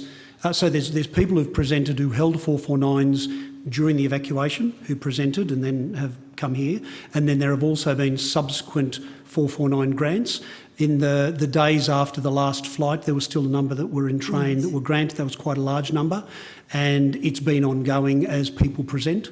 So there are people who, for example, who might present in New Delhi, where we deal with them, and you find that the person who had the 449 has 5 family members. So then we go to the minister, and the minister decides to grant or not. So it's a very fluid, the number of people who are on the books and under consideration. So I'm going to go away, and I'm going to ask Senator Abetz or Senator Van if they have questions, and I'm going to try and do a mathematical and see if I can come up with a number. So is there any consular assistance being provided to us, this might be Ms Logan again, to Australian citizens, PRs, any visa holders? There is, Senator. You can appreciate it's very difficult, but as Mr Sloper said earlier, we're continuing to seek opportunities to help people to leave Afghanistan if they wish to, and a lot of work is going on in Daniel Sloper's team to look for opportunities for flights and other transit options. We maintain regular contact with those Australians that we're aware of in Afghanistan and with their family members in Australia. There is financial assistance available if requested. We, of course, issue Australian passports. It's very difficult to get passports to those Australians in Afghanistan who don't already have them, but we have found ways to bring those passports in on Qatar Airways flights that have been arriving into Kabul when those flights were still occurring. So there is ongoing assistance in quite difficult circumstances, I would say. And how many, are you aware of, I mean, I can think of one, I think he's a photojournalist, but are you aware of others who wish to stay, and how many would that be? We are, Senator. Look, for different reasons, some people have family members that don't have travel documents or visas yet, and they make very difficult choices to stay. I'll just move on to a different topic.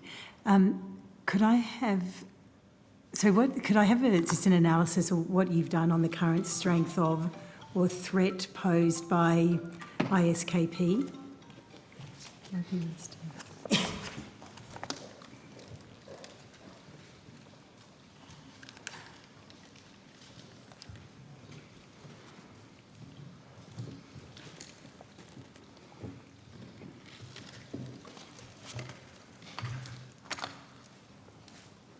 Roger Noble, Counter-Terrorist Ambassador. Just the analysis of the current strength of or threat posed by ISKP.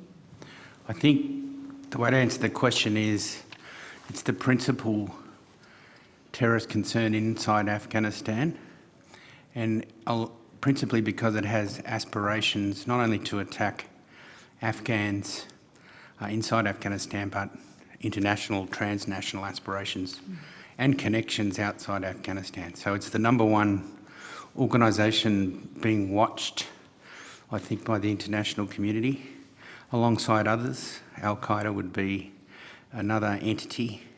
And the big question to be watched carefully in the coming years is how do they develop, how do the Taliban, are the Taliban able to control them, and what is the Taliban's capacity to do so?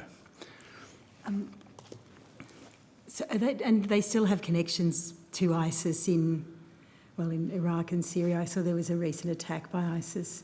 So is there still, I guess, sharing of, I don't really want to call it intelligence, but sharing of information between different facets of the group, or is there, is there still a connection back? There are connections. It operates like a franchise branding network with common interests, and their sharing of information, sharing of messaging and core objectives. The capacity for them to share those things that enable them to conduct attacks is probably the principal concern. That's the movement of people, the movement of money, and the movement of resources.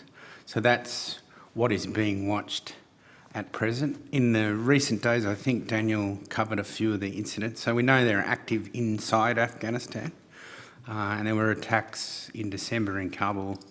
I think there was one recently in Herat at the end of January. So they are an active entity, ISIS Khorasan province inside Afghanistan, and ISIS remains a global concern. I can tell you from speaking to most of our CT partners, and I actually went to the region at the end of last year, they're right at the top as a principal concern, and particularly what happens to them in the next few years inside Afghanistan.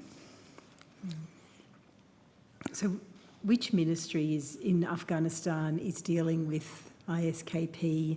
How is the Taliban, what's the Taliban's plan to deal with them? Really. I couldn't specifically answer what ministry is doing what inside the Taliban. Daniel might have an idea, Sloper, or if he does, I'll let him follow. I think it's fair to say that the international intelligence effort is focused on understanding that. And the Taliban, I can assure you, through multiple means, the Taliban are aware of the Western and the international objective of not allowing Afghanistan to become a repeat of 2001, where it's able to export terrorism. The other principal concern is the export of the idea. So ISIS-KP's success and Taliban ascendancy has resonated around the terrorist networks. So there's an international effort to combat what's called the victory narrative, any sense of success and the recruiting value that's been attained by what has happened last year in Afghanistan. Is ISKP or Al-Qaeda using the current humanitarian crises, circumstances within Afghanistan to destabilise the Taliban? ISKP have an adversarial relationship with the Taliban. So I think the way to answer the question is any chaos or instability or is an advantage, gives them freedom of manoeuvre to be able to move, operate and conduct whatever actions they want to do. Al-Qaeda has a different relationship. It's a long-standing relationship with the Taliban, where the Taliban understand the international community's intention that they don't sponsor Al-Qaeda and international attacks conducted by Al-Qaeda, but that's a different relationship between the Taliban than ISKP and the Taliban. So it's a complex situation. Probably the more chaos and the more instability, the more opportunity it tends to give all those who act outside the law or terrorist organisations in particular. And are the Pakistan security forces providing any either any help to the Taliban or how are they involved? I went to Pakistan at the end of last year and won't in this forum talk about in detail what they said. I would assure you they're aware of all of the complexities about what's happening in Afghanistan and inside Pakistan. Pakistan has its own internal terrorist violent extremist problem, which is linked in a complex way across the border. I'd say... The Haqqani? Yeah. The Haqqani network is one of the key sets of actors. In summary, I'd say the Pakistanis are acutely aware of the threats that are posed, and they have my observation of them is they have a pretty good understanding of the key stakeholders and what the risks are. It's not the most direct answer, but it gives you a sense of, I think it's pretty high on their list, Pakistan, is to understanding the cross-border issues and the influences for them and inside Afghanistan. To the extent, Deputy Chair, to the extent that they're building a fence along the length of the border, as I understand it, is that correct? That's true. I haven't had it independently verified, but they have fenced much of the border now with Afghanistan. The nature and effectiveness I'm not sure of. But that is a change from over the last 10 years when the border was not fenced and not marked.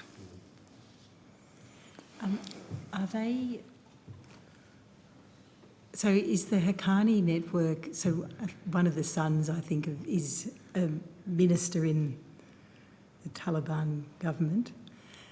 So are there, maybe you can't, anyway, if you can, are there intelligence sources available to Pakistan through those, not just family connections, but, just generally what they might be able to pick up from those connected? The way I'd answer that, I just don't want to compromise anybody. The Pakistanis they live there.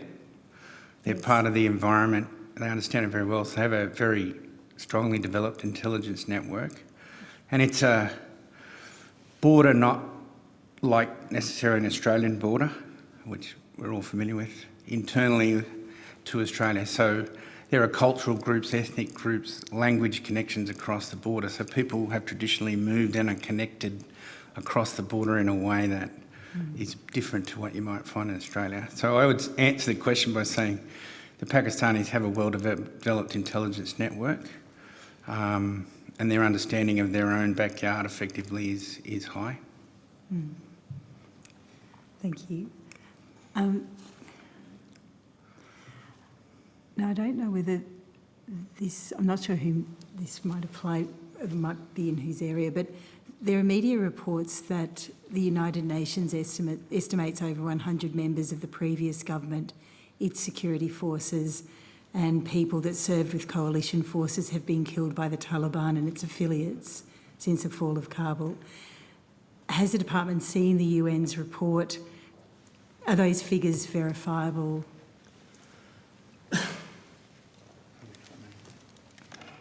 Senator Kitching, Daniel Sloper here. I might respond to that and others could join. We are aware of that report.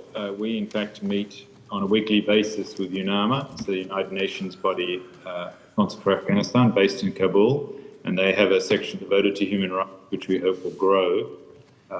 We trust the United Nations report, but we are not able to independently verify it, but that would be consistent with anecdotal reports and others that we receive, that there is some reprisal attacks occurring, particularly focused on security or intelligence personnel associated with the previous regime.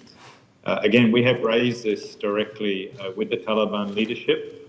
We are told this is actually vendettas and people taking advantage of the current situation as there's a transition in power. Our view is that irrespective of the reasons for these attacks, the Taliban, if they claim to be a government or an authority, must investigate them and hold those responsible to proper justice.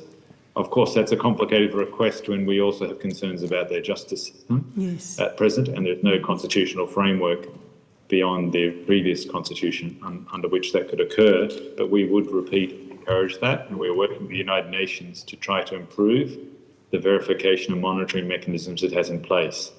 As you'd appreciate, a lot of the independent monitors it once had are no longer as prominent, and some have left the country, but they are now actively working on that again, and have raised with the Ministry of Interior, that is the Taliban's Ministry of Interior, which is responsible for security, these issues, and are now pursuing specific cases at the working level, having raised it with the minister, acting minister responsible, so-called minister, who I would note is Sarajan Haqqani.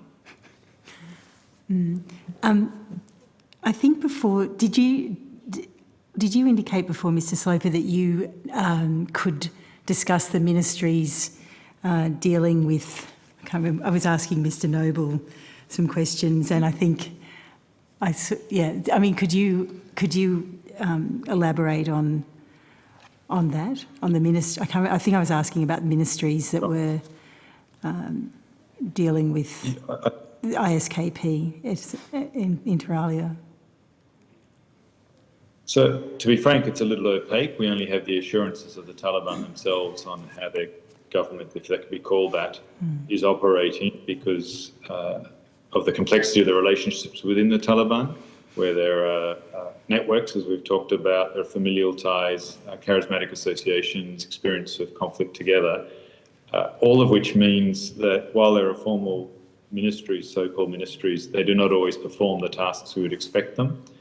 Our judgment is at the moment that the Ministry of Interior is primarily responsible for internal security, but the Ministry of Defence, through its deployment of new forces badged as Afghan military forces, also has a role. But we do see when specific issues are raised, for example, around humanitarian assistance, that action is taken usually by the Ministry of Interior to prevent those recurring, and we have seen officials replaced, Taliban officials replaced or commanders replaced when concerns have been raised.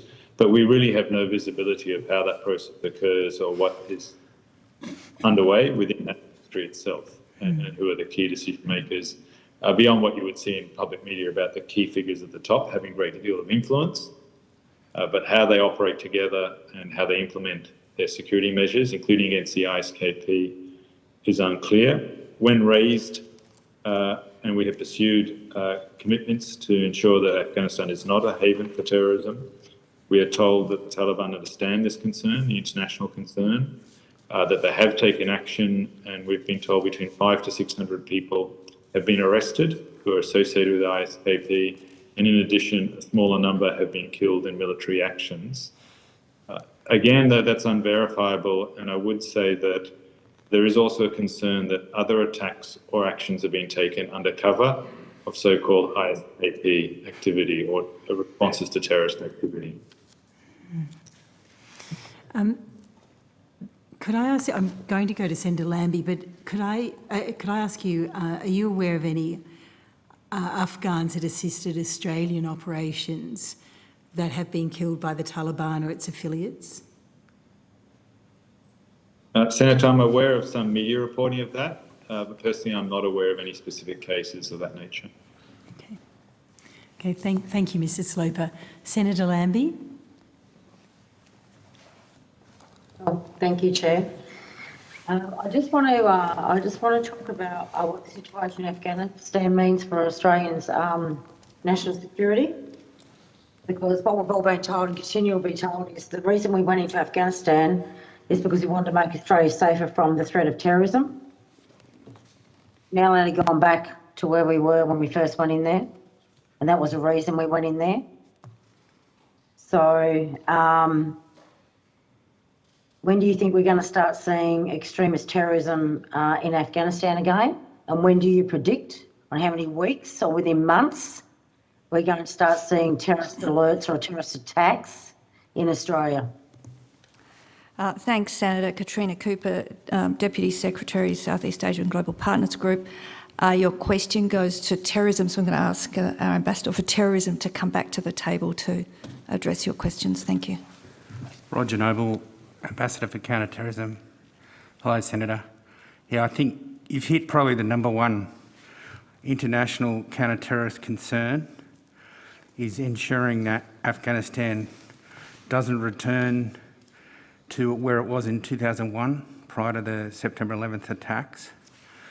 Making a prediction on capacity, so we know they're active, particularly ISKP inside Afghanistan. We know that IS as an Islamic State as a wider entity is active across the world, particularly in Central Africa. You've seen Syria last week. There was attacks against a prison in northeast Syria. We know that. What everybody's watching and what the intention is to not allow Afghanistan, and this is the signalling or messaging directly to the Taliban, to return to an ungoverned space or a governed space where terrorism can be projected out of Afghanistan. So timelines for that, I wouldn't speculate. I would say that I'd reverse it and say there's a requirement for international vigilance continuously going forward to make sure that does not happen and we mitigate the risk of it happening. Where's your intelligence coming from? You got boots on the ground? Are you just second guessing all the world countries? Has the US got people over there? What's going on? Because the only way you're going to find these things out is by sitting in a country looking at this. You already know that. So are we up to the levels we were when we were first in there originally watching this? You don't have to give me the numbers, or are we at 1 out of 10%, 2%? What's the boots on the ground look like to gather this intelligence, mate? That's what we want to know. Yeah, I think the fundamental change is there's no longer an international coalition on the ground in Afghanistan, which means there's a reduction in your capacity to understand what's happening. The answer to your question is there's a pretty extensive global network which Australia is part of for sharing intelligence on what is occurring. That is alive and well, and there's a focus on understanding that future threat that I described before.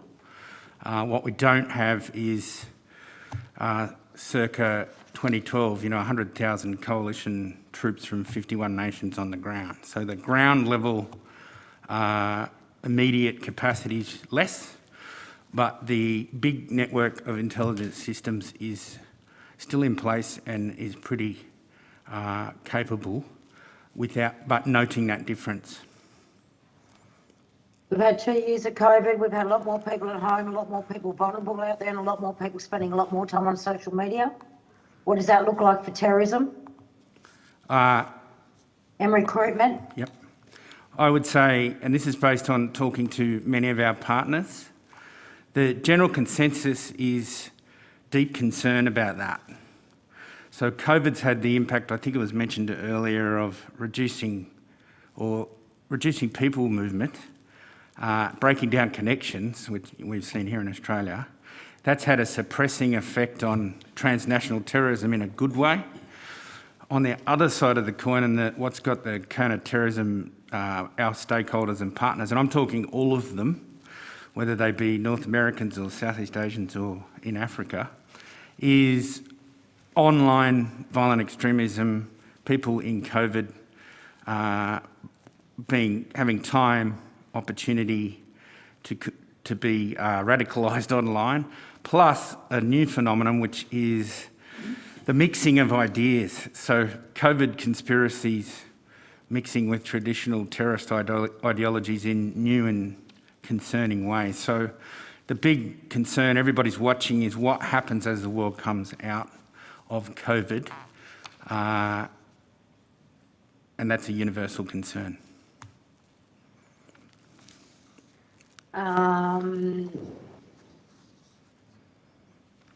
You touched on this earlier, but the US government estimated in October that a branch of Islamic State, ISK, could constitute its ability to conduct external operations against the United States in 6 to 12 months. I bring that across earlier since we couldn't predict that when we left everything would fall to crap within about a week.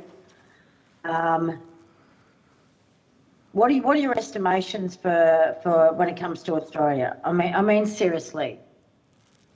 What's the chatter? Who's watching the chatter? Like, how does this work? What, do you meet with the US once a month and deal with all this? How does this work within reason? Without taking me in the secure room, unless you need to know how this works. Because Australians are starting to get a bit argy-bargy about this. They're picking up on it. They've already been through COVID, so you can imagine what their vulnerability state of mind is, let alone now saying, gee, what now? When are we having our first terrorist attack? They don't want to go outside their homes now, mate, let alone having this on top. Can you give them some reassurance here, or? I'll tell you how it works, generically. Okay.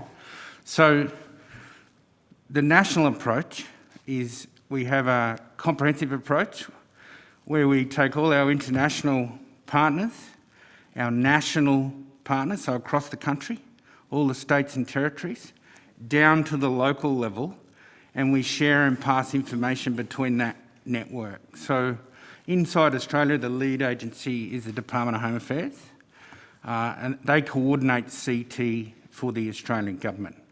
And so their job is pulling all those pieces together so that we've got a running, standing network that enables us to anticipate threats, see them coming, and then to be able to respond and recover should we have an attack.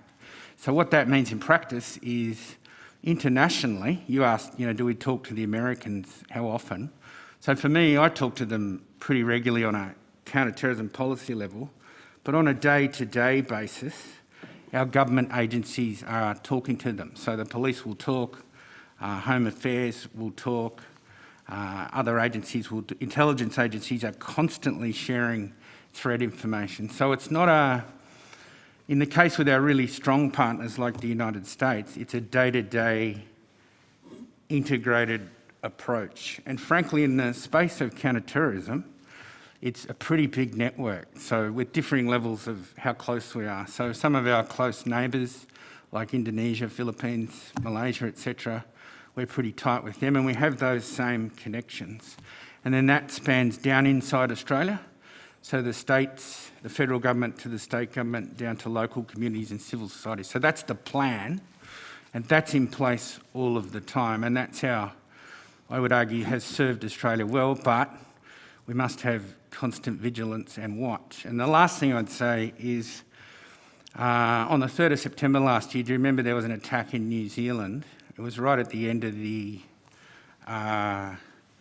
when the Afghan evacuation was occurring, where a IS-connected individual known to police in New Zealand actually went to a supermarket and pulled out a knife and stabbed, I think, 7 people. Based on the internet global connections, and there's your kind of lone wolf, single actor inspired by the internet taking an action.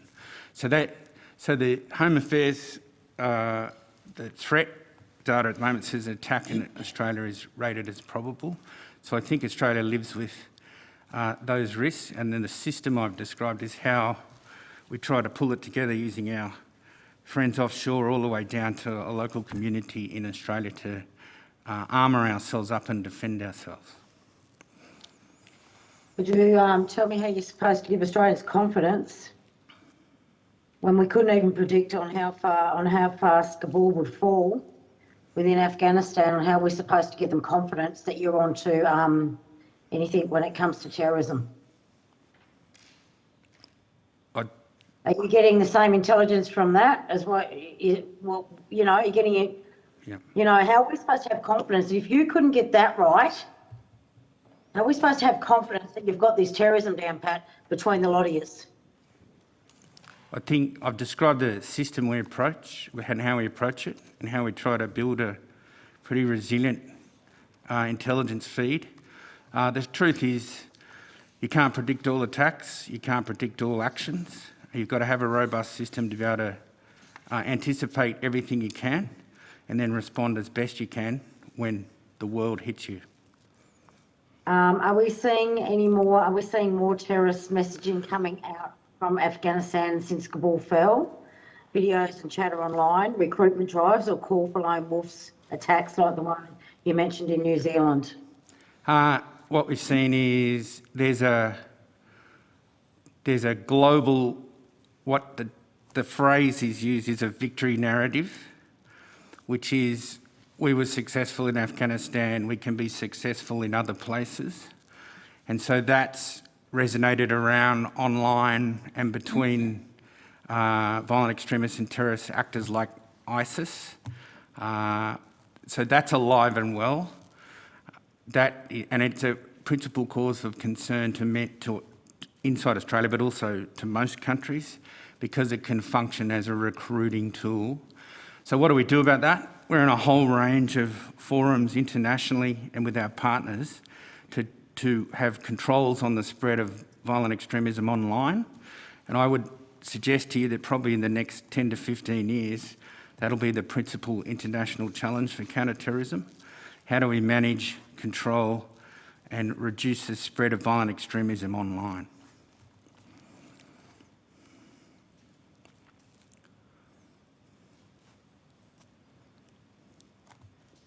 Senator Lambie.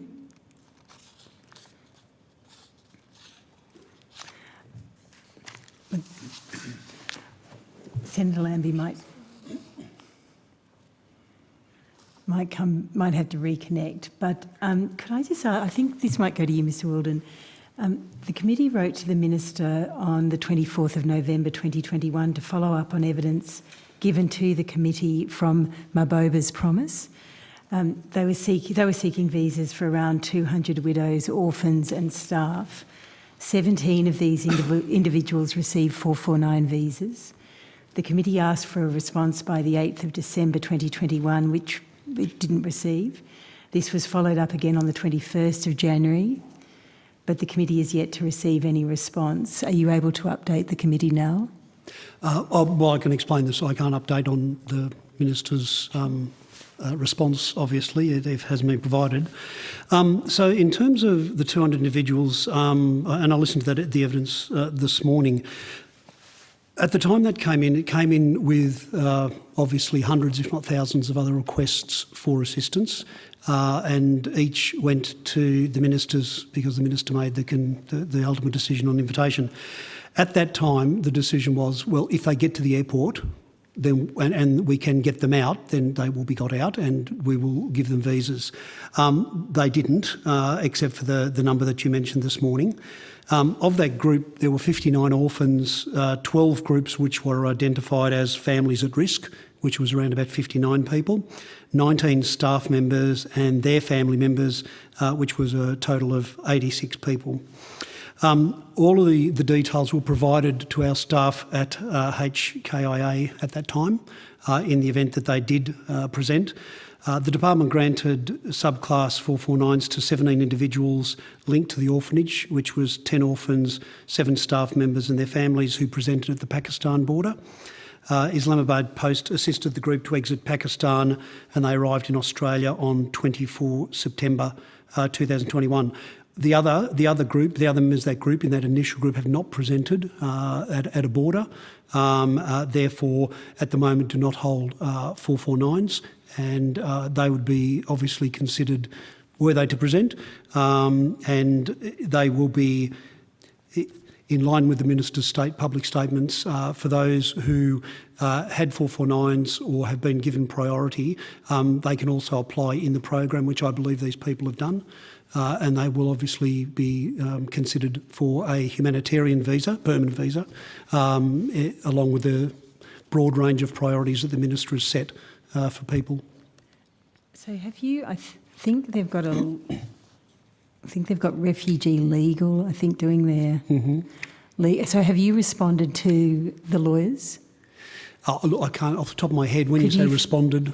Well, when they've sent you a letter about these people and the cases with which they're dealing, has the department responded? I don't recall receiving a representation specifically to the department. I meet regularly with that group and many of the lawyers to talk about processing and applications, 449s across the breadth of the program. But I don't recall, I'll go back and check my records, but I don't recall a specific representation from them. They may have put in applications, but as I said, they will be treated like other applications that we've received. So I'll come and ask you at estimates. Sure. Just because they are writing, at least they're going to write to, I think, to the department, but certainly to the committee regarding what's happening to the staff on the ground at the orphanage. Sure. So we'll see if there's been any response to that piece of correspondence. I'm going to go back to Senator Lambie, just to say that I have a number of questions, so we might not finish at 3:45. I hope that doesn't put anyone out. Senator Lambie. Thank you, Chair. Sorry about that. I'll just go back to my question. I'm sorry, I'll rewind that tab. I didn't hear your answer, but that's okay. I don't want you to do it again. I'll go back over that when we're finished. So people are accepting the Taliban rule now because they're exhausted in Afghanistan. We've got economic collapse in there, not that we have much to start with, unfortunately. We've got a supposed government that isn't accepted by everyone and a brutal human rights abuses going on. What are the chances Afghanistan, in a very quick succession of time, like matter of weeks, is going to go into a civil war? Senator Lambie, Katrina Cooper, Deputy Secretary, Southeast Asia and Global Partners Group. I think we wouldn't agree with some of the assumptions that you've set out there in terms of everybody accepting the current regime. We certainly don't recognise the regime. I might ask Daniel in the first instance to give his, that's our special representative in Doha, to give his views, and then Mr. Markins-Brown might have some additional comments. I know, sorry, I didn't mean you. I meant the Taliban people accepting the rule because they've just, they've had no choice. They've got to bow down. It's not, sorry, that was, if you got that, didn't quite read that properly. I just meant the people in Afghanistan accepting that Taliban rule because they've got no choice because they're ruthless. Thank you for that clarification. I'll throw to Mr Sloper. Senator Lambie, Daniel Sloper, Special Representative on Afghanistan. Look, we would agree with you. The Taliban remains very much in control in Afghanistan. There's no indication of any credible political or military opposition at this stage. And we and many others are looking at those specific issues.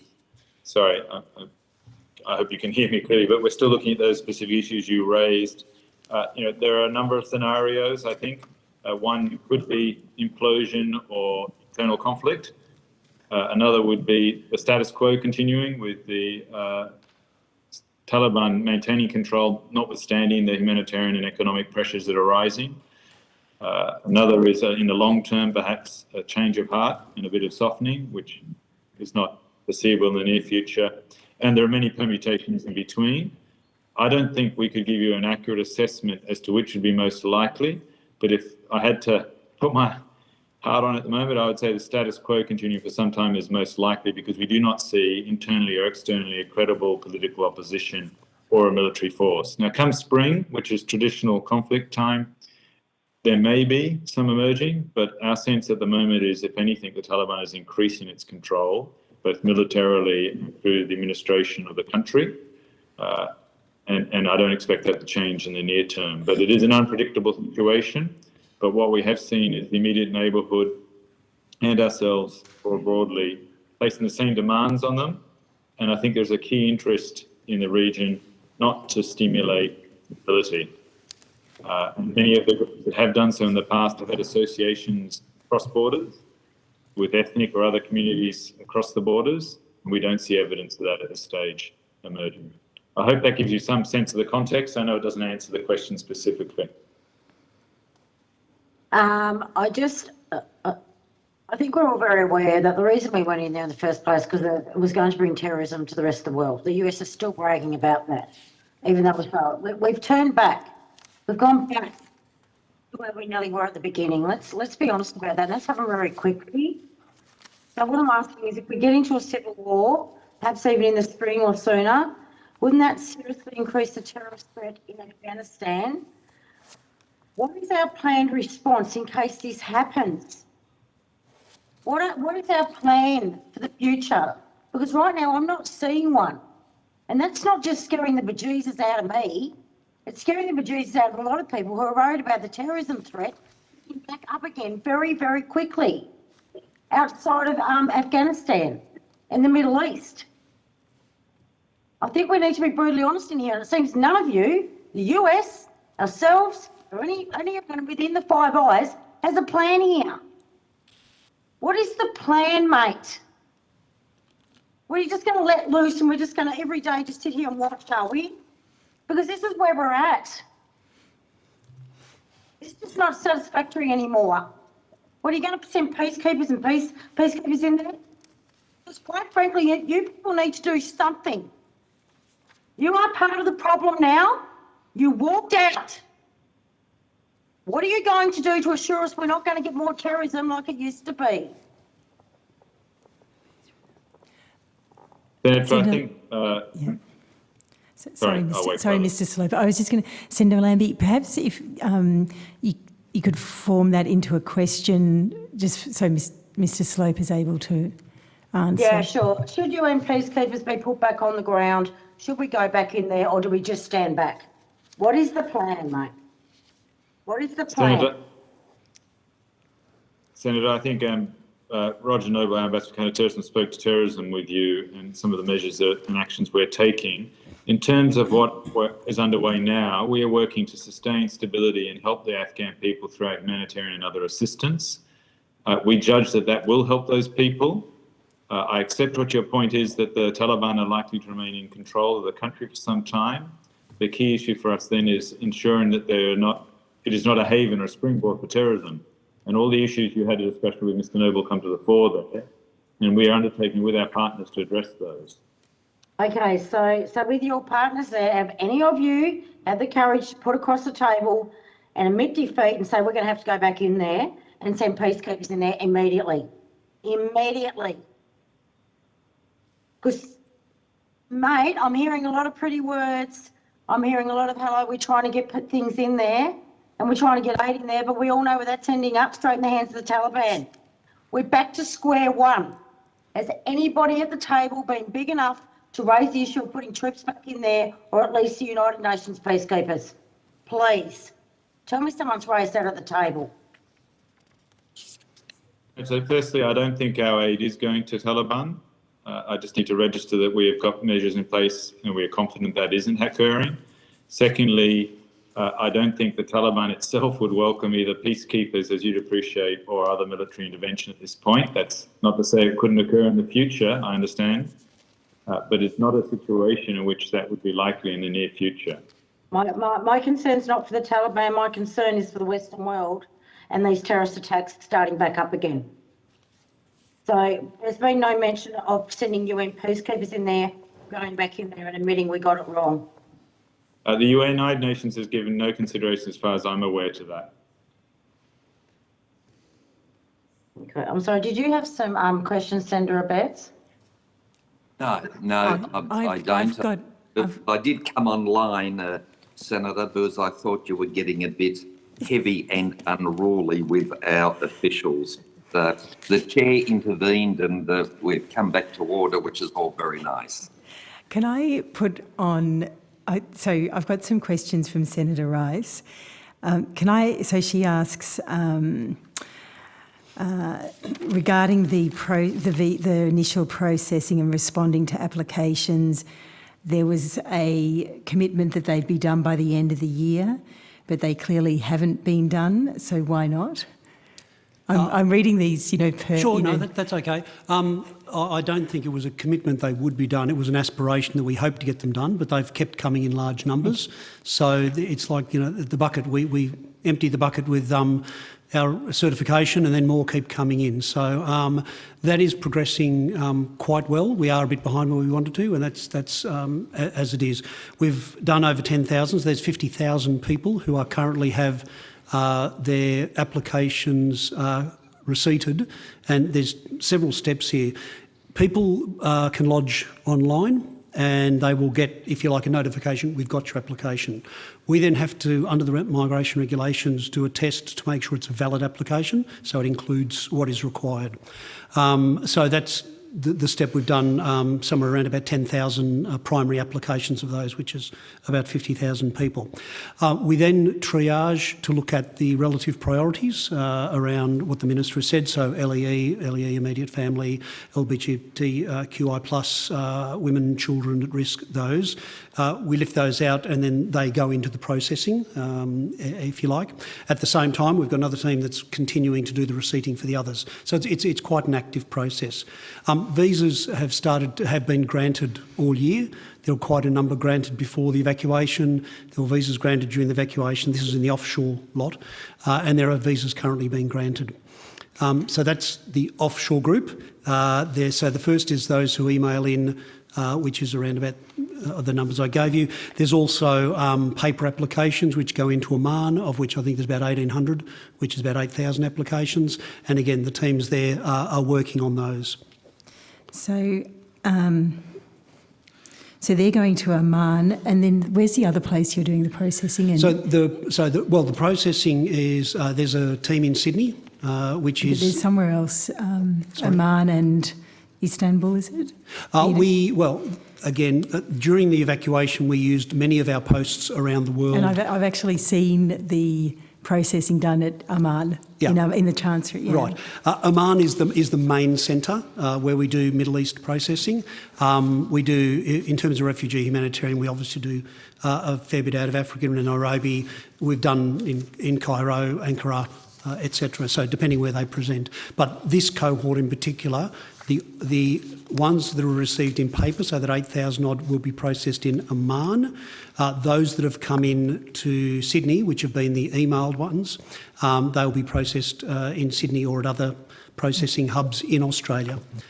The other element, of course, is the 449s. I don't know if you want me to address those as well. I'm always keen on information about 449s. So, but just let me So Senator Rice also asks, how are you going with the processing of partner visas and the processing backlog? Of partner visas? Of partner visas. Well, the backlog has come down significantly in recent years broadly. A large effort was made last year on the partner program, and they had a record year of, I think it was somewhere north of 70,000 grants. I think at the end of January, and it's not my field, so I'll correct the record if I speak incorrectly, but there was around about 60,000 active cases, which is within the program numbers for this year. So the Minister said at a forum yesterday that those people from Afghanistan who are applying for partner visas will be, if you like, lifted up and looked at first because of their situation, and we anticipate that will happen over the coming months. So can I, just on that, how are the 15,000 places that were recently announced going to be allocated? So how's priority being determined? Where will these individuals be coming from, so internally or externally? Are you working with UNHCR regarding referrals? And who is given the highest priority for access to humanitarian visas? Sure.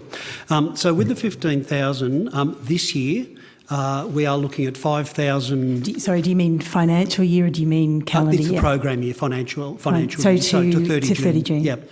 So the government has announced the 5,000 places. 15. Sorry, for this financial year. Oh, for this financial year, Yeah, sorry, that's what I was getting to. So the 15 is the announcement over the next 4 years, consisting of 10,000 humanitarian, 5,000 family. And again, the Minister has been conducting forums with the Afghan community in the last few days where he has made it clear what is set at the moment is the minimum commitment, that at this stage it will be 5,000 places minimum this program year in the humanitarian space, and I think the number is, well, the partner program is slightly different in that it's demand-driven. So I heard evidence from Mr Power earlier going to the numbers. If you're an Afghan and you put in your partner visa, you have priority based on the Minister's priorities in that program. However, if it doesn't mean the 1,000 places that were announced. That's announced as a minimum. If it's 1,100, if it's 1,400, if it's 1,800, that's what, if it can be processed this program year, will be. For our 5,000 this year, that is a combination of both on and offshore. It is slightly complicated by the fact that it includes the 449 who are in fact physically onshore but are considered offshore applicants. And the reason for that is to ensure that they can receive the support through the Settlement Services Program. If you are an onshore applicant and you're granted onshore protection, you do not get the full package of services that are offered to offshore applicants. So it's slightly complicated. In terms of the priority of allocation, we've sent out first letters to 449 applicants onshore. How many letters? I'll come back to you on how many. We're doing them in batches because the legal providers, additional funding was provided by the government on top of existing funding to allow legal practitioners to assist the preparation of applications for protection. We talked to them around capacity, how many can they actually do, because there's no point sending out all the letters and then finding that applications can't be done, because the way the law works in these cases is that you have a 7-day window to lodge your case. The way we're managing that is we're sending out, and it'll basically be weekly, tranches of letters to people. They will then have, that first letter will say, in 30 days' time, the Minister will lift the bar for you to put your application in. So that gives them the 30-day period to prepare their case. If the lawyers have a problem, they can let us know and we can look at later dates. The Minister then lifts the bar and then they then put in their protection claim. So this would be for onshore? This is for those people, the 449 holders physically onshore. But treated as an offshore applicant. Yeah. Correct. So can you envisage circumstances in which you wouldn't, the bar's lifted, you've got 30 days, can you envisage circumstances in which you would return someone? The government's made a commitment no one will be returned to Afghanistan under current circumstances. We can't predetermine an outcome of a visa. So they will claim protection and we will consider those claims. There is, if you like, a high likelihood that, barring things like fraud, where people are not who they claim to be, that obviously would not mean they would not get protection, but we've moved them to Australia as one person, and then all of a sudden they're another person. Well, that requires us to do a bit more work. If they meet the threshold for protection, they get granted a protection visa. And one that isn't temporary. Correct. So the 449s, I want to be really clear, the 449s were a mechanism to help people get out of Afghanistan through the evacuation. And sometimes the language is that's your permanent visa or that's your ongoing commitment. The commitment was to get you out of Afghanistan. We've brought you to Australia. Now we've got people who are on 449s with partner visa applications in. There's about 400 or 500 of those. The rest we anticipate will apply for protection. Their protection claim is considered the same as anyone else. We anticipate it won't take as long because we've already done some screening as part of the uplift process. As they have arrived, we've wanted to make sure they're healthy, and they're getting the medical services they require, so we've done health. So some of the tests that normally come later in our process have been front-ended. So we literally get their protection claim. We've set up a team onshore, a special team onshore to be able to do these cases. And so they'll all go to that team. Is it East Coast mostly? Or is it around Australia? The team is in 2 physical locations, and that'll be, I think it's Sydney and Perth. I thought they weren't letting anyone into WA. Oh, they've got these things called video, so we can, so required for interviews. They're based over there, dealing with people on the West Coast mostly, or they're just wherever they are. The flexibility we have, and it's the broader processing model of Home Affairs is, we don't necessarily have to process the visa where the person physically is. So they will put in their claim. There'll be interviews required, obviously, and then we'll organise those interviews through their representatives as part of the claim, so we can discuss their claim with them. But the processing team, the decision makers who bring it all together and grant the visa, they're in 2 hubs, one in Sydney and one in Perth. Okay. So other than Can I quickly intervene and apologise? I have another one of these wonderful meetings at 4 p.m, so I've got to cancel out. But thank you to all officials and thank you to the Chair and Secretariat. And I think we're not quarried anymore. I might just, Senator Lambie, did you have any other questions? Oh, she would have gone. She's gone. Look, we might wrap up. I am just going to let Defence know that we'll have questions about the LEE program and the numbers for estimates. Okay. Could I thank everyone for their attendance today, for their submissions, and we really appreciate your time. And I think certainly Mr. Wilden's taken some questions on notice, but they would be due back on Valentine's Day on the 14th. So that would be very helpful for the committee. Thank you. Thank you, everyone. And I did have a question for you.